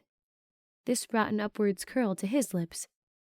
For the first time, I noticed his bottom teeth were crooked, but unlike Margaret's, which were disgusting, Tristan's were endearing. He met my eyes again. I regret that I haven't gotten the opportunity to get to know you more, Eve, he said. I can only keep my fingers crossed that I will get the opportunity later. Me too, I said, my expression growing serious again. Thank you for everything. Somehow, I have a feeling you're more important than just learning how the Bane came to be. Something tells me you might be able to save us all someday. I think you might be overestimating me, I said, shifting uncomfortably from one foot to the other. I wasn't sure how to deal with his overspoken, very serious statement. But I appreciate the heroics. He nodded and clapped a hand on my shoulder. Godspeed. Stay safe, I said back. Tristan then turned and jogged back toward the coffee shop. I'd counted my steps on our way here and translated them to seconds. That's exactly how long I waited before roaring the motorcycle to life. A brilliant beam of light shot through the dark directly into a window. The Bane inside instantly crashed through the glass. I gunned the gas and shot straight toward them. I wasn't left-handed, and since I only had one hand to shoot with, I missed the first shot. The three Bane rushing me grew closer as I rocketed toward them. I fired again, taking one of them down. The other two were closing in on me when I turned sharply to the left, down an alley. It was barely wide enough for the bike to fit through, but keeping my balance and the handlebars straight, I leaned flat against the bike and rocketed between buildings. I took the next right I could and got back onto the main road, the one Tristan had said would lead to the freeway. I glanced over my shoulder and saw a dozen Bane already sprinting down the street after me. The light drizzle above wasn't enough to keep them indoors. But they weren't as fast as the bike beneath me, and they soon fell behind. The headlight illuminated a green sign with directions to the on-ramp for I-5. I had to slow momentarily as I climbed the ramp. The road was badly cracked and dropping away in sections. The freeway practically sang to me as I reached it and pushed the bike past 90 miles an hour. "I'm coming, Avian," I breathed. 16. All along the freeway, there was city after city. I saw Bane waking to life off the side of the road, but by the time they reached it, I was long gone. The Bane were fast, but this bike's speedometer read over 100 miles an hour when I really pushed it. I realized just how far I'd been taken north by how much longer it took the sun to phase into the sky. It was also nearly the end of December, and the days were at their shortest. I had turned off the freeway onto Tristan's Highway 101 for a half hour before the sun started lightening the world. The air was crisp, and had I been normal, I would be freezing with the thin jacket Tristan had brought me. The moisture in the air hung between the point of dew and frost. A tiny coastal town had just fallen behind me when I decided it was time to hide for the day. I left the motorcycle on the side of the road next to an abandoned bus and headed into the trees. The scarce grass crunched under my feet as the temperatures hovered at freezing. Finding an ancient maple tree, I climbed high into its branches and settled. Taking out the pocket knife Tristan had given me, I felt along the crown of my head. The stitches were pulling tight. The incision line was completely healed. I tried not to wonder if they had pulled my entire scalp off to dig in my brain, or if they cut the top of my skull off. Trying my best to be careful, I slipped the small knife under the thread and cut. Small trickles of blood traced their way down my face and neck by the time I was done, but I cut each of the stitches and piled them on the branch. The back of my throat swelled. I'd never given much thought to my hair before. Many times it had felt like a nuisance, always getting in my vision. But for the first time in my life, I actually felt ugly. My hair was now shorter than Avian's, and Avian very nearly didn't have hair with how frequently he shaved it. How long would it take to grow back? I collected myself after a few minutes. I had to survive a 1,500-mile journey. I didn't have time to mourn the loss of something as silly and unnecessary as hair. The sun broke over the tops of the trees, and through them I could just barely make out the ocean. It seemed Tristan was right. This highway literally ran right next to the ocean, and so far there had only been small towns along it. Towns small enough to not even have any Bane in them. But I was grossly unprepared for this journey. I had no idea what had happened to my pack. In a way, that almost felt like losing an arm. I would have been just fine if I'd had that. Now I had no food, no water. I had no extra clothing, and I was nearly soaked through. I had none of my familiar firearms, and this shotgun Tristan had given me wasn't exactly in prime condition. I was going to have to raid one of these towns, and search for gas before too long. As badly as I wanted to deny it, my body was exhausted. The raid would have to wait. I didn't last much more than a few minutes before I drifted off. A bird squawked. I opened one eye and saw it standing on the branch above me. It looked right at me, so focused and so precise it didn't even really look like a real bird. I didn't recognize its species. He must have been native to this area, but he was big. My stomach rumbled. I had no idea if the people in Seattle had starved me those 14 days they'd had me under or not, but I was famished, and that bird looked like a meal. Moving very slowly, I pulled the knife from my pocket. I opened the blade and pinched it very carefully between my index finger and thumb. I flicked the blade and threw it before the bird could even blink. The knife embedded itself in the creature's throat, and he dropped from the branch. A smile threatening to cross my face, I pulled myself half into a sitting position, about to jump off the branch and retrieve my meal, when I froze. At least 20 Banes stood at the base of the tree, just staring up at me. A curse slipped over my lips as I scrambled higher up the tree. Branches and bark scraped my skin, but I felt nothing as I fled, trapping myself in the tree. I leveled my shotgun at the nearest Bane, but they didn't move. They didn't blink. They just stood there staring at me. My heart thundered in my chest. My breaths came in quick spurts. My hands grew slick with sweat. Why weren't they attacking? Why weren't they acting like Bane? What were they waiting for? And then one of them raised an arm straight up towards me. Clutched in its hand was a water bottle. Another one raised its arm as well. It held a can of baked beans. Another held up a handgun, and another a box of ammunition, and another gripped a backpack. One held up a gas can that sloshed. "What is going on?" I whispered. My eyes grew wide, my grip on the branches I clung to tightening. How? They continued to stand there, looking up at me with their empty eyes. I'd thought about every one of these things before I'd fallen asleep. I knew I was going to have to go after these supplies if I was going to survive. And these Bane had brought every single thing I'd needed. "Put them on the ground," I said, my voice cracking on the word ground. Every one of them put their items in the dirt at their feet. "Back up," I said, climbing down one branch tentatively. The entire group stepped back exactly 10 steps. "What?" I whispered.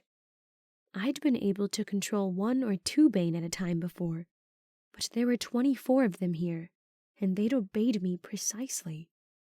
And somehow, they'd known exactly what I'd needed. I climbed down a few more branches, watching them the entire time I moved. I kept my shotgun aimed at them, but they just stood there, watching me as I descended. I dropped to the hard ground just in front of their stash. They just continued to stare at me. Had I finally become enough like them that they no longer felt the need to try and infect me? Were they recognizing me as one of their own? But they wouldn't bring supplies to one of their own. The Bane would have no use for them. "Lift your arms," I said hesitantly, keeping my shotgun pointed at them. Every one of them instantly raised their arms to the sky. "Holy," I breathed, shaking my head. I took another step closer, stepping over the backpack. "Turn around once." They all turned in a full circle before facing me again. "Now leave," I said, keeping the shotgun pointed at them. "Head north and don't come back." Instantly, they turned as one and marched north. I watched as they retreated through the woods. None of them looked back. I stood there, stunned, long after they disappeared from sight. This was new. This was game-changing in a way that I didn't really understand yet. This could either hurt us, or maybe save us. Either way, the world of the post-evolution was changing once again. Turning back to the scattered supplies, I grabbed a can opener one of the Bane had brought and opened the beans. They felt cold and slimy as they went down, but they calmed the rumbling in my stomach. More than one of them had brought water. I counted 6 water bottles. I drained one and packed the rest into the backpack.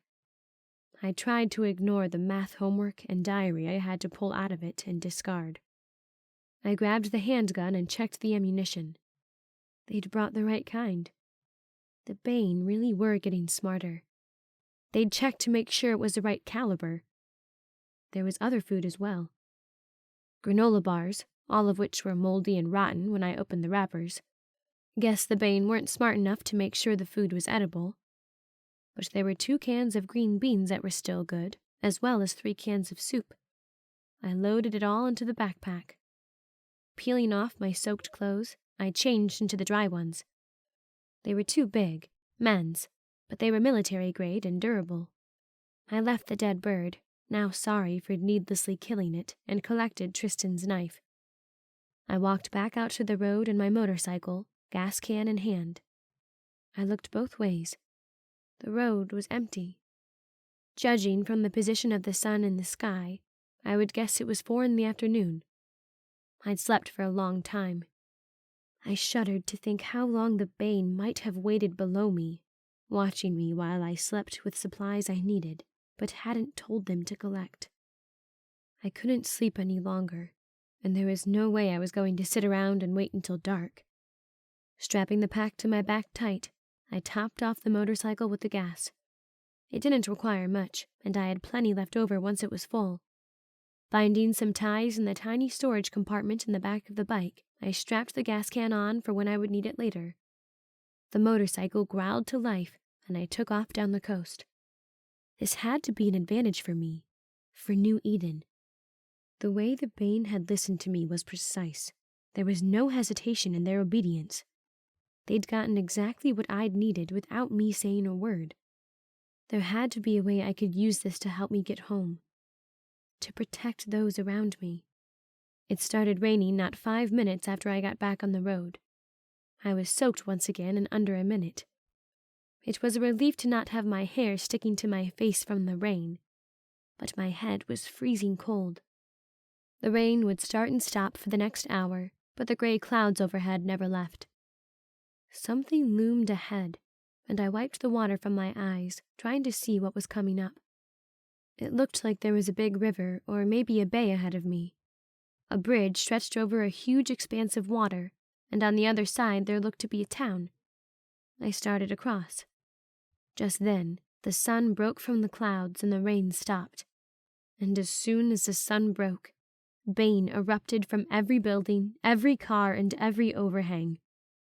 I screeched to a halt on the bridge, the back tire of the bike lifting slightly. My chest bumped the fuel tank as I slid forward with my abrupt stop. The ground looked like it was moving, constantly shifting. There were so many bodies. There had to be hundreds of thousands of Bane. I'd seen a sign as I hit the halfway point on the bridge, a sign that had said some town name and listed the population as just under 10,000. These Bane had come from somewhere else. I narrowed my enhanced eyes, trying to make sense of what I was seeing. Batches of them crushed cars to flat metal discs. Others broke windows, and things started flying out them as they ransacked the buildings. And then the explosion started. Building after building started coming down. They moved like clockwork. Thousands of them moved in a direct line, going block by block, searching each building and then leveling it. A small flash of light caught my eyes. There were 5 Banes standing in a line behind the others, in a straight line, but these looked different from the others. They literally had no flesh left on their frames. Metallic bones held in pulsing and ticking organs. "What are you doing out there? Are you trying to get infected?" My head whipped to the right, toward a hissing voice. A pair of brown eyes peeked up at me from the side of the bridge, down at the small beach at the land and water's edge. He waved me over. Glancing back at the unbelievable scene before me, I climbed off my bike, leaving it in the middle of the road, and ran to the man's hiding place. "What are you doing out here?" I asked as I ducked under the road next to him. He was dressed in survival gear and had 1 rifle and 1 shotgun crossed over his back. He held a crossbow in one hand. "Studying," he said, his voice gruff. He looked to be in his 40s, wrinkles sprouting from the corners of his eyes. His hair was shaggy, his beard knotted and tangled. "What's that supposed to mean?" I asked.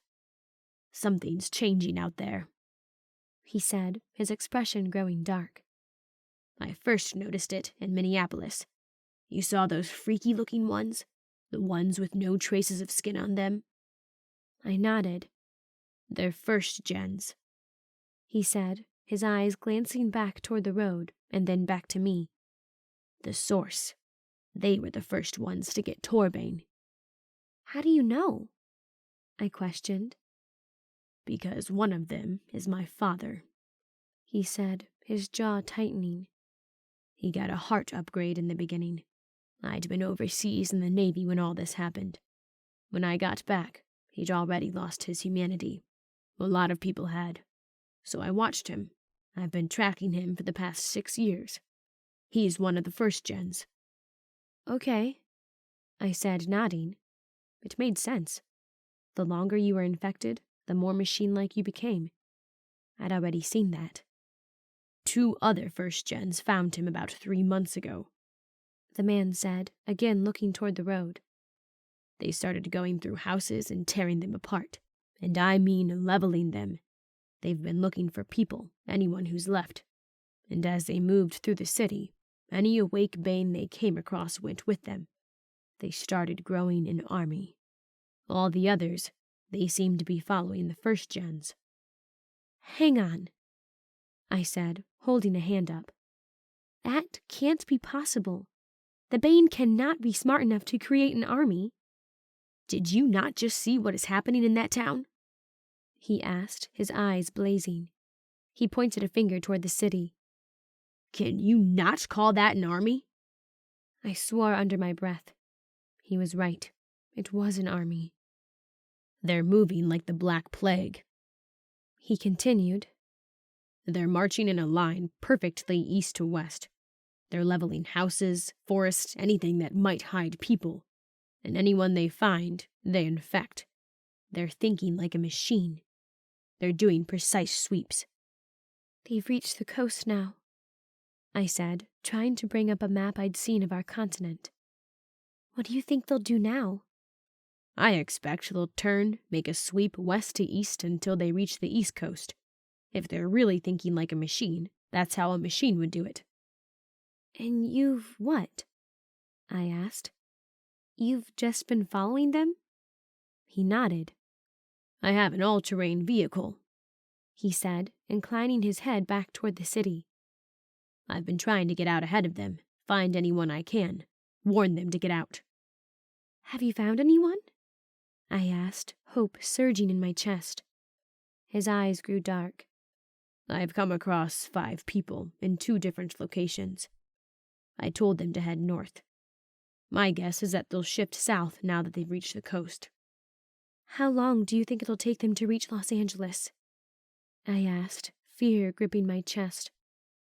He took a deep breath before letting it out slowly as he shook his head. No for sure way to tell. I'm guessing they'll continue sweeping east to west, west to east. They're gaining speed. They keep collecting more Bane as they move, and they haven't even hit any major cities yet. I can't imagine how their numbers are going to grow when they hit Chicago or Portland. Or shit, New York. The more Bane they have, the faster they can work and the wider the sweep they can do. How long? I asked again. I'd guess 6 months, he said with a shrug. But probably shorter. They could have hundreds of millions of them by the time they hit Los Angeles. Why do you ask about that location? I hesitated. My trust in mankind was greatly compromised after what had just happened to me in Seattle. However, this man hadn't asked me any questions before spilling all of his information. Because that's where I'm from. There are over 100 of us living there. There are probably still more in hiding. Wow, he said, his eyes growing wider. That's the biggest colony I've heard of. And it's going to be obliterated if that many Banes show up to level it, I said quietly, my thoughts racing. We had to get the pulse ready for more than one reason now. We needed to build more of it if possible. If you're from Los Angeles, what are you doing this far north? He asked. Suddenly, his eyes jumped to my hairline. And what happened to you, child? Some of us humans are getting desperate, I said, with my jaw clenched. It was one of us that did that?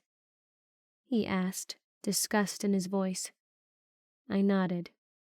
I'm sorry to hear it, he said, his eyes growing softer. What's your name? Eve, I said. I'm Tom, he offered, shifting the firearms on his back. Nice to meet you, Tom, I said, and I meant it. In a way, Tom reminded me of Bill. A little rough around the edges, but at his core, he was a good man. He simply gave a smile and a nod in return. We hid there the rest of the day, sharing what information we each had, but neither of us learned anything new. The Bane were evolving. They'd soon take us over. The sound of destruction from the town never stopped. There were explosions almost constantly. Tom said they managed to find explosives wherever they went, but many of the sounds we were hearing were gas lines being broken and lit. There were grinding sounds as buildings came down and homes and businesses were destroyed. "Did you find anyone here?" I asked. The Bane had moved to the south end of the city, and he and I sat on the bank, watching the destruction. Half the city burned, sending plumes of smoke into the sky. Tom shook his head.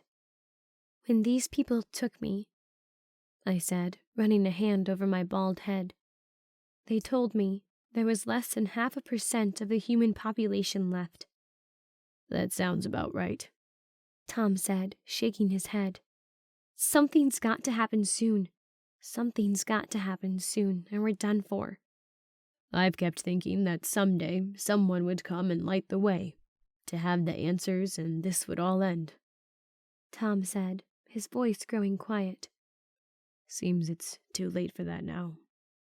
I remembered Tristan's words about me being the key to saving them all. No matter how much I wished I could save this planet, I didn't see how that could ever be possible. Evening started to fall, and the sounds grew less intense. "That's my cue to leave," Tom said, standing. "I don't normally linger this long. I'd better get moving. There's always another town." I stood as well, tightening the pack on my back. "Thank you, Tom. You might have just saved my family." "I'll keep warning people until I get caught," he said, giving a shrug. "I'll use this on myself, though, before I let myself turn." He patted his shotgun. "Stay safe, Tom," I said with a nod. He saluted me and started down the road. He didn't go far before he climbed onto an ATV I hadn't even noticed. It was well camouflaged with neutral paint. The engine growled and he took off. I watched for an hour on the beach. Then there was no city left. Only rubble and smoke. The army of Bane started marching east, just as Tom had predicted. 17. It was dark before I dared head out. I turned the headlight on the motorcycle and started walking it through the cluttered street. It took me a long time to make my way through. Broken glass threatened to pop the tires. Busted concrete that was once part of some building blocked the way. But finally, I made it to the other side, back into open trees and clear road. There were trees, endless trees, more trees than I could even imagine.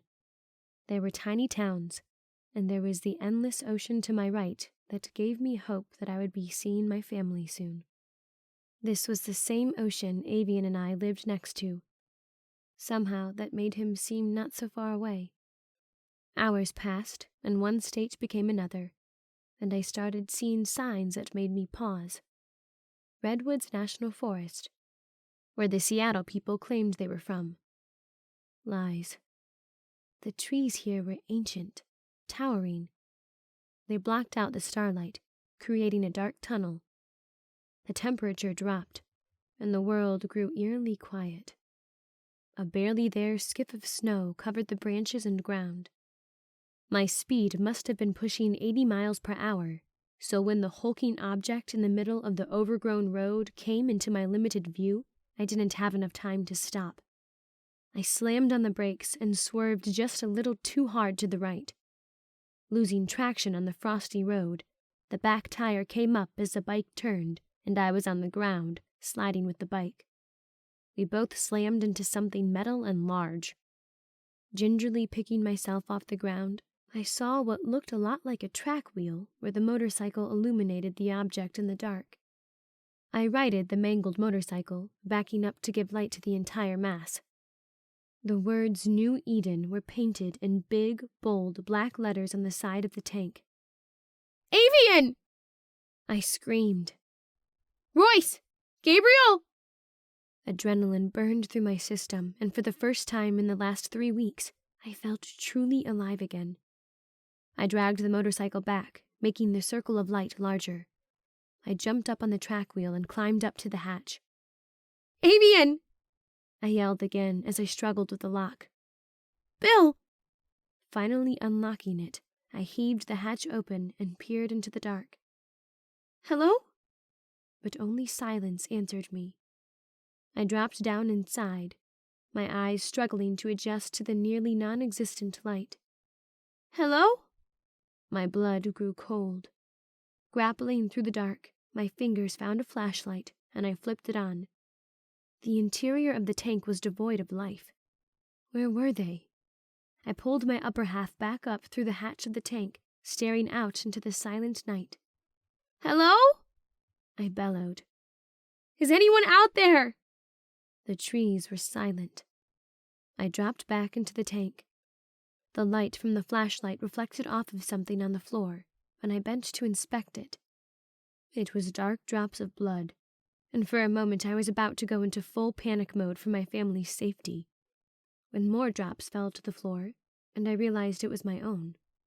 I shined the light on my right arm and found it ground to pieces. Small bits of gravel were embedded in my skin. Ignoring it for the moment, I swept the flashlight through the interior of the tank again. It was difficult to tell how many members of New Eden had come in the tank. It was an empty shell that offered no clues. They could have gotten raided by marauders, but I doubted that. There weren't many people left in general, and anyone who would have come after me would know how to handle themselves. They could have been found by the Bane, but I doubted that too. There would be nothing about this area that would attract the Bane. Not that there wasn't a chance they tracked into the area, but I didn't think that was it. It circled back to the reason the tank had to be here. The Seattle people had said they were from the Redwoods. New Eden had come after me. Whatever supplies they'd brought with them, they took out with them to go look for me. They were out there, somewhere, and I had no doubt that Avian was with them. I sat on the lip of the hatch the rest of that night, my shotgun ready in my lap. I listened for any trace of sound, but the trees and moss that surrounded me killed any noise. The sun started creeping through the morning haze, washing the earth in gray light. While I'd waited for morning to come, I strategized. There had to be thousands of square miles in these forests. Avian and the others could be anywhere, but there was only one place they'd left the tank, and eventually they had to come back to it. I made a small fire as soon as it was light enough for me to find wood that might burn. It was nearly impossible to get it started. Everything here was wet from the snow, and I didn't have a proper flint. But after a half-hour of trying, I finally got a small flame. I blackened one end of a stick, and when it was charcoaled enough, I took that end to the side of the tank. I'm here. Be back at sundown. Wait. Eve. I stepped back when I was finished writing, making sure it was noticeable enough. They couldn't miss it if they came back to the tank. Dropping the stick off the side of the road and smothering the fire I'd worked so hard to start, I set out through the trees. I headed east off the highway. If there really was a hiding colony like the Seattle people were supposed to have, that would be the logical direction for a camp. But they wouldn't go more than a few days from the road and ocean. They would stick to their resources, just like we had back in the mountains. It made my heart ache as I hiked through the forest. I had missed nature. I had missed trees and moss and soft earth. If I had a choice, I would choose to live in a place like this, not in a city with endless buildings and concrete. Avian! I shouted every so often as I hiked. Royce? Bill? Tuck? But no one responded. As the sky started to darken, I made my way back to the tank. My heart started beating faster as I moved back in its direction. I imagined how I would react if I found Avian there, waiting for me. The back of my eyes stung and my chest constricted. But he wasn't there when I reached the tank. No one was. How long had the tank been sitting there? They could have come looking for me as soon as they realized I was gone. I didn't know how long the fighting had gone on after they'd taken me, but I couldn't imagine it was long. There had been a fairly large crew when we returned to Seattle. It probably took Avian 3 or 4 days to get from New Eden to the forest. They could have been trooping through these trees for 2 weeks now. It might be a few more weeks before they came back to the tank, and I didn't have that kind of time to wait. I slept on the hard road that night, again ever grateful that I didn't feel pain. I tried not to shiver the entire time. In the morning, I hiked through the woods. The sun came out and melted the snow.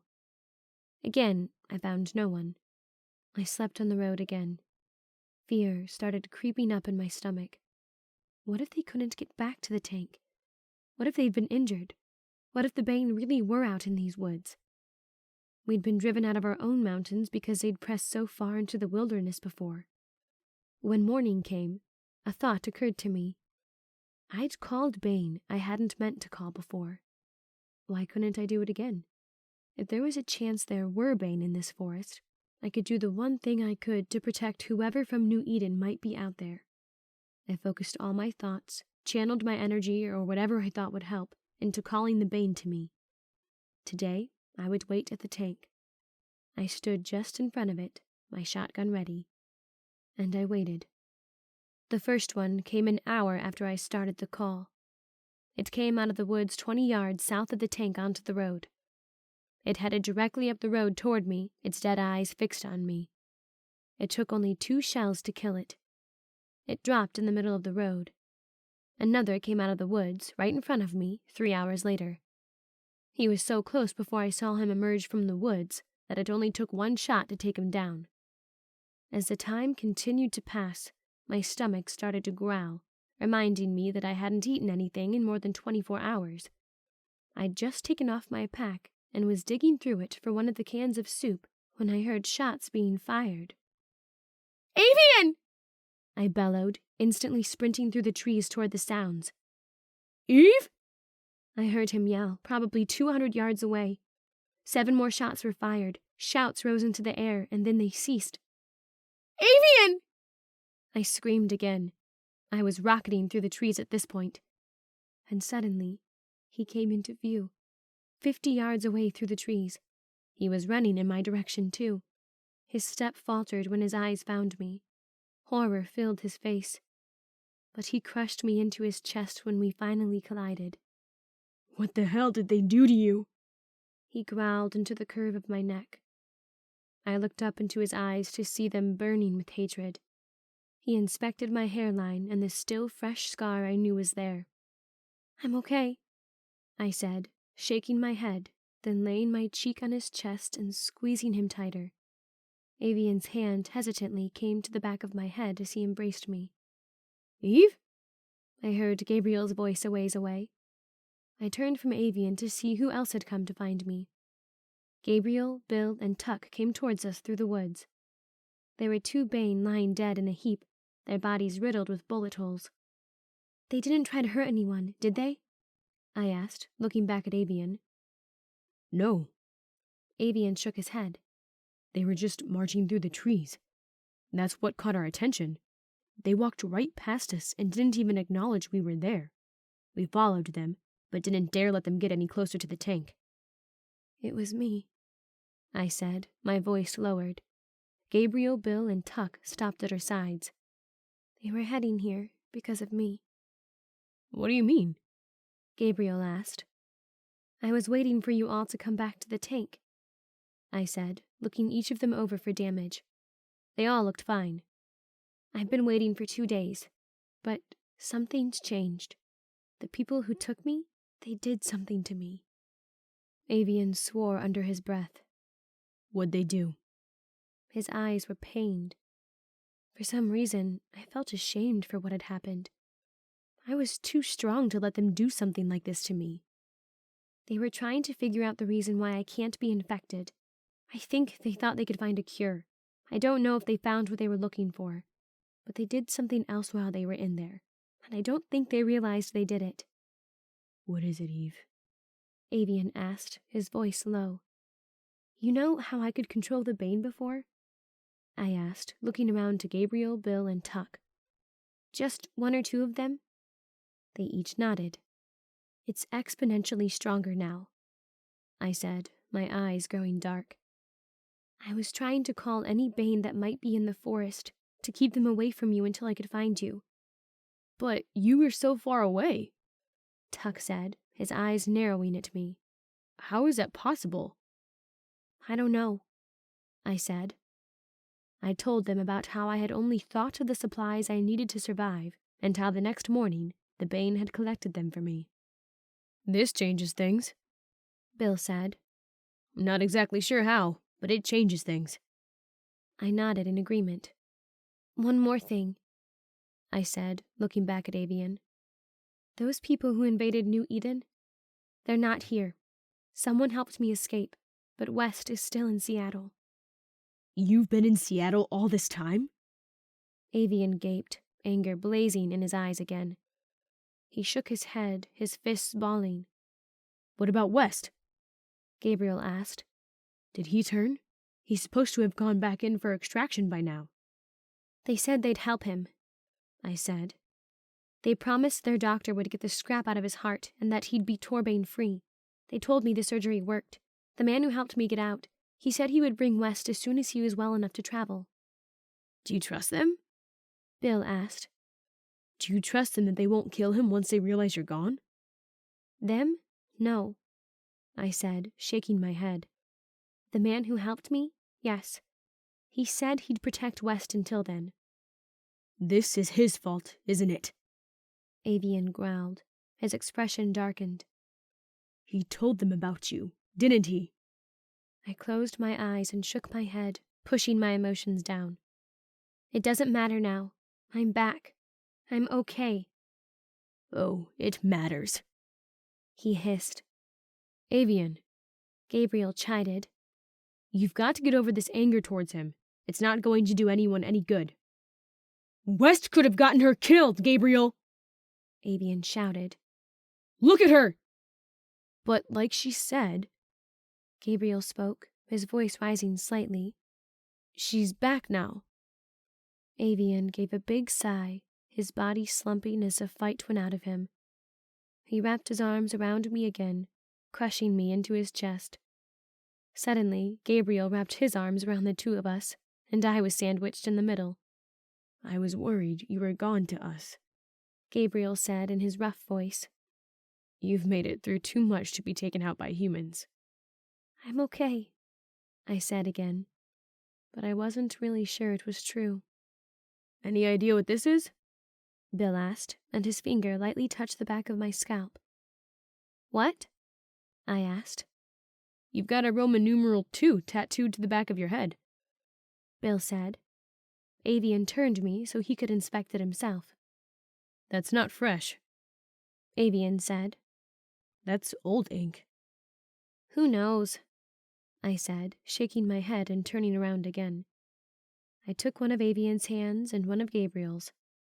I just want to go home now. Let's head back to the tank, Avian said, looking down at me. He pressed a kiss to my forehead.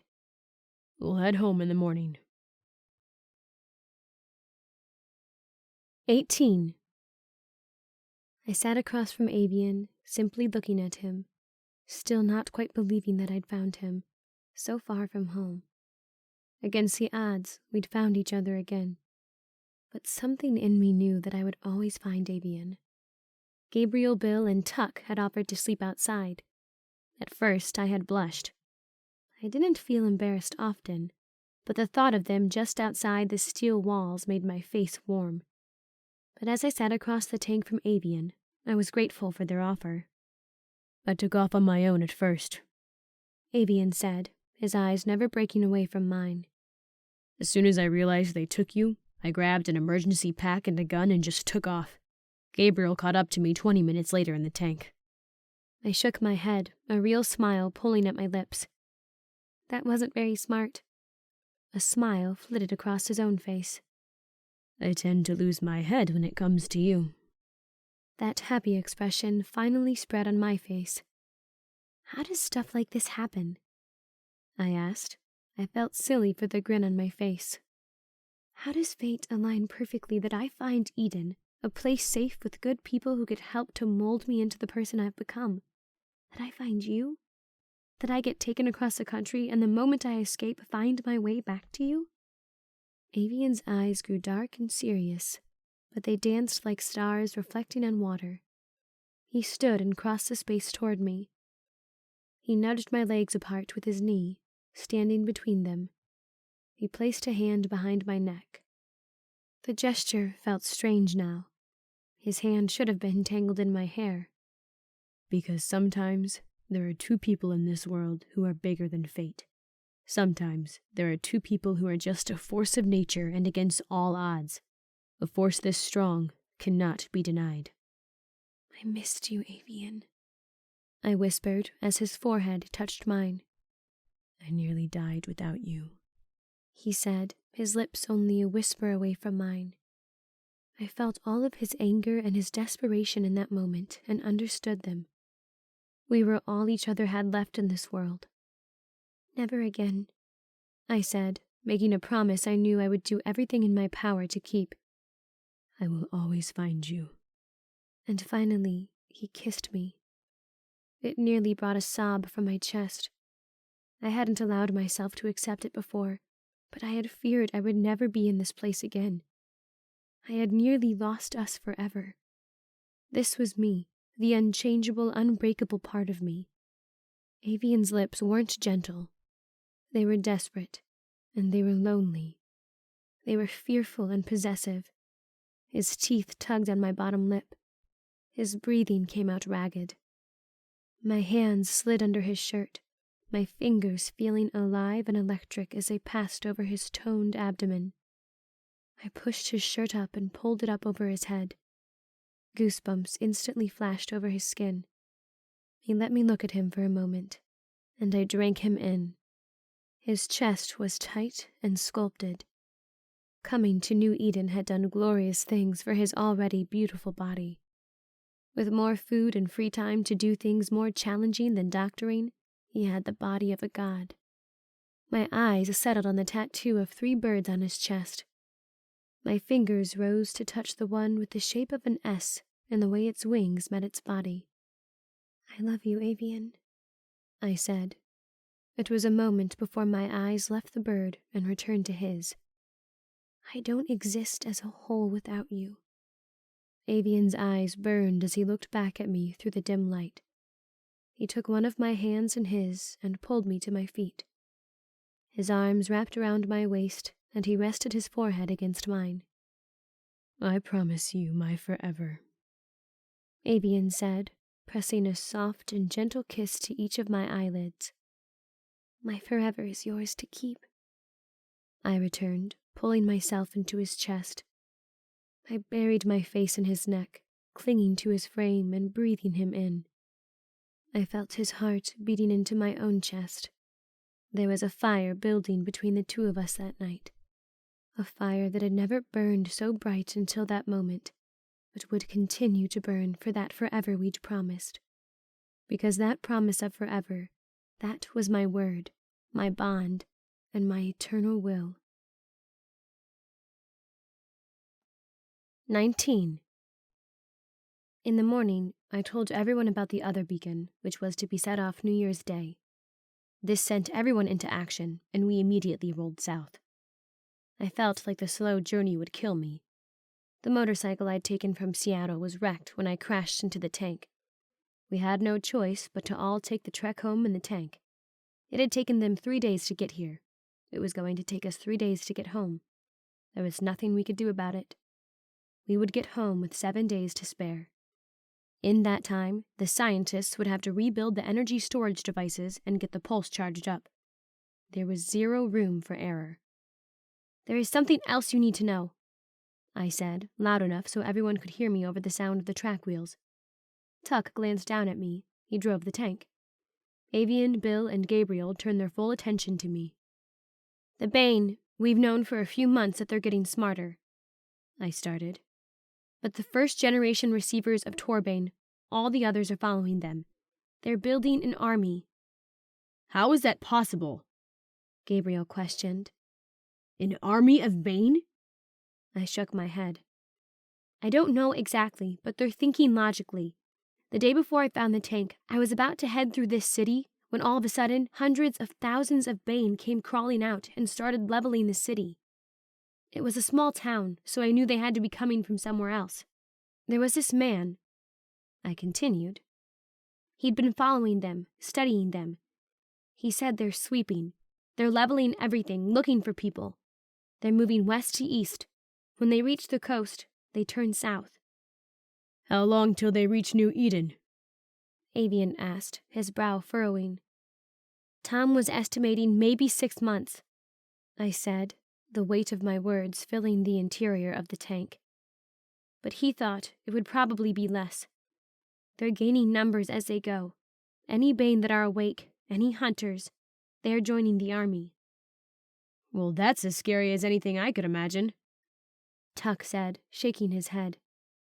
There aren't nearly as many sleepers, Gabriel said, rubbing a hand over his once again overgrown beard. They're all starting to wake up. Millions of them. We're going to have to prepare, I said, nodding. We've got to get the pulse back up and running. And if possible, I think we need to build others. If it's true, and they are gaining numbers as they move, there will be over 300 million of them by the time they reach New Eden, Avian said. Even if we have multiple pulses, will it be enough? It will have to be, Bill said. What other choice would we have? We could move, Tuck suggested. Not again. Gabriel shook his head. There are too many of us now in New Eden. We have a perfect setup there. We will fight back. Besides, it isn't like the rest of the country is going to be totally Bane-free, I said, looking up at Tuck. There are still thousands of sleepers out there. Eventually they're going to wake up after the army is left. Tuck sighed, shaking his head. He muttered something about good things never lasting. One more thing, I said. I fidgeted with the shotgun that sat in my lap. I don't think it's safe for me to go back into New Eden. I have no idea what those people did to me, but it seems the Bane might be attracted to me now. I think it's safer for me to hang out on the outskirts. You all can go back in and send Dr. Beeson out to me. He can check me out, see what he thinks. Eve. Avian started to argue. You know it can't be safe, I said, shaking my head at him. We can't risk the Bane following me into the city. He'll fix it, Gabriel said. I've never met a man smarter than Eric. Let's hope so, I said with a sigh. But something inside of me wasn't so sure. We drove through the night and fueled up when the sky was darkest. I took most of the night shift, finally fully recovered from my imprisonment and surgery. Avian slept with his hand on my calf, as if he was afraid I would disappear on him again. By morning, we were reaching cities. Bill kept track of where we were on his maps. We'd been lucky to have forests to the north. There weren't many cities, but the trees were falling away and the buildings were rising around us. I think it's about time for you to head up, Bill said, his finger tracing along the paper. It all starts here. Avian met my eyes, and where in the past there would have been fear, there was admiration and confidence. He gave me a lopsided smile and pressed a kiss to my forehead. Go save the world some more, he said. I couldn't help the full smile that spread on my face. I checked my magazine, loaded my pockets with more ammunition, and opened the hatch. There were still trees around us, but they weren't the towering ancient guardians of the north. These were smaller and more ragged. They had to struggle a little harder for survival. There was a gas station up ahead and a few shops. There were blocks of houses. The tank kept rolling through the morning light. I raised my rifle to eye level, my finger poised on the trigger. We clattered into the edges of the town, and almost as if it had trumpeted our arrival, bodies stepped into the light. I started firing as the first batch of 20 sprang at us. 2 bodies dropped to the ground with a scraping of metal on concrete. "Stay back!" I bellowed as the crowd grew and rushed us. The 200-plus bodies that were swarming us instantly stopped. and took a few steps back. "You guys want to see this?" I said loud enough those below would be able to hear. The tank slowed to a stop, and I shifted to the side so the others could emerge. The crowd of Bane just stood before us, twitching and shifting like they wanted to break from my hold the instant I dropped it. But they didn't come any closer. "Holy," Bill whispered. "There are hundreds of them." Gabriel mused. "Why is it so strong now?" "They did some serious digging in there," I said, keeping my shotgun leveled at the crowd.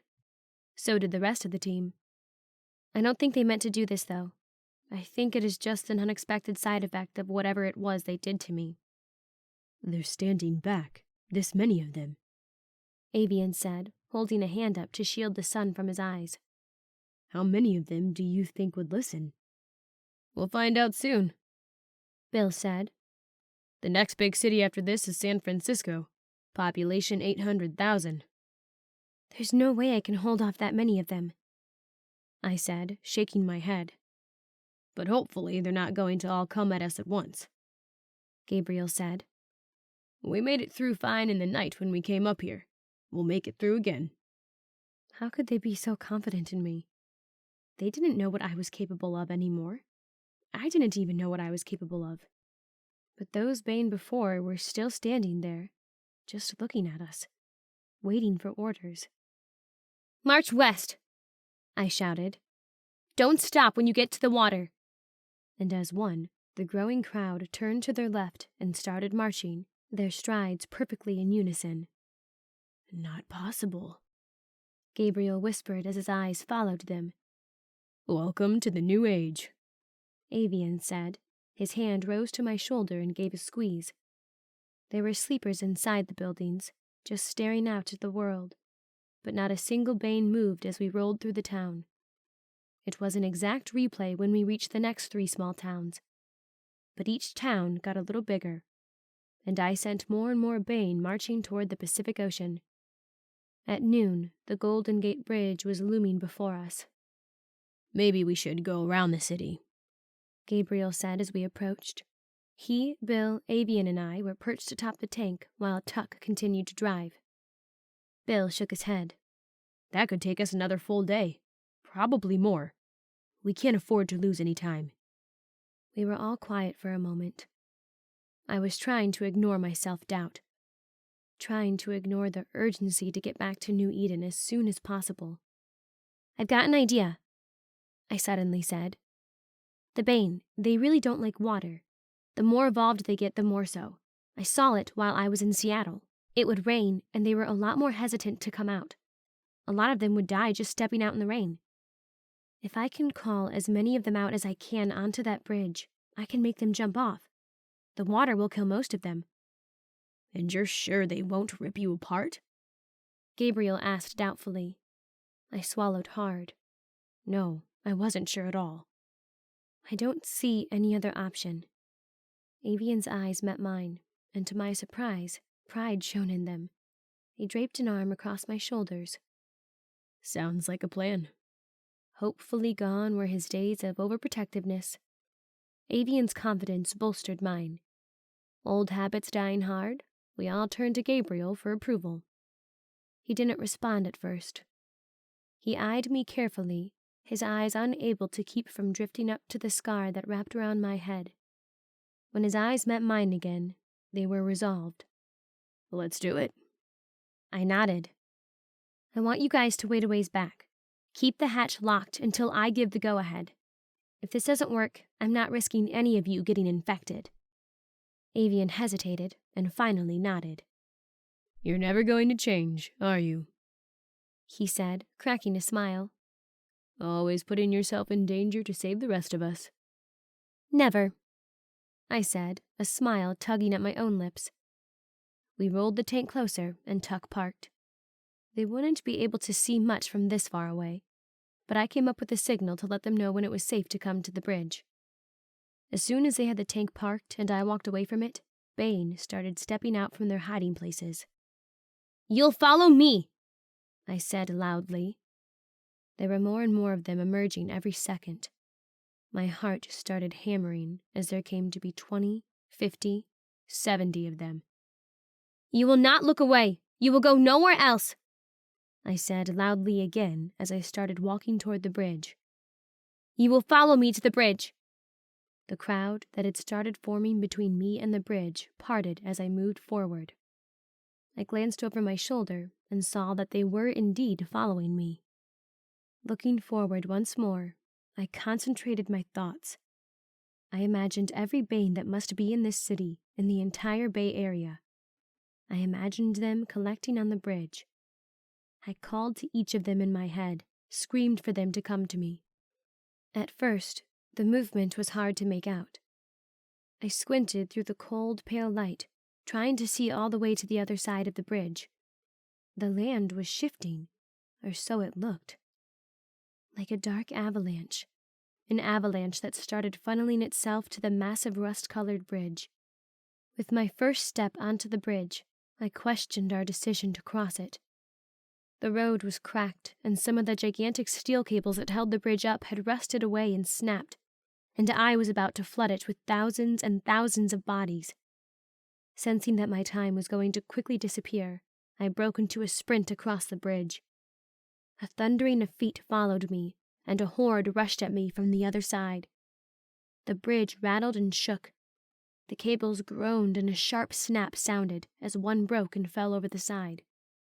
The bridge jerked sharply as the cable dangled toward the water. I froze when I finally reached the middle of the bridge. I looked back the way I'd come to see thousands of bodies filling the road behind me. I turned again to observe those that were coming. There were men and women, and always the most disturbing, children. There were old men who had no teeth but gleaming bones that cut through their saggy skin.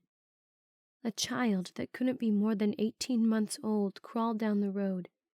Its human flesh had worn away to expose cybernetic bones. I couldn't look at it.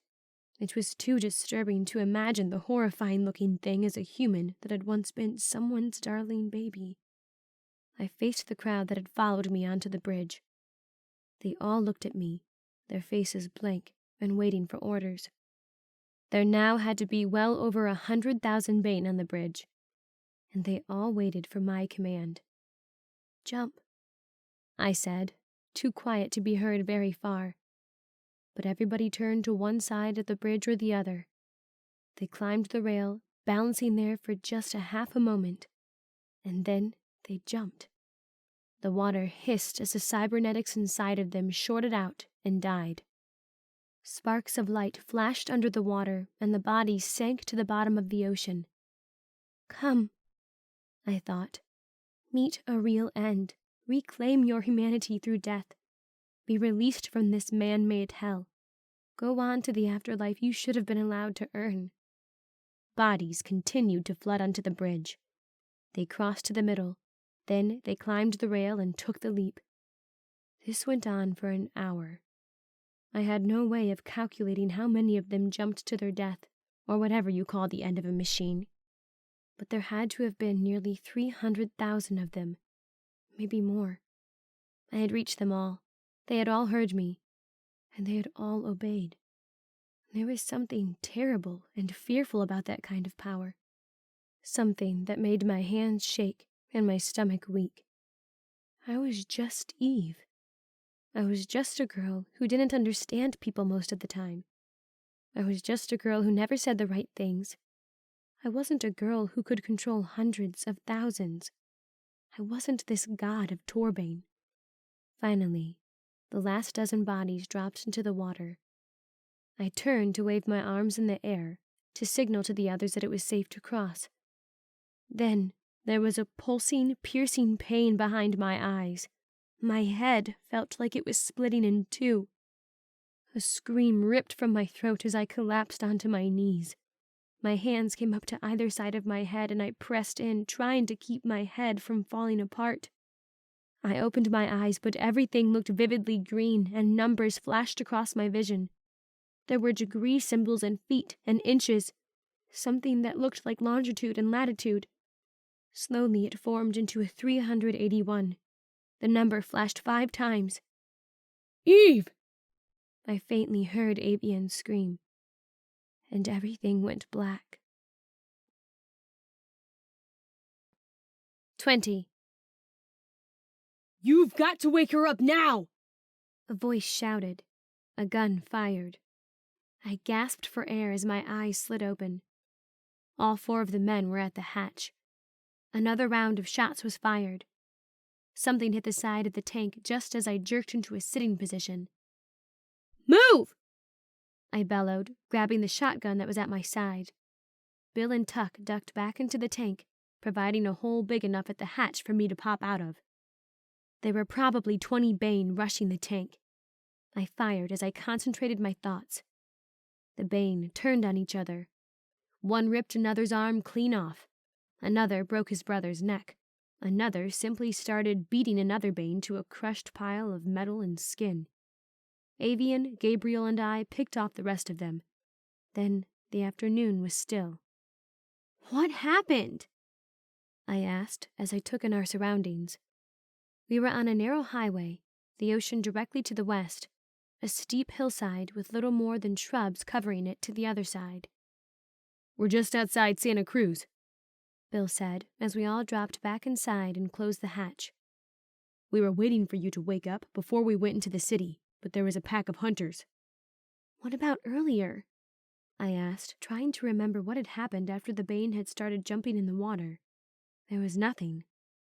"We were about to come across the bridge when you collapsed," Avian said, concern in his eyes. "You screamed and then crumpled to the ground. You were unresponsive for over an hour." "We didn't dare wait," Gabriel said. "We had no way to be sure you'd cleared all the hunters out of the city. We had to get out of there. We're already behind schedule." I nodded, closing my eyes. There was a dull throb behind them. "What did they do to you?" Avian said quietly, pressing a kiss to my forehead. "I think we need to hurry up," I said, swallowing hard. "I need to see Dr. Beeson." We didn't stop. We didn't take time to come up with elaborate plans to wipe out the Bane as we moved. I simply sat atop the tank and managed to keep the Bane back as we drove through city after city. I ignored my drooping eyelids when night came. If I slept, that meant we would have to stop and hide somewhere, and that meant we wouldn't reach New Eden in time to warn them about the beacon. My companions took turns driving, and we continued through the night. The night was easier. There were still some of the Bane that held to their old rules of inactivity during the night. Avian never left my side except to take his shift driving. I could feel the anticipation inside of him. He wanted to take me home, to go back our abnormal normal schedule, to return to our rooms in the hospital or our tent on the beach. But he remembered how I'd been on the edge of a nervous breakdown before I'd been taken. Going back to the city was going to bring me right back to that point. "I love you. You know that, right?" I said in the dark. Avian's strong fingers linked through mine. His hand was getting cold in the dark winter night. He looked over at me, and even though I didn't turn to look at him, I knew his eyes would be serious. "I know," he said. "No matter what happens to me, just don't forget that." "Eve," he said, his voice rising in uncertainty. "Dr. Beeson is going to fix this. We'll get you back. Whatever they did to you, we'll find a way to repair it, and he can reverse your last adjustment." I nodded, even though I didn't necessarily believe it was true. "We'll wait in the mountains where we hid everyone a few months ago," Avian said, squeezing my hand tighter. "Next to the lake?" I remembered. I'd only spent a few hours there, but I remembered. "I'll stay with you. The others will go get Dr. Beeson, he'll come back, and we'll figure this thing out." I nodded emptily once again. "Hey," Avian said. "Don't give up on me. I have faith in you, in this, in mankind. Don't give up on yourself." I finally met his eyes. I couldn't find any words to say, so instead I just looked back out into the dark, because it wasn't just the worry that the people from the underground had done irreparable damage to me that was eating me away. It was that I could feel that dark, ugly feeling creeping back up inside of me as we rolled back toward the city. The depression was settling in again. The emotions that had started pushing me towards my break were coating my insides with blackness.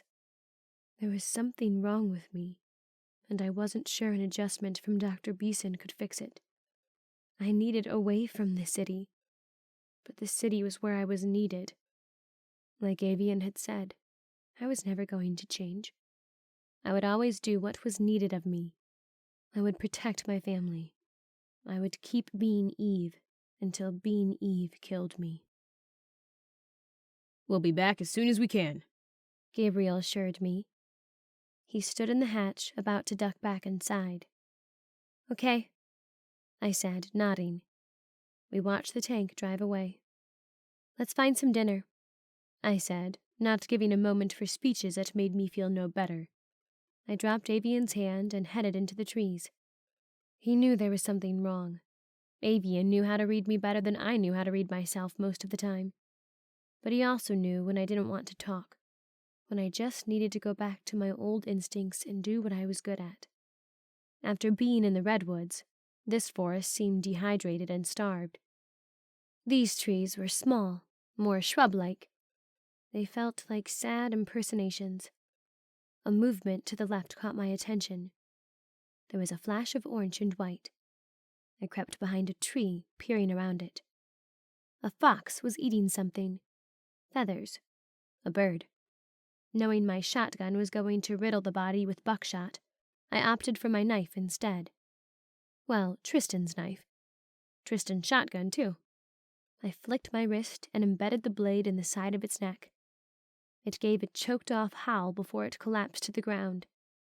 Avian skinned it while I built a fire. My stomach actually started growling. It seemed like it had been ages since I'd had fresh meat. I dared a glance at Avian while we ate. I wasn't really in the mood to talk, but Avian almost always was, so his silence was out of place. He stared into the fire, his expression distant. His shoulders were shrugged up towards his ears. He picked at his meat absent-mindedly. I knew he was trying to think of a way to fix the problem that was me. He was turning the situation over and over in his head, trying to find a way to keep me from going crazy. But we were both needed in the city. Avian spent too much time worrying about me. I haven't forgotten about what you said the night of Victoria and Wix's wedding, you know, I said. I leaned over and bumped his shoulder with mine. About wearing a white dress for you someday? He looked over at me, the spark instantly back in his eyes. Oh, yeah? Don't know how a girl could forget something like that. It was incredible how the air instantly lightened around us, the pressure lifting off my chest. Sarah told me about marriage proposals once. I don't think you did it quite right. Avian smiled, one that lit up his whole face. I never said that was a proposal. I can be a little grander than that. I was just asking you a question that night. You said, as we were looking at Victoria's wedding dress, would you wear one for me someday? Did that not count? I was smiling now, too. No, it does not, Avian said as he leaned in closer, his nose only inches from mine. Like I said, I can be a little grander than that. You're going to build up expectations in my head saying stuff like that, I said as I breathed in his nearness. Are you sure you'll be able to live up to them? Are you doubting me? He brushed his lips against mine. I met his eyes, that familiar hunger rising in my blood. His hand was hot on my cheek, despite the cool around us. I was aware of every place his body touched mine. The way he breathed in and out touched a place in me that felt similar to the way my heart beat in my chest. Then suddenly, it felt like an arrow pierced me between the eyes. I screamed out, crumpling into Avian's lap. Eve! He yelled, pulling me close into him. I opened my eyes, a vivid green wash and numbers flashing across my vision. I pressed my hands in on either side of my head. Ah! I screamed, feeling like my brain was going to explode. Stay with me, Eve! Avian called to me from somewhere outside the pain. A 62.1 pulsed across my vision, and then everything was dark. 21. A blinding light suddenly filled my vision, and I reacted on instinct. My fist connected with a jaw. Someone swore, and I was momentarily blind as I climbed to my feet. That's probably the first time someone has ever punched you, isn't it, Addie? I blinked furiously, trying to clear the white lights blocking my vision. Royce? I asked. Yeah, I'm here, He said. Finally, the white started to fade from my vision, leaving only the dull pain behind my eyes. Addie, Dr. Beeson's assistant, was pulling herself into a sitting position, cradling her reddened jaw. She gave me a disbelieving look. Royce laughed, shaking his head. That would indeed be the first time someone has ever punched me, Addie said, as she picked herself up off the ground, brushing dirt from her clothes. I'm sorry, I said, shaking my head once more. Instinct, I guess. Where's Dr. Beeson?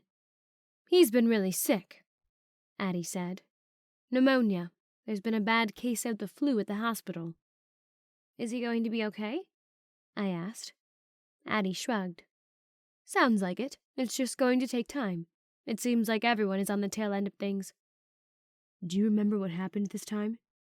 Avian asked, turning back to me. He eased me down onto a fallen tree. When the world swayed to the left a bit, I didn't fight him. I shook my head. Just pain all of a sudden, and then passing out, just like before. And this is the second time this has happened since you were released? Addie asked. Avian took a small silver cylinder from her and crouched in front of me. He pressed a button on the bottom, and a tiny beam of light erupted from it. He shone it in my eyes, using his thumb to open them wider. I did this same thing 2 days ago, I said as I looked into the light. This isn't at all like before, Avian said as he stood, clicking the light off and handing it back. When she'd get emotionally overloaded and shut down. She was never in pain before. Well, she's not supposed to be feeling pain at all, Addie said. I stiffened momentarily. I wasn't particularly comfortable with her knowing all of my hybrid details. Whatever is going on inside of her head must be pretty intense. What were they after? Royce asked, always direct. What did Margaret want from you? They seemed the most interested in the reason why I don't spread the infection, why I can't be infected, I said, climbing to my feet as Royce pulled me upright. I think they thought they might find a cure or something. Did they find it? He asked, his interest piqued. I shook my head. I don't think so. Royce nodded, his eyes drifting up to my new scars. Bald is a good look on you, he said. He tried to keep a straight face, but I saw it crack, just slightly. Not funny, Royce, Avian scolded, glaring. Who says I'm joking? He said, winking at me. I just shook my head and lay back on the tree, blocking the sun with my hand. I felt out of sorts and violated. I was 1,500 miles away from the underground, and they were still torturing me somehow. Royce, we have to get the pulse back up and ready, I said, looking up at him. I'm assuming Gabriel told you what's going to happen? He nodded, his expression darkening. Dr. Beeson's team is finishing up the energy storage devices. They'd started them just before you were taken. They'll get them wrapped up tonight and then get the pulse prepped tomorrow. I shook my head. It doesn't just end with the beacon, Royce. Things are changing out there. The Bane, they really are getting smarter. They're sweeping through the country. I recounted every horrifying detail I'd learned from Tom. They're going to come for us, I said, imagining how it would play out in my head. The buildings that would fall. How we would cower inside the hospital until they started ripping it apart one steel beam at a time. We've got to fight back. Fighting back is what you and I do best. Let's get you home so we can figure out how.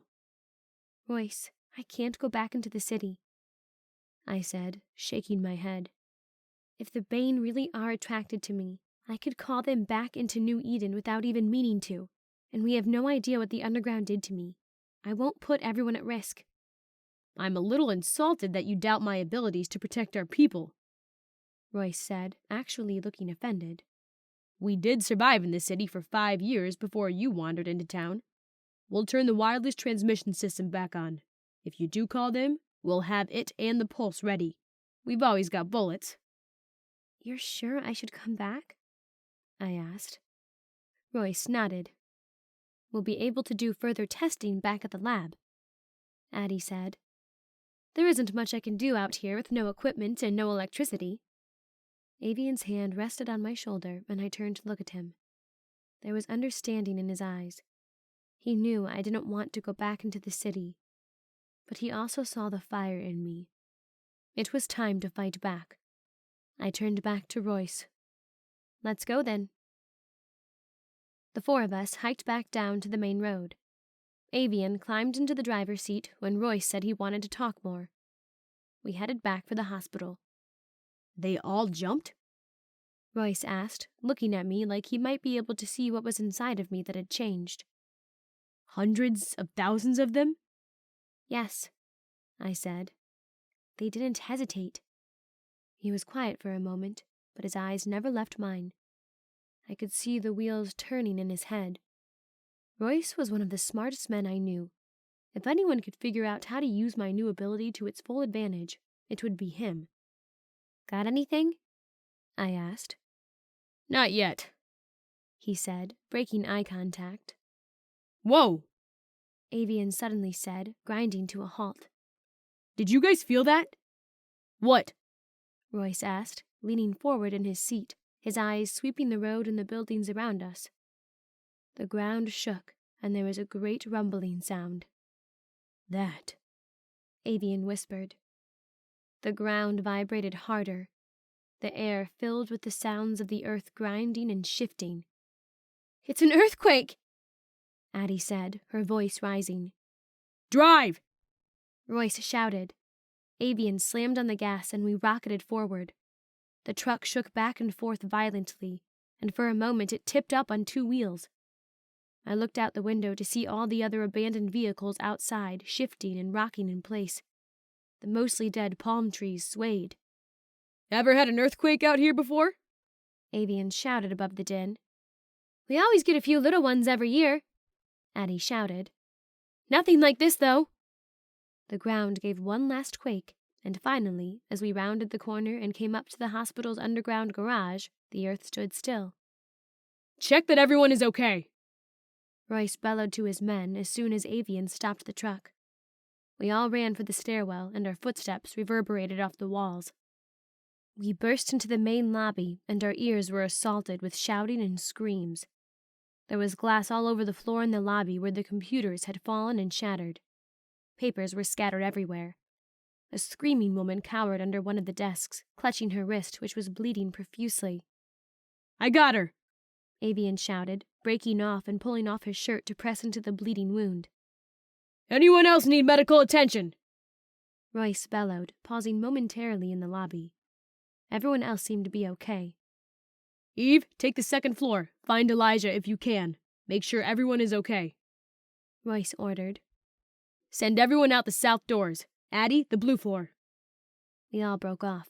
I dashed up the stairwell, taking them 2 at a time. They all seemed to be intact. Get off the stairs!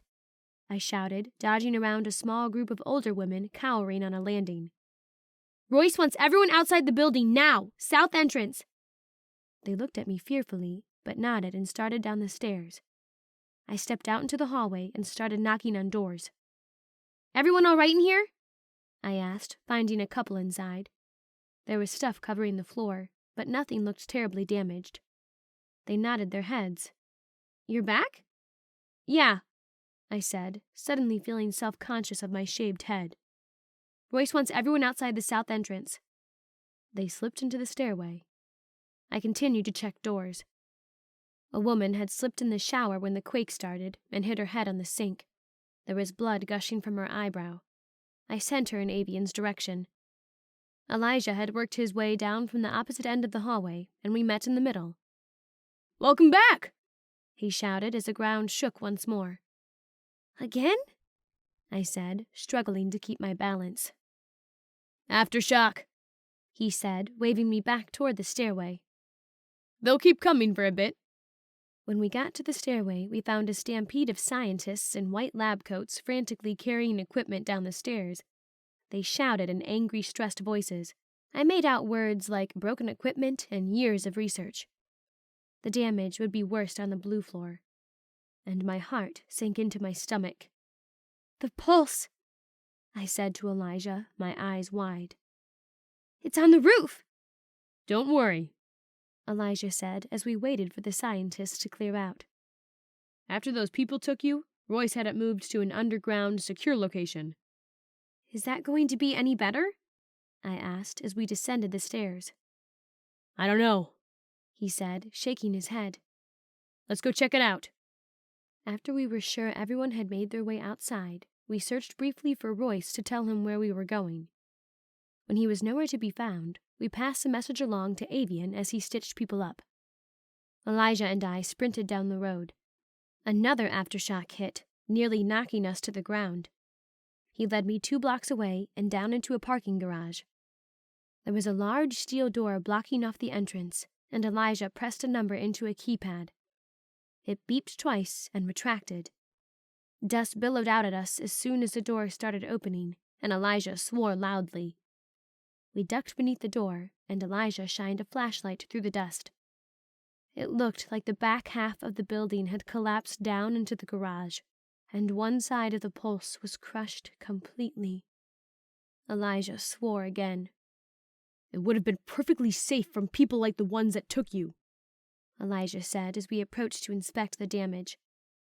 Who would have anticipated that it would be Mother Earth that would turn on us this time?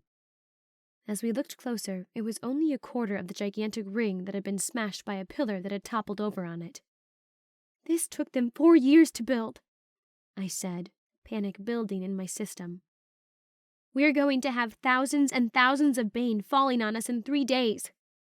So it's true, Elijah asked, glaring at me through the dim light. They really left a beacon here in the city.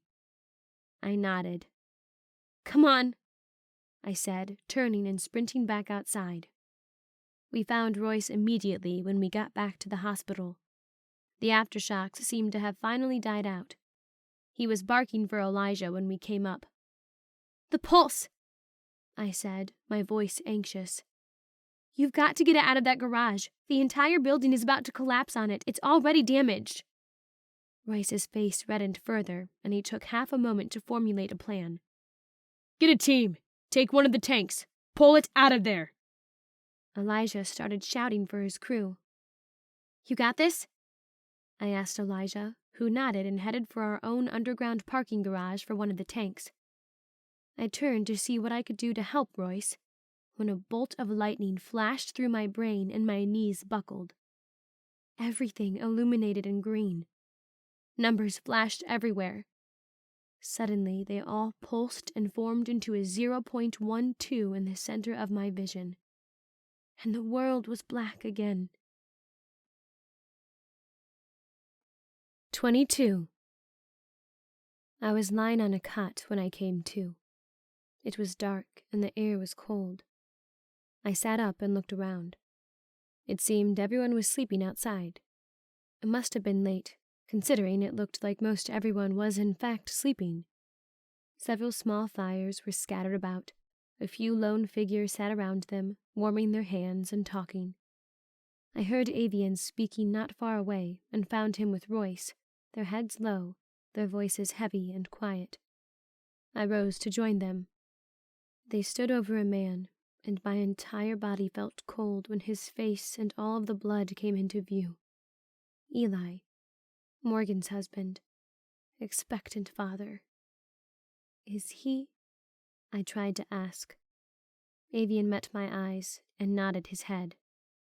What happened? They were out with the rehoming crew, Royce said, his voice rough. They were all cleaning a new building when the quake hit. The roof collapsed on them. He bled out, Avian said, his voice catching. I squeezed my eyes closed, shaking my head. "Where is Morgan?" I asked.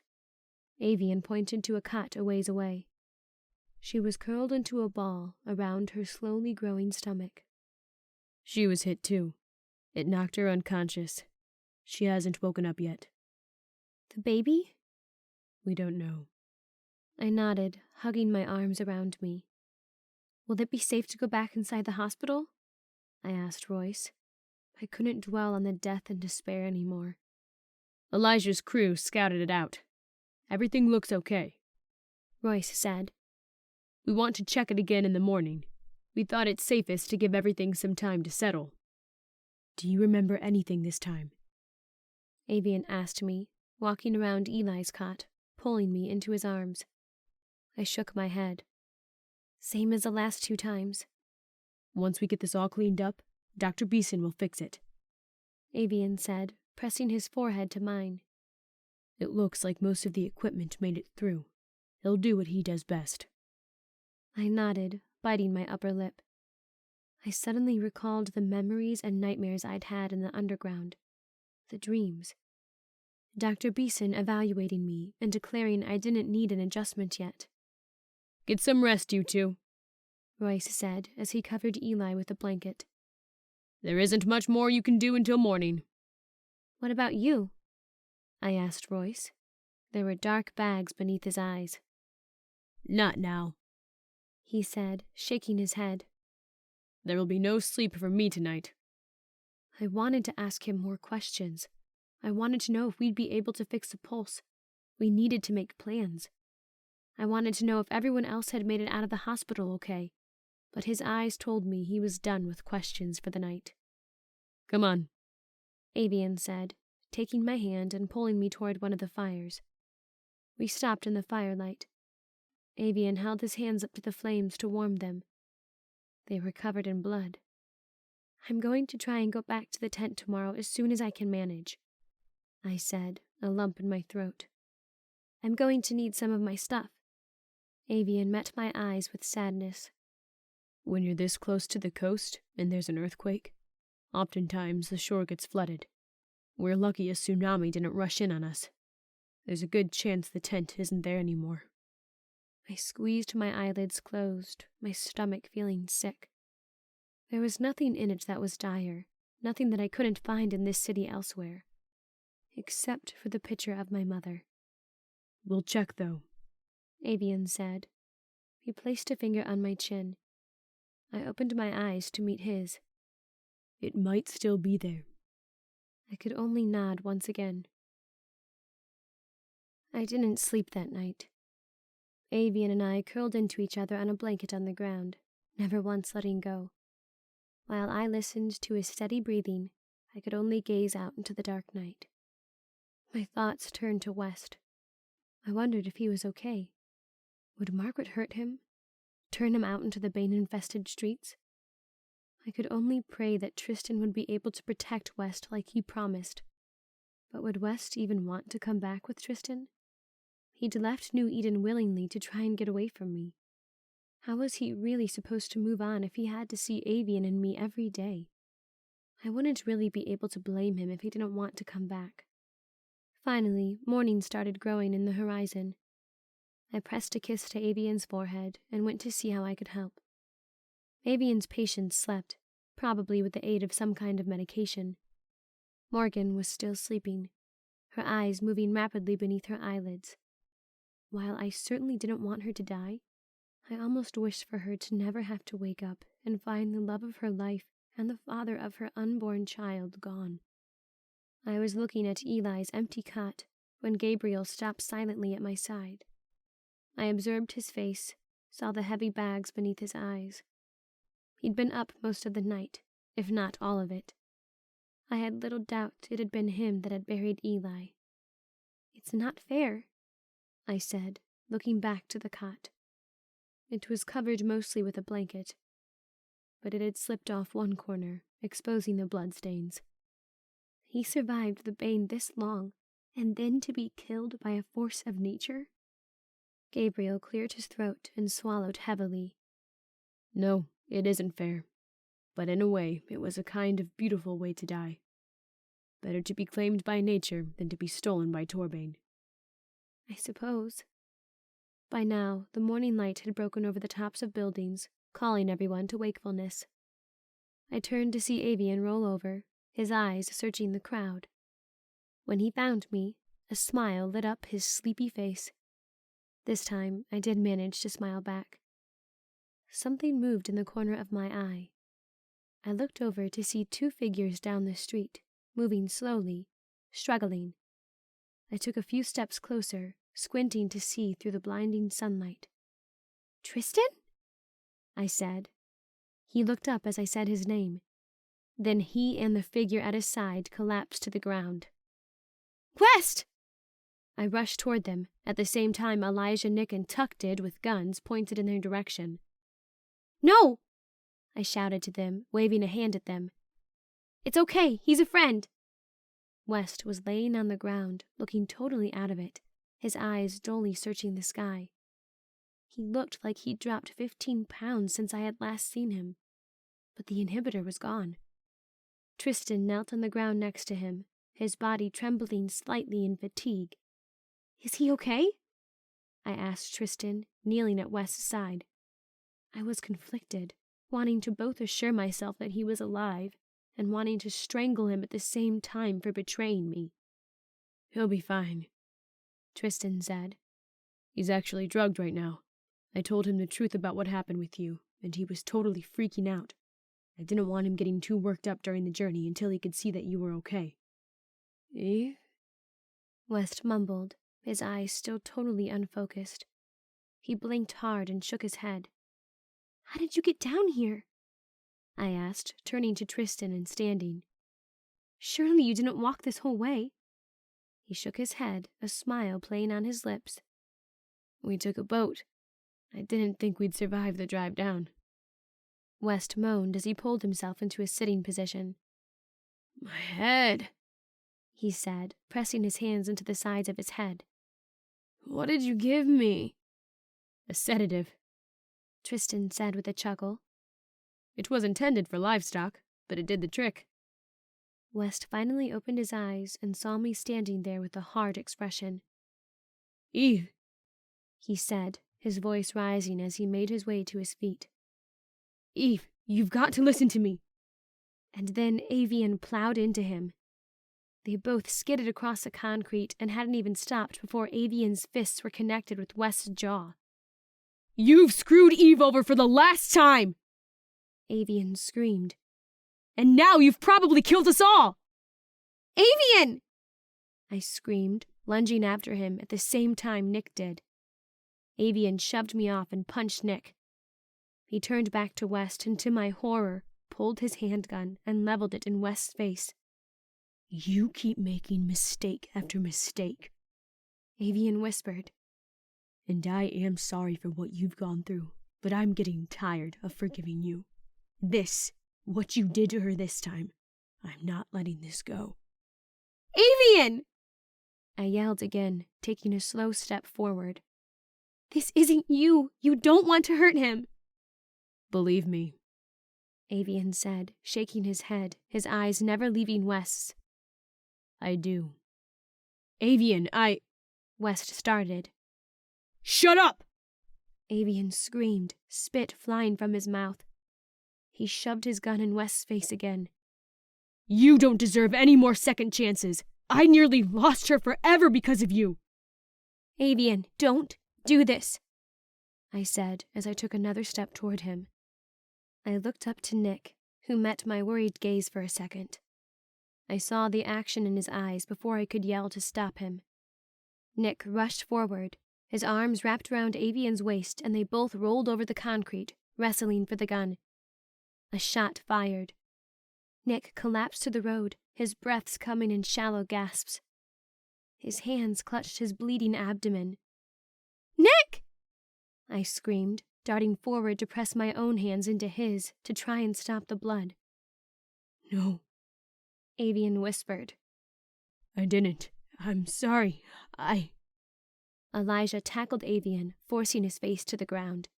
He snapped a pair of handcuffs around Avian's wrists. Royce! Elijah bellowed. Dr. Sun! The next 60 seconds were a blur of Avian apologizing, his eyes wild, Royce barking for Avian to be taken into confinement, men hauling the bleeding Nick and West back to the hospital, and Tristan and I standing there stunned, not knowing what had just happened or what to do.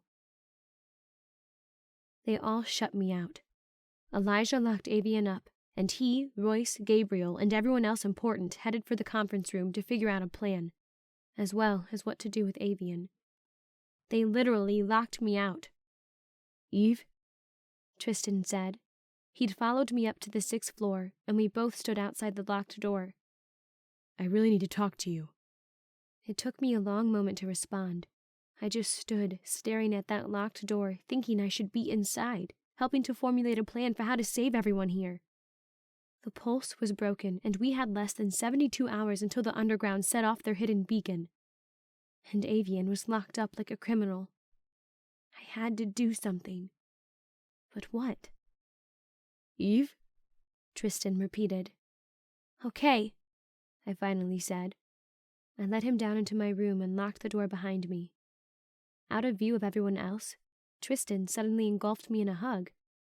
You made it back okay then? Yeah, I answered, surprised at his bold move of affection. I patted his back awkwardly before he released me.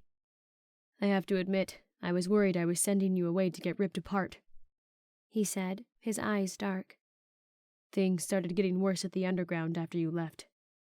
More break-ins? I asked, my stomach hollowing out. Twice. He nodded, his eyes turning to the window and the streets outside, like he didn't quite believe that the city was actually cleared. We got it the first time before anything happened, but we lost a soldier the second time. I'm sorry, I said. I truly was, despite what they had done to me. Are you okay?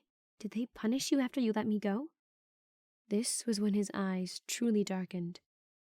That's what I needed to talk to you about. They never questioned anyone after they discovered you were gone, but I kept getting all these knowing looks. They knew it was me, Eve, but they never said a word. They acted like they expected this, like they might even have planned your escape. I was quiet for a moment, digesting what this would possibly mean. They wanted me to get out of there. Tristan nodded. And I think they wanted you to get back quickly. Those were Alistair's keys I took, to his motorcycle. I didn't think about it at the time, but I found them just outside my door. They looked like they had been dropped there by accident, but I don't think it was any mistake. I don't think Margaret is quite finished with you, Eve. My blood turned cold as I met Tristan's eyes again. A shaky hand rose to my head, running along my scalp. There was now very short fuzz covering my skin. Something has been happening, I whispered. I keep having these head-splitting headaches, blackouts that follow. I have little doubt that it is because of them. He shook his head. Something is going to happen. Margaret was obsessed with the pulse, I said. I guarantee this has something to do with it. That's what cleared the city for you? He asked. I nodded. She was livid when we told her we wouldn't use it when she was down here those few weeks ago. She's trying to force us to use it. I suggest you tell your people to have it ready. His eyes were dark and serious and regretful. I shook my head this time, my eyes falling to the ground. You just missed the earthquake. They hid the pulse after the underground took me, but it got damaged. There's no way it will work, and I have no idea how long it will take to fix. Tristan swore under his breath. All the information I'd learned, all the secrets and lies, tumbled through my head as if on repeat. Tristan, I whispered, my blood going cold. I froze, my gaze locking with his. What if I'm the trigger? His face blanched. I could see the gears swirling in his head as things started to fall into place. That's the reason they wanted you to escape. They put the trigger in my head and sent me back. What if I've already started some kind of countdown? Then we're all in for a load of trouble. Tristan said in a low growl. "Come on," I said, darting for the door. "We've got to tell Royce and Gabriel." The two of us sprinted back to the staircase. We exploded onto the 6th floor, and I started pounding on the door to the conference room. "Royce!" I bellowed. "I have to talk to you now, or we're all going to be dead." The door was yanked open, and Royce's expression was livid. "I do not have time to deal with your love mess, Eve," he hissed in my face. "Avian shot someone. I can't ignore—" "I think I'm the trigger," I interrupted him, pushing my way past him into the room. "I'm going to set the beacon off, if I haven't already set off some kind of countdown." Everyone in the room finally froze, and every gaze locked on me. "This is Tristan," I said, holding a hand out toward him where he stood just outside the door. I waved him in. "He was the one who helped me escape and brought West back. He has something you need to hear." I had to respect Tristan.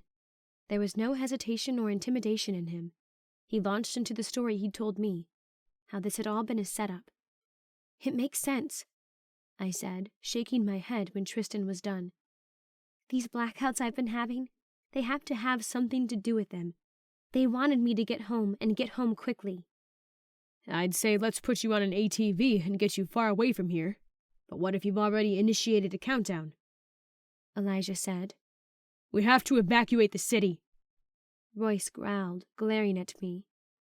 "With how much smarter and more aggressive the hunters have gotten, the wireless transmission system might not be enough to keep them out of the hospital, even if it's on lockdown." "The water," Tristan said, his hands on his hips. "Most of the Bane won't even get near it. You head out into the water and you'll be safe." "We can't just abandon the hospital, though," Gabriel said, his brow furrowing. "We'll survive out in the water for a while, but we're going to have to come back to land. We have to get the pulse back up and running, and that's not going to happen if we're all hiding on a ship off the coast." "Thank you for your information, Eve," Royce said, again glowering at me. He placed a hand on both of my shoulders and maneuvered me toward the door. "Wait a second!" I started fighting. "You've caused enough trouble for one day," he said, shoving me toward the door and then pushing Tristan towards it as well. "Leave the plotting to the grown-ups." He closed the door in our faces. "Royce!" I yelled, pounding on the door. "Gabriel!" No one replied. "Eve!" A voice called down from the hall. I turned to see Bill marching toward us with a shotgun in hand. "Leave them alone. Never thought I'd be called for backup with you as a threat." "You're here because of me?" I said, my voice livid. "Elijah radioed me up to escort you away from this floor," he said, regret in his eyes. I shook my head, clenching my jaw. "I assume you've heard about all the drama?" I asked as I reluctantly walked away from the door, Tristan in our wake. Bill nodded. "Any idea how Nick is doing?" I asked. "He's in surgery," Bill said, shaking his head. "It doesn't look very good." I swore under my breath, closing my eyes for a moment. "Avian really freaked out like that?" Bill asked, the disbelief obvious in his voice. It took me a moment to nod. The whole scene hadn't seemed real. Avian's never been a violent person. Never. "I assume that's the guy you're involved with?" Tristan asked. "Yeah," I responded as we entered the stairway. "Any idea what they're going to do with him?" Bill shook his head. "Royce has him locked up on the 4th floor for now. He said something about determining his fate when we learn Nick's." I swallowed hard. What had Avian been thinking? "What about West?" I asked as we descended the stairs. "He's in the hospital wing right now," Bill responded as we exited on the main level. "Avian banged him up pretty bad, but Dr. Stone is patching him up." I swore again as we paused in the lobby. "Can anything else go wrong?" "Knock on wood," Tristan said, shaking his head. "Are things always so dramatic around here?"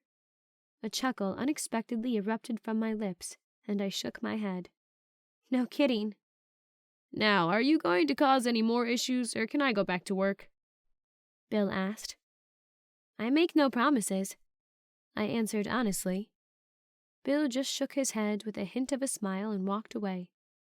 Well, this was quite the introduction to your little colony, Tristan said as his eyes swept the lobby. Welcome to New Eden. 23. What could I do at that point but go back to work? I'd tried to demand to see Avian, but Raj, who stood guard outside his door, refused me in a very in-my-face kind of way. He literally shoved his rifle in my face and told me I wasn't allowed to talk to Avian. I had no control. I couldn't dig the remote out of my head, if there was one. I couldn't make Royce figure out a plan any faster. I couldn't make them all come out of that room. I couldn't decide Avian's fate. I couldn't save Nick. But I could work. Tristan and I helped move everyone back into the hospital when it was determined safe. No one was to go back to their houses except to get supplies until we knew what to do. Besides the pulse, nothing major had been damaged during the earthquake. I gave Tristan the tour of the hospital as people started settling down. He marveled over the kitchens, over the lobby, over the schoolrooms. I couldn't blame him. It was the same reaction I had the first time Royce had shown us around. Do you think you'll stay? I asked him as we sat in the dining area eating dinner. Here in New Eden? Tristan met my eyes for a moment before dropping them to his plate again. I don't think I could go back, he said, pushing his eggs around on his plate. I can just feel it here. How different things are, despite your drama. I hope you appreciate how unique of a situation you have here. These good people.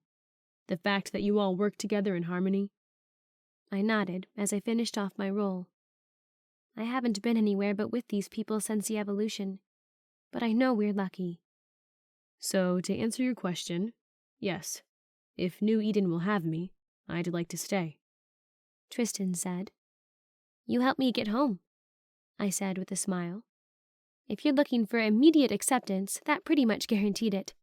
I know everyone is kind of pissed at me right now, but we're all still family. Tristan chuckled, looking back at me. I think they're happy to have you home for more than the reason of being family. You're probably still the key to fixing all this somehow. How does it not go to your head, being so blasted important? Oh, the knowledge that I helped bring about the end of the world keeps me pretty humble, I said, my tone sarcastic. Good point, Tristan said, his tone teasing and serious at the same time. What about you? I asked, stacking my empty plate on his. Where were you when everything fell apart? Well, he said, sitting back in his chair and crossing his arms over his chest. I was 16. I was in high school, and my best friend told me how his cousin had been acting weird after her surgery. She was a first gen. A few days later, I heard something on the news about Bane spreading, and a week later, my best friend wasn't human anymore. As soon as I told my dad about it, he took us into the mountains. How did you end up in Seattle then? I asked, folding my arms on the table and leaning forward. My dad went out on a hunting trip one day, looking for some food for us. I was 17 then. I was supposed to watch our camp, because there had been marauders in the area. Dad never came back. I'm sorry to hear that, I said, truly meaning it. Tristan gave a little nod with a tight-lipped smile in appreciation. There was this man, Stanley, who found me. He didn't say much, but he said I could come with him, that he'd try his best to keep the both of us safe. Eventually, we ended up at the underground. Eventually, he ended up getting infected. I shook my head. There are so few of us left. Eve? A voice called from behind. I turned to see Lynn rushing across the room. She collided with me as she skidded across the tile floor, engulfing me in a hug. I heard you were back. Are you okay? She backed away slightly, her eyes instantly going to my shaven head and the scars there.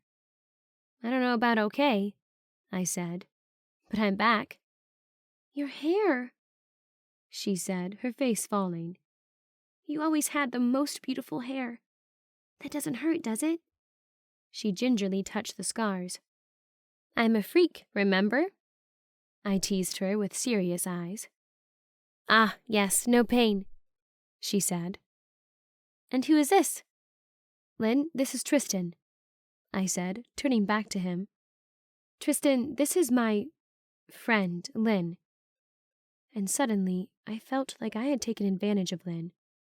I knew she would have called me a friend without a second thought. I sometimes needed to remember people were people, not just tools for survival.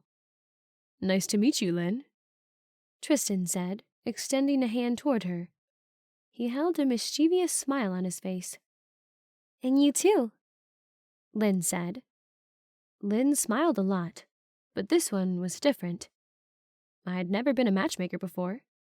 I had to hope then that we'd all live long enough for them to get to know each other. 24. The plan was this. In 48 hours, the vast majority of New Eden would evacuate the hospital. They would pack their necessities and head for the harbors, and everyone would take off into the water. Special teams would pack as much food and provisions as possible in those 48. They would all have roughly 8 hours to get to safety. I would stay at the hospital as well as a handful of the scientists while they repaired the pulse. We would have the wireless transmission system on full blast and would keep the hospital on lockdown, just how they'd all survived before the pulse went off. Royce would stay with us, and Gabriel would go with everyone else to the water. And we'd work as fast and furious as we could to rid the city once again of the Bane that were about to be called out, because no one saw a solution to stopping the beacon. While everyone else prepared for evacuation, I had a few personal issues to take care of. Despite the panic that was sweeping the hospital and city about having to evacuate, there was endless talk. People didn't know what to think about Avian's actions. Some called for his immediate exile from New Eden. Violence against our own couldn't be tolerated. Could Avian be trusted anymore? What other ways would he lash out violently in the future? Nick was still alive, but he only had a 50-50 chance of making it. West had recovered from his injuries and had been released to prepare for evacuation. I made sure to avoid him. At this point, it seemed best. But I had to talk to Avian. The floor was silent when I stepped out from the stairway. The lights on this floor flickered. Air rushed through the vents, giving the feeling there were ghosts whispering, waiting to tell you their secrets. I moved silently through the hall, finding it empty. Glancing around the corner, I spotted Raj slumped on the floor. I could faintly hear his snore. There was a supply closet just to the left of where he slept. I grabbed an electrical cord that was lying on the floor next to me and silently crept forward. In one swift movement, I yanked his rifle from his hands and threw it down the hall. With my other hand, I grasped the front of his shirt and hauled him up and into the closet. He gave a startled, half-asleep yell, but he was too disoriented to fight back. I stuffed him into the closet and pulled the door closed. I wound one end of the cord around the handle and then wound the other end around a door handle across the hall. The door to the closet jerked, but the cord held, locking Raj inside. Eve! He yelled, his voice faint through the solid door. Don't do this! These are Royce's orders! I just need to talk to him, I said, though probably not loud enough for him to hear me. I turned to the door he'd been guarding. It looked like any normal hospital room, but it locked from the outside. I wondered if Royce had ordered it special made for Avian, or if he'd thought to have a prison room before everything went down. Avian? I called, knocking on the door. Eve? He responded. I heard his feet shuffle across the floor. Is that you? Yeah, I said, my voice rough. I tried to rehearse what I would say to him when I faced him once more, but nothing had come. I'm coming in. Stand back from the door. He shuffled away, and I set my own shotgun down for a moment. Coiling my right leg back, I landed a solid blow next to the door handle. The wood split, but not enough to open the door. On the third kick, it caved and flew open. Avian stood in the middle of the room. He had dark circles under his eyes, and his entire countenance seemed darker. But the grief and pain on his face showed me that he was still Avian.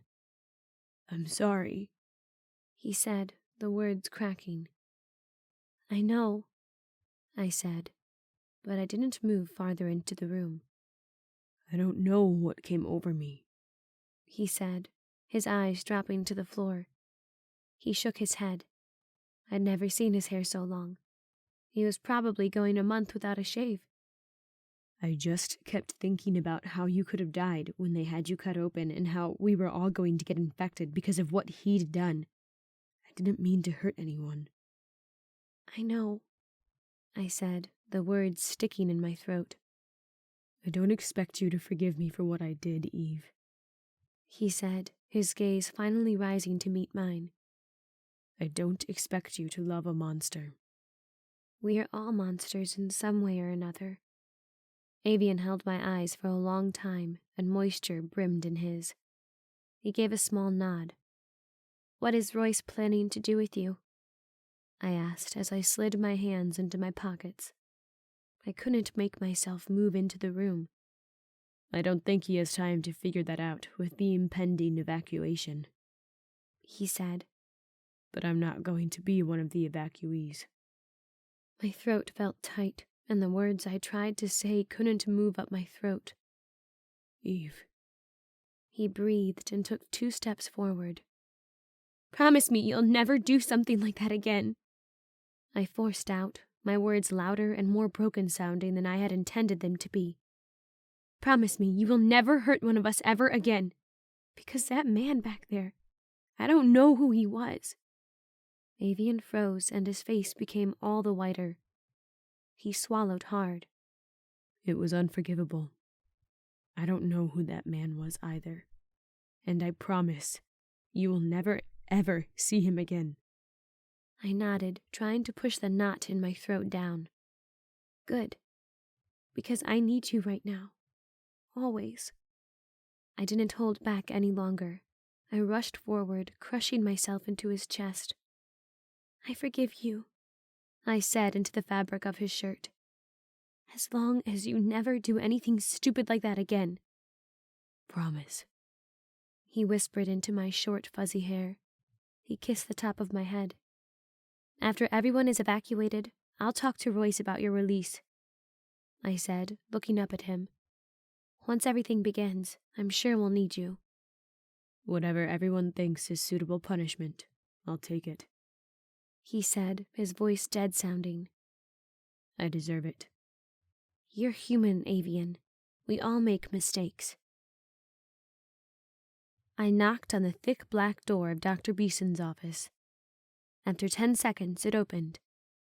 It was Addie who answered. "How's Dr. Beeson doing?" I asked.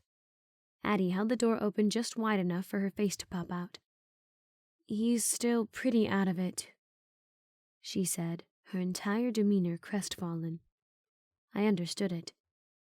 Dr. Beeson, helping him with his research and work, it was her entire world. "Dr. Stone has him all drugged up, but he thinks Eric will be okay by the time everything goes down." I nodded, my eyes falling to the floor.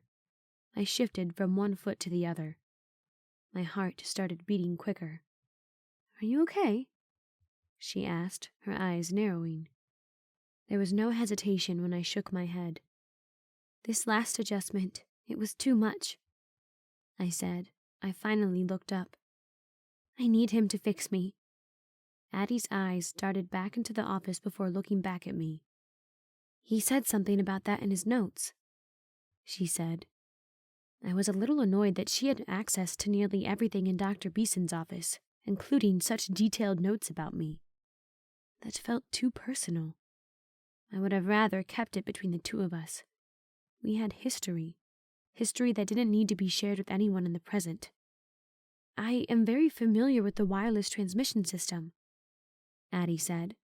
She fidgeted. "I helped him develop it. He trained me extensively. I was the one who got it back up and running yesterday. He always said that should something happen to him, someone would need to know how to work it. I've read all the notes on what he does with your adjustments. I'm 95% confident I could do it, if you'd like." Addie's offer threw me. It took a lot of trust to let Dr. Beeson mess with my head. He could do anything to me when I was shut down and vulnerable like that. He could turn me into a blithering idiot. He could turn me back into an infant. But I trusted him to help me. Could I trust Addie? I promise I won't do anything other than restore your emotional blockers, Addie said, as if she could read my mind. Trust me, I have no interest in harming you. You're pretty much the most amazing science experiment I've ever met. My eyes must have darkened because she apologized. What I mean is that I will make sure it works, she said. I promise. This seemed stupid. I knew if Avian was here, there was no way he would allow me to do this. Nearly anyone in the hospital would protest. But that beacon was about to go off. The underground wasn't finished with me, and I needed to be at the top of my game if I was going to fight back. Promise? I asked. You're sure you can do this? 95%, Addie said, giving a little nod. That's going to have to be sure enough, I guess. She opened the door wider and let me in. The air was crisp with the promise of the new year. I rolled Avian's motorcycle out of the underground garage. I was clouded in exhaust fumes as I started the engine. I took a solid breath before I started down the road. I finally felt like me again. I didn't feel like I was going to crack at any moment, like I was going to have a meltdown. I could see things clearly, and my insides didn't feel like a snaking mess. Addie had done the adjustment perfectly. Even though my emotions were dulled back to normal, there was something very personal I had to investigate for myself before I got down to Bane business. One moment I had myself convinced that there was no way my tent could be washed away. The next, I couldn't imagine that it hadn't been. But when I parked the motorcycle next to the beach, I saw it, sitting battered and sideways, but still there. My boots sank into the wet sand. The shoreline looked different, as if the water had in fact rushed in, dragging the granules away. The tide had pulled my tent down to the beach. It sat only 2 feet from the water. I righted 2 of the poles before I stepped inside. The floor was soggy, and my clothes that had been stashed under the cot were soaked. But when I checked underneath my pillow, I found the picture of my mother, undamaged. I held it to my chest, taking a deep breath. My past. Had I been remembering it back at the underground? Were those scenes and images real? Or had I just been going crazy? Had they broken my brain enough to make me see things that just mimicked reality? I looked down at the woman who looked just like me. If she hadn't died giving birth to me, the world might still be recognizable. She might have stopped Dr. Evans from giving me Torbane, let me die the natural death I should have died, and Torbane might have just stayed a theory in a file. But these thoughts weren't going to change the past, so I put them away. Tucking the picture in my pocket, I rescued a few of Avian's books and tucked them into my pack. I took my time emptying the tent. I broke into one of the houses that sat on the beach, storing my clothing, cot, pillow, sleeping things, Avian's belongings, and eventually the tent inside.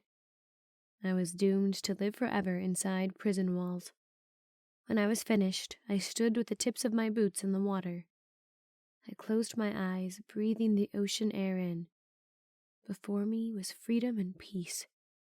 At my back was the real world of destruction and endless crushing work. Goodbye, I whispered to the water as my eyes opened. I knew that it would be a while before I would see it again. Straddling the bike, I pointed it back in the direction of the hospital.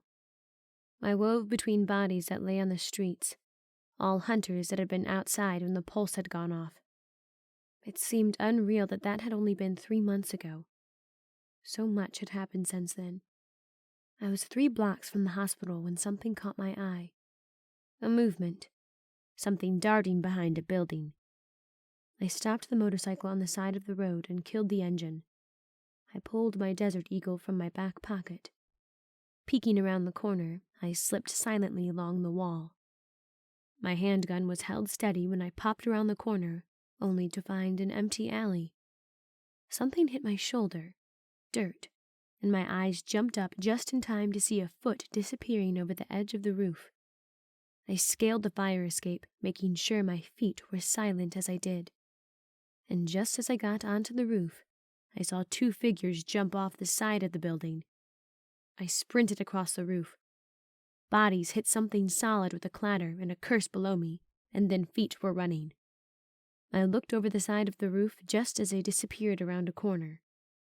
Darting back to the fire escape, I slid down the ladder and ran back to the motorcycle.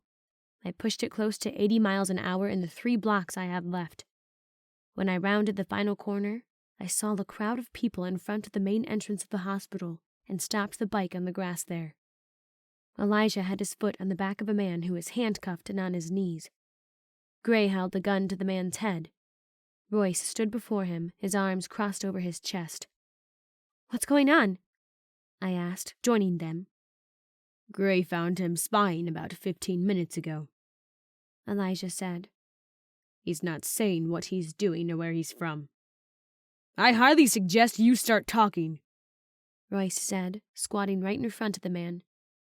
"You see, when I worked for the United States government developing weapons of war, I got a contract to develop a few nasty items for a more individual base of destruction. You do not want me digging in my closet, but I will if you don't tell me what I want to hear." Fear shook the man's body, but he was trying hard to keep his face blank. "Is it ready?" he asked, his voice shaking slightly. "Is what ready?" Royce asked, narrowing his eyes at him. "The device." "What? The pulse?" The man nodded. "You're with them," Royce said, his eyes growing even darker. "Aren't you? You're with that group from Seattle." Tristan stepped out of the hospital and hesitantly came to my side. "What's going on?" he asked. "Apparently your old friends are back." I took a step forward. "There were more of them just a few blocks from—" My head must have split open for real this time. A scream ripped from my throat, and I collapsed to my hands and knees. I was sure there had to be blood leaking from my ears and nose and eyes and mouth and every pore in my body. My brain was dissolving into 1,000,000,000,000 atoms being split and rearranged. I opened my eyes to find a world washed in green, sequences of numbers flashing across my vision, and I could feel them. Hundreds of thousands of them, millions maybe. Like a string was connected to me and ran to each and every one of them. I could feel the Bane, and the call that was going from me to them. "Heave!" Voices screamed. My eyes searched for faces to attach the voices to, but there was only green and numbers, and the feeling that I was more Bane in that moment than I had ever been in my life. The connections became stronger and stronger, and I felt their dire need, their drive, their one reason for existence, to make the perfection spread, to heal what was broken. And what was broken was human DNA and tissue. It was weak, it aged, it died, it fractured. We were strong. We were perfect. We were made to save. And we had to spread. We had to make the world perfect. "Eve!" A voice called out to me again. I blinked, trying to clear the numbers from my vision and the voices from my head. We must spread. We must perfect and heal the world. "Eve, this isn't you!" The voice screamed again. Another voice yelled, and then a gun was fired. I blinked again and my head jerked to the right as someone slapped me. It felt like a fishhook caught in my brain, and the strings that bound me to the millions out there started breaking away. "Eve, come on, you can pull out of this!" Tristan. Tristan? I moaned, the pain pulsing through my brain once again. I opened my eyes, the numbers fading from my vision as the rest of the strings fell away. "I'm right here," he said. His arms were around me, and I was lying on his lap. "Holy you were saying some pretty freaky stuff." And suddenly, adrenaline burned through my veins. I was on my feet and ready to attack the man we had captured when I froze. There had to be 15 of the people from the underground surrounding us. Guns were pulled everywhere. Elijah's team had assembled, and there was a boy in the middle of us all. You put the beacon in my head, didn't you? I growled at none of them in particular. It was never here, and I was never the trigger. You put it in me and sent me back. Most of them didn't react in any way, but one of them had a tiny smile that tugged on his mouth. I crossed the circle faster than I'd ever moved. I yanked the shotgun from his hands and tossed it towards Tristan. I grabbed the man's shirt in my fist and pulled his face an inch from mine. You've just sentenced everyone to infection, I hissed. That's what the pulse is for, he said, his breath rancid. The pulse is broken! I bellowed, shoving him away from me, knocking him to the ground. And you set the beacon off 2 days early! You put the beacon in one of our soldiers? Royce bellowed, rushing at one of the other men, knocking him to the ground, his fist crushing his cheekbone. Within half a second, everyone was yelling, fists flying. I had just knocked out one of the men who rushed me when I saw movement from behind us. There were more of them. Another 10 soldiers, men and women, rushed from behind other buildings, guns drawn. This was about to turn into a bloodbath. We didn't have to wait for the Bane to swarm the city in the next few hours. We were going to kill each other off first. Gray chased after 2 soldiers who fled down an alley. Tristan stood with one of our soldiers, trying to keep them out of the hospital, guns drawn. Elijah radioed for backup as he fought off another man. I had to find Margaret. If I could find Margaret, maybe I could keep this from turning into a death match. I could convince her to call off her people, because I had no doubt that Margaret was here. Tristan was right. They had staged my escape. They'd wanted me to get back to New Eden, and quickly, because when they didn't find the answer to curing Torbane, they planted their beacon inside of my head and waited for me to return. And then they set it off. Looking one last time back at my family, I set off down the street. 25. Margaret would be waiting somewhere she could see all the action. I just had to find her vantage point. I checked the street level, anywhere she would be able to see from, but she wasn't a stupid woman, and being out on the road would be too obvious. She was hiding inside a building. I was just about to duck inside one when a familiar voice called my name. I turned left and found West jogging up to my side. His entire body was bruised. We're going to kill each other off out there, he said, his eyes wild and fearful. He grabbed my arm and pulled me out of view of the battle. I hadn't considered how I would react to West when I came face to face with him again after what he'd done, after what Avian had done, especially since Addie had turned my humanity down. I should have expected the hatred and the burning that consumed me, and he saw it all there in my face. I am so sorry, he said, his eyes filling with regret. I never meant to betray you. I was hurt, and I was angry, and I was pissed, but I didn't mean to tell them about you. I thought you were safe here with Avian when I went with them. I couldn't stay here anymore. I didn't think it would matter if I told them what you were capable of. I wasn't all that sure I'd ever see you again. I wasn't even breathing as I listened to West apologize. The back of my eyes burned and my throat felt as if it had totally closed off. Yell at me, he said, his eyes desperate. Hit me. Do whatever it takes to make you feel better. I think it will make me feel a bit better if you break a couple of bones or knock me unconscious. From past experience, I knew I was unpredictable when my emotions got away with me around West. So I did the only smart, reasonable thing I could do in that moment. I turned and walked away. Holy shit. West breathed as I took 2 steps away from him. And the way he said it, the way the very air changed around us with his words, made me freeze in place. I turned to look back at him and found his face stark white. His eyes had reddened and moisture pooled in them. What? I demanded, my tone unsure. He held a hand over his mouth and squeezed his eyes closed for a moment. A tear streaked down his cheek. I have something important to do right now, so if you have something to say, you'd better say it quick. West finally opened his eyes, wide and disbelieving. Now, West! I demanded, debating just running into the building to complete my task. We could talk later, if we lived through the day. You know all those stories I told you about how we used to play together when we were kids. The notes I left you. Is this important right now, West? I said, my tone dripping acid. He nodded his head. Fine, yes. He paused for a moment. He took a deep, quivering breath. None of them were true. What do you mean?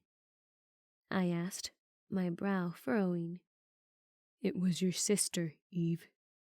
He said, more tears streaking down his cheeks. His eyes rose to the heavens, and he shook his head. It was your identical twin sister that I did all that stuff with, not you. I tried to ask what, but the words stuck in my mouth like it had been filled with cotton. My thoughts swirled. I'd seen myself talking to me in those fractured memories and nightmares in Seattle. I'd been crazy. They'd broken my mind. This couldn't be true. The tattoo on the back of your head, he said, his voice shaking nearly beyond control now. The Roman numeral 2? You were Eve 2. Your sister was Eve 1. No, I said, shaking my head, my insides quickly going numb. No, that can't be. West nodded his head. We hated each other as kids, Eve. Some people just don't get along. You and I, we couldn't stand to be around one another. It kind of explains a lot about us now. His brow furrowed, as if reevaluating every moment we had spent together. You lied to me, I said, my voice very controlled and very quiet. Again, about something like this? Tears started leaking down West's face again, and he gave a slight shake of his head. I thought you were her, Eve 1, because Eve 2 was supposed to be dead. My father was supposed to dispose of her, because she had been compromised, because she killed over 50 people, because Eve 2 did this. He pulled on the collar of his shirt, exposing the claw marks on his neck. That was supposed to be me? I breathed, not believing a word he said. West nodded, coming one step closer. I never said anything about the twin sister because she was supposed to be dead. You didn't remember anything, and I thought that was for the best. What was the good of bringing up a sister who had tried to kill me and was supposed to be dead? I was going to let the past stay dead. I punched West in the face. Hard enough, he collapsed to the ground. I can't take any more of your secrets, I said, my voice shaking with rage. I hate you, West Evans, and if we all live through this day, I never want to see you again. And I left him there on the ground. I slipped inside the building and let the door close behind me. The interior of the building shifted with lines of black. My hands shook and my stomach rolled in an emotional hurricane. There was coughing somewhere above me and a quick shh. I shut out my personal garbage and took the stairs 2 at a time. I was catching a break for the first time in what felt like a very long time. I'd found them in the first building I tried. Hushed voices came from behind a closed door. Slipping my handgun from my belt, I leaned against the door.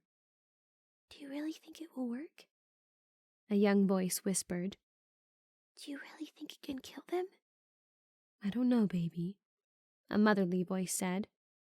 We can only hope so. I pushed the door open, my gun poised ahead of me. Margaret stood by a large window, overlooking the fight below her. I should shoot you right now, I said loudly. Every eye turned on me, including Margaret's. There were muffled screams and whimpers. Then why don't you? Margaret asked. There was just the faintest trace of fear in her eyes, but not enough. Not enough to classify her as human in my eyes any longer. Because I need to know how far that thing you planted in my head is going to reach. Margaret didn't answer for a moment, and I saw her gaze shift to those around her, I noticed then that they were mostly women, children, and elderly. "Not here," she said in a hiss and stepped toward me. She held her hands up when I didn't lower the weapon and stopped. Her eyes slipped down to the little girl on the floor just to the side of me who was crying and had her face buried in her mother's shoulder. "Out in the hall," I said, waving her out with the gun. The two of us stepped outside the door, and I closed it behind us. We walked halfway down the hall for privacy. "Why?" I asked simply. "Do you not remember what things were like in Seattle?" Margaret asked with narrowed eyes. "We had to leave, or we were all going to get infected. The underground has been totally compromised. And soon it is going to be the entire world, and we will be eradicated." Margaret actually had no idea how true her words were. She had no way of knowing the sweeps the hunters were conducting. "Just so you know," I said, my tone turning icy, "you've condemned us all to infection. I don't understand your pride with this pulse thing. You have to use it." "We would be happy to," I said, my teeth clenched so tight they might have broken if I were fully human. "If it hadn't been damaged in the earthquake." Margaret paused, her expression paling. "What earthquake?" "The one we had just a few days ago. The one that dropped a concrete pillar on the pulse, making it unusable. And our head scientist, the one who developed it, the only one who can fix it, is sick." "I didn't know," she said. She was trying to pitch her voice to be non-caring, but she was failing. "We're all dead now, thanks to you," I said. I grabbed her wrist and started pulling her down the stairs. Maybe it was shock or guilt or some other unknown conscience that I didn't know she possessed, but Margaret let me drag her out of the building without a fight. Shots rang out and shouts rose into the air. There were 3 bodies lying in front of the hospital now. I couldn't look at their faces just then to see if it had been any of ours that had fallen. West was nowhere to be seen. "Call your men off," I growled in Margaret's ear, "or I swear I will kill you right here." I pressed the barrel of my handgun into her ribs. Margaret shifted uncomfortably, her arm going nowhere under my steel grip. She cleared her throat. "Cease fire!" Margaret yelled, her voice startlingly loud and filled with authority. "Members of the underground will assemble, now!" Instantly the shots died out, and slowly the soldiers, New Eden and foreign alike, gathered before the hospital. "You have a lot of explaining to do," Royce growled, pointing a finger at Margaret. He approached her, fast. For a moment I was afraid he was going to plow her right over, but he stopped just an inch from her face, his finger pressed to her chest. He was covered in blood and grime. Avian suddenly came jogging through the crowd, followed by Raj. I resisted the urge to rush at him and pull him into my arms, but now wasn't the time. "I do believe we have some talking to do." She couldn't hide the quake in her voice or the fear in her eyes. "I should just have Eve shoot you right now," he seethed. "Trust me," I said, my jaw clenched tight. "It took everything I had in me not to." "Elijah!" Royce barked, turning. Elijah limped forward. There was a shirt tied tightly around his calf, no doubt stopping up a bullet wound. "Watch her people. I swear, if any of them makes a wrong move, shoot them." Protests were shouted and firearms were raised again. "You will do as he says!" Margaret bellowed, and instantly the contention died. "You will stand down until I come out. You will wait for my word." Eyes shifted and fingers remained poised on their triggers, but they did lower their weapons. Elijah and his team quickly surrounded the undergrounders. "Move," Royce commanded. Avian stepped forward as if to follow us, and Royce immediately threw up a hand. "Now isn't the time to be the protective boyfriend," he said, his voice quiet so the entire crowd wouldn't hear him. I released you because you're needed out here. This right now is between the three of us. Avian met my eyes, and for a moment there was pain and panic there. I could only nod and try to assure him that somehow everything was going to be okay. There was a loud, large crowd just inside the hospital doors. Guards, including Tristan, stood armed and ready with the masses behind them. Move! Royce bellowed as we made our way through the crowd toward the stairs. The tension inside of me built as we ascended. How much time did we have before we were all dead? As soon as Royce closed the door to his office, he turned and shoved Margaret back into a chair. Her eyes grew wide with fear as she fell back. Good. What have you done? He growled. He placed his hands on each of the armrests, his face again coming within an inch of hers. If you weren't going to use that pulse on your own, we thought we'd force you to see reason. She started explaining in a shaky breath. It was all too easy to plant false information and stage a supposed escape. We knew you'd listen to one of your own soldiers. You would never suspect she was in fact the beacon. Royce slapped Margaret across the face. The sound was sharp and startling. Margaret jerked to the side, her hair whipping across her face. How far is that beacon going to reach? He demanded. Margaret faced forward again, her mouth slightly agape, her eyes not quite meeting Royce's. Her hand rose to her cheek gingerly. We had no certain way to test it, but we estimated it would reach at least 500 miles. Royce was silent for a moment. I had little doubt he was calculating the size of the cities within that 500-mile radius. There is about to be over 1 million Bane flooding into this city.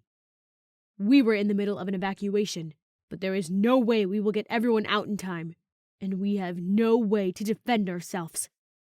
Royce said. What do you have to say about that? We heard a shot fired, followed by another. Royce swore, and we both sprinted for the stairwell. Do you have any idea how much time we have before they start arriving? Royce asked as we ran. I shook my head, tightening my grip on my handgun, wishing I had more firepower. We were clear for at least 75 miles. 3 hours? Royce swore again as we sprinted through the lobby and back out the front doors. There was a faint sound of glass shattering. The crowd had disbanded again, and the fighting resumed. Elijah lay on the ground, pressing fingers into a bleeding wound in his chest. Avian had another man pinned beneath him, and his fist connected with the man's face. Even West was in the brawl at this point, scuffling in the dirt, his hands wrapped around a soldier's throat. Down the street, another shot was fired. A woman from the underground tried rushing the entrance to the hospital. I threw myself at her, knocking her to the ground. We rolled to the ground, and she hitched the barrel of her gun up into my stomach. My breath caught in my throat, and I froze on top of her. You don't have to do this, I said, my voice breathy. We are about to be invaded. We don't have time for all this fighting. You're the one to talk, she spat. After you just murdered Margaret? What? The woman shoved me off of her and pointed somewhere just behind me. There was broken glass everywhere, and in the middle of it was Margaret. She was dead. There was no question about it. Her right arm was bent back underneath her at an impossible angle. Her neck was cocked sharply to the left, broken. There were huge chunks of glass embedded into her skin, and blood poured from her lifeless body. She jumped, I said, my voice horrified and disgusted. I'd heard glass shatter just before Royce and I had gotten back outside. Royce told her how she'd killed everyone, and she jumped to her death. Don't lie to me, the woman said, her voice harsh and emotional. She wedged the barrel of her gun back into my ribs. No, I insisted, meeting her brown eyes again. I promise you that wasn't us. The woman's features hardened, and she shook her head as she cocked the trigger. I spun quickly, grabbing her wrist as I did. With a quick flip of my own hand, I pulled the gun from her grasp and completed the spin to turn and point both my own firearm and hers at her chest. "I will not fire unless I have to," I said quietly. "But right now, I am not your enemy. There are about to be hundreds of thousands of Bane flooding this city, and I am your only shot at staying alive and human." And then I knew exactly what I had to do. Throwing the gun out of her reach, I turned east. There was a wide open desert out there where no people would get hurt. A wide open desert big enough to hold the enemy that would soon be arriving. I scanned the fighting crowd for Avian, but he was nowhere in sight. There would be no time for a goodbye. I dashed around the side of the hospital and dropped down into the garage. I hopped on an oversized ATV. It would get me through the mountains, over the rough terrain, and it would do it quickly. The engine growled to life when I shot out of the garage. The crowd parted as I ripped down the street. Members of New Eden shouted after me as I moved, but Royce, Gabriel, and Avian were nowhere in sight. Spotting Bill, I slowed momentarily. He caught sight of me, and I waved him over. He rushed the ATV and hopped on, grabbing onto the cargo rack. "You're going to head them off, aren't you?" he asked, his eyes serious and dark. "There's no other way," I said. "We are all dead if I don't do something." Bill nodded, glancing back at the fighting crowd. They had barely paused when I barreled through them. Hopefully, there are still some of us left to save. And then West shot through the crowd, stumbling over debris. He stopped next to the ATV, his hands braced on his knees for a moment as he caught his breath. "I'm sorry I lied again, Eve," he said, looking up at me with regret on his face. He straightened and pulled something from the cargo pocket of his pants and extended it towards me. His grandfather's notebook. "The truth is in there," he said.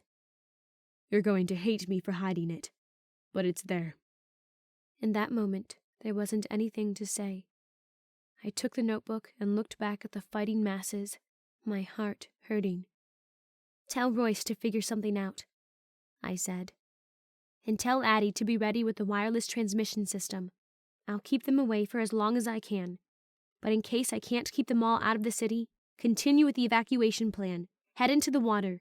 You'll be safe there. At least for a while." Bill held my eyes for a long while before he nodded. He placed a hand on the back of my neck and pressed a kiss to my forehead. "Good luck," he said. "Do me a favor," I said, glancing briefly at West before meeting Bill's eyes again. "Tell Avian that I love him, and that I'm sorry." "He knows that," Bill said. "But I'll tell him." I nodded, and Bill saluted me. "I'm sorry," West muttered again as he backed away. Gripping the handlebars tighter, I revved the engine and took off down the street. 26. Even though I could no longer feel that connection to the Bane, I pushed my thoughts out to them.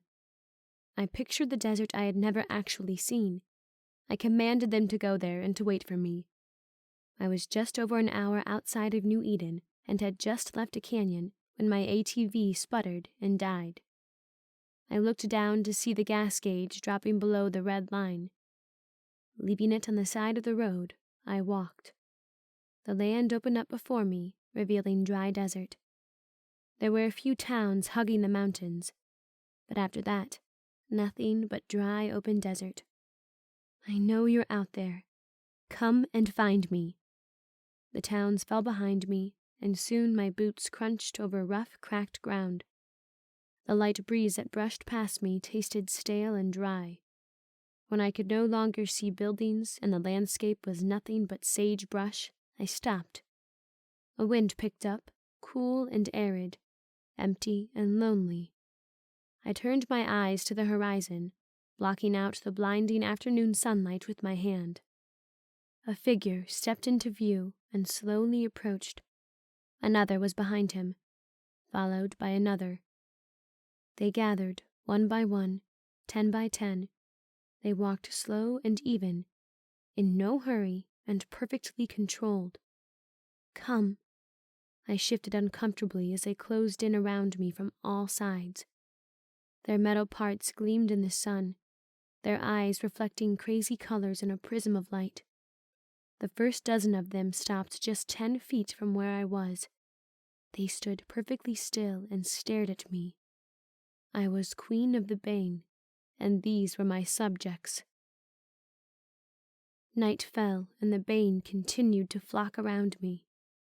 They stretched as far as I could see, filling this desert. There were thousands of them, maybe more than 10,000, and they all just stood there, facing me.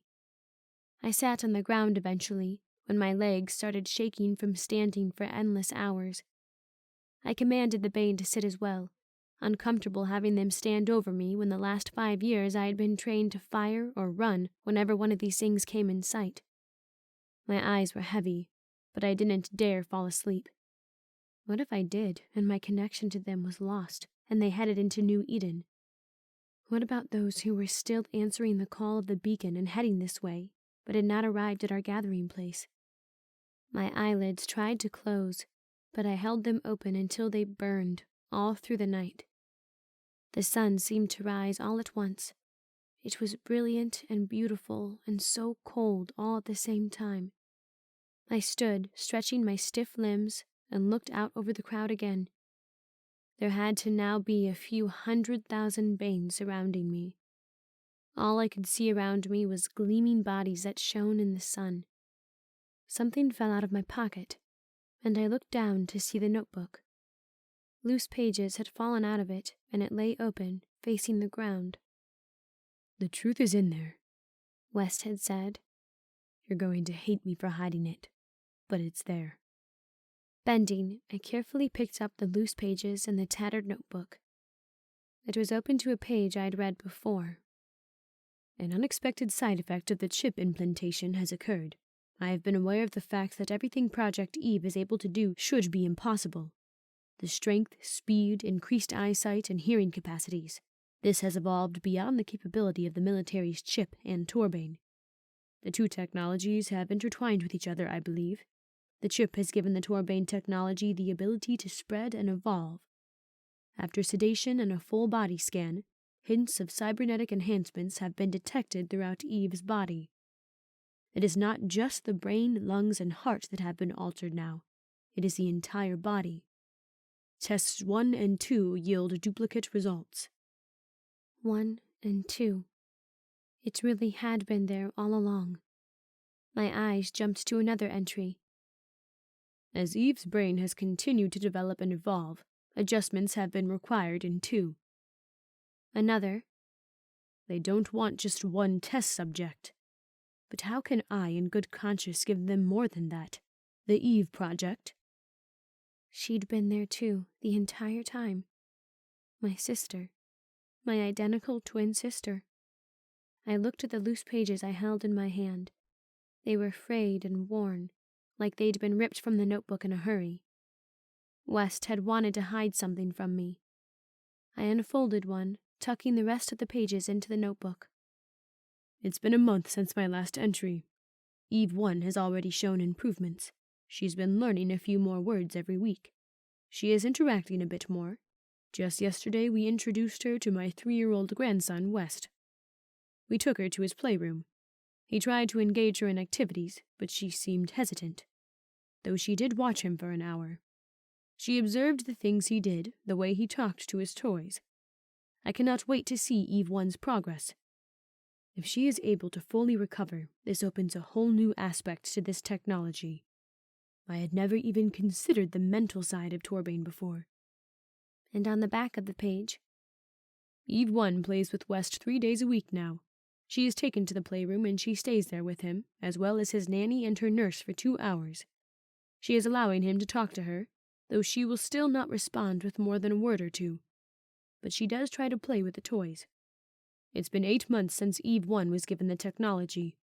I don't know if it is because it was given for a neurological condition, but it still seems to work more slowly than I would have hoped.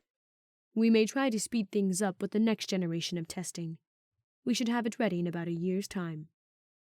My hands shook as I read about my sister. I pulled out another page, dated more than 2 years prior, and read. While 1 has started to stabilize, 2 continues to languish. The department is fighting against it, saying that the technology is not ready to be tested on a human subject. I feel that I cannot simply let this infant die without trying. It could, and I believe will, save her. We had been given Bane for completely different reasons. Mine were physical, hers were mental.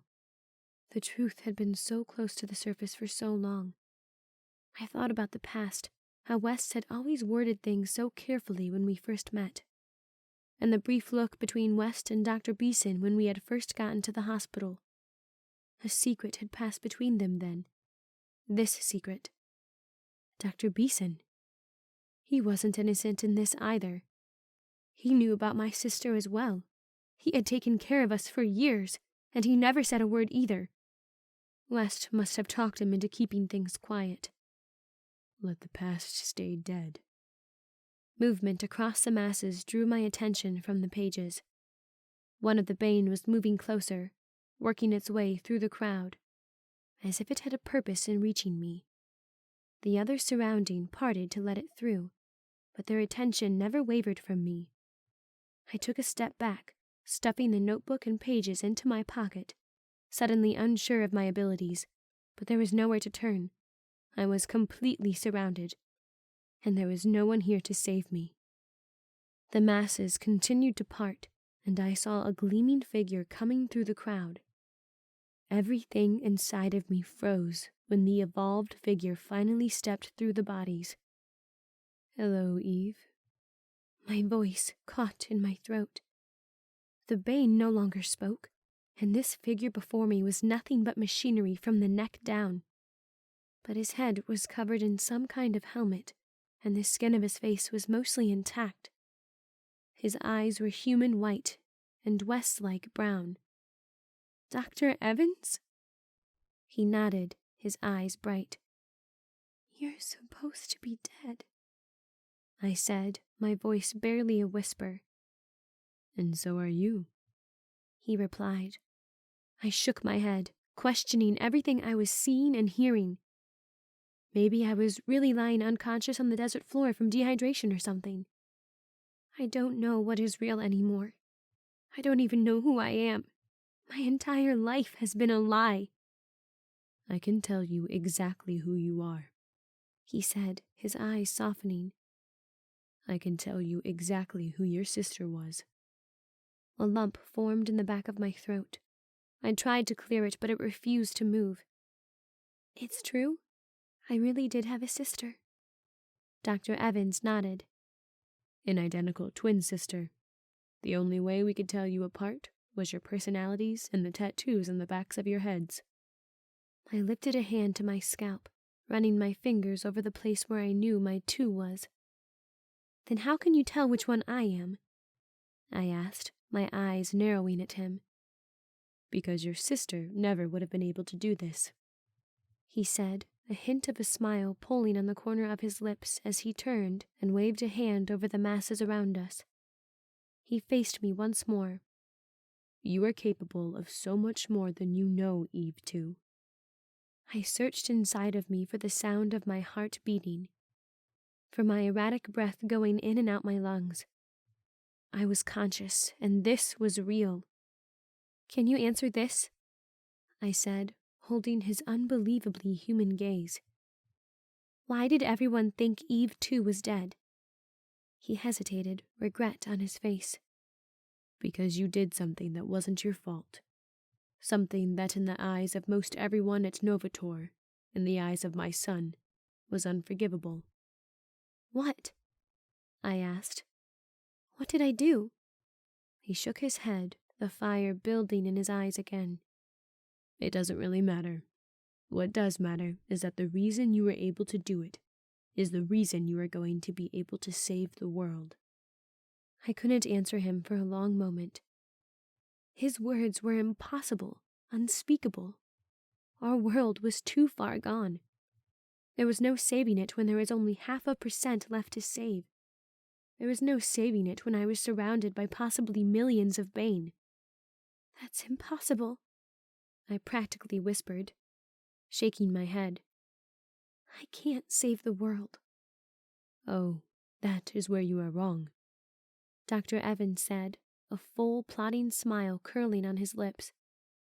Like I said, you are capable of so much more than you realize, and I had already started plans for the device that will clear our planet. And the pieces of a puzzle I hadn't even realized were there suddenly fell into place. The notebook. The words slipped over my lips. My hand shifted to my pocket. Dr. Evans nodded his head. So you've seen the plans. I reached into my pocket and slowly, never breaking his gaze, pulled it from my pocket. West had it. That's how I learned what I really was. We thought the plans were for an electromagnetic pulse. Dr. Evans broke out in a laugh and clapped his cybernetic hands together. Brilliant. Just brilliant. Isn't it fascinating how fate works? You're a scientist, I said, holding the notebook tight to my chest, feeling suddenly protective of it. You aren't supposed to believe in fate.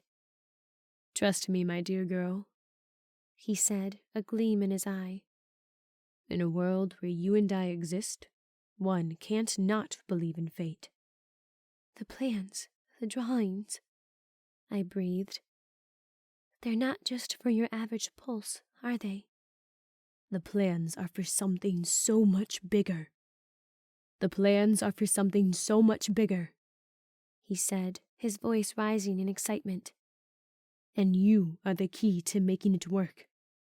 Something rose up inside of me, something bigger than me, something that was more hopeful and daring than I, something that met the sky and the earth and the water, something that dared to dream of a normal life.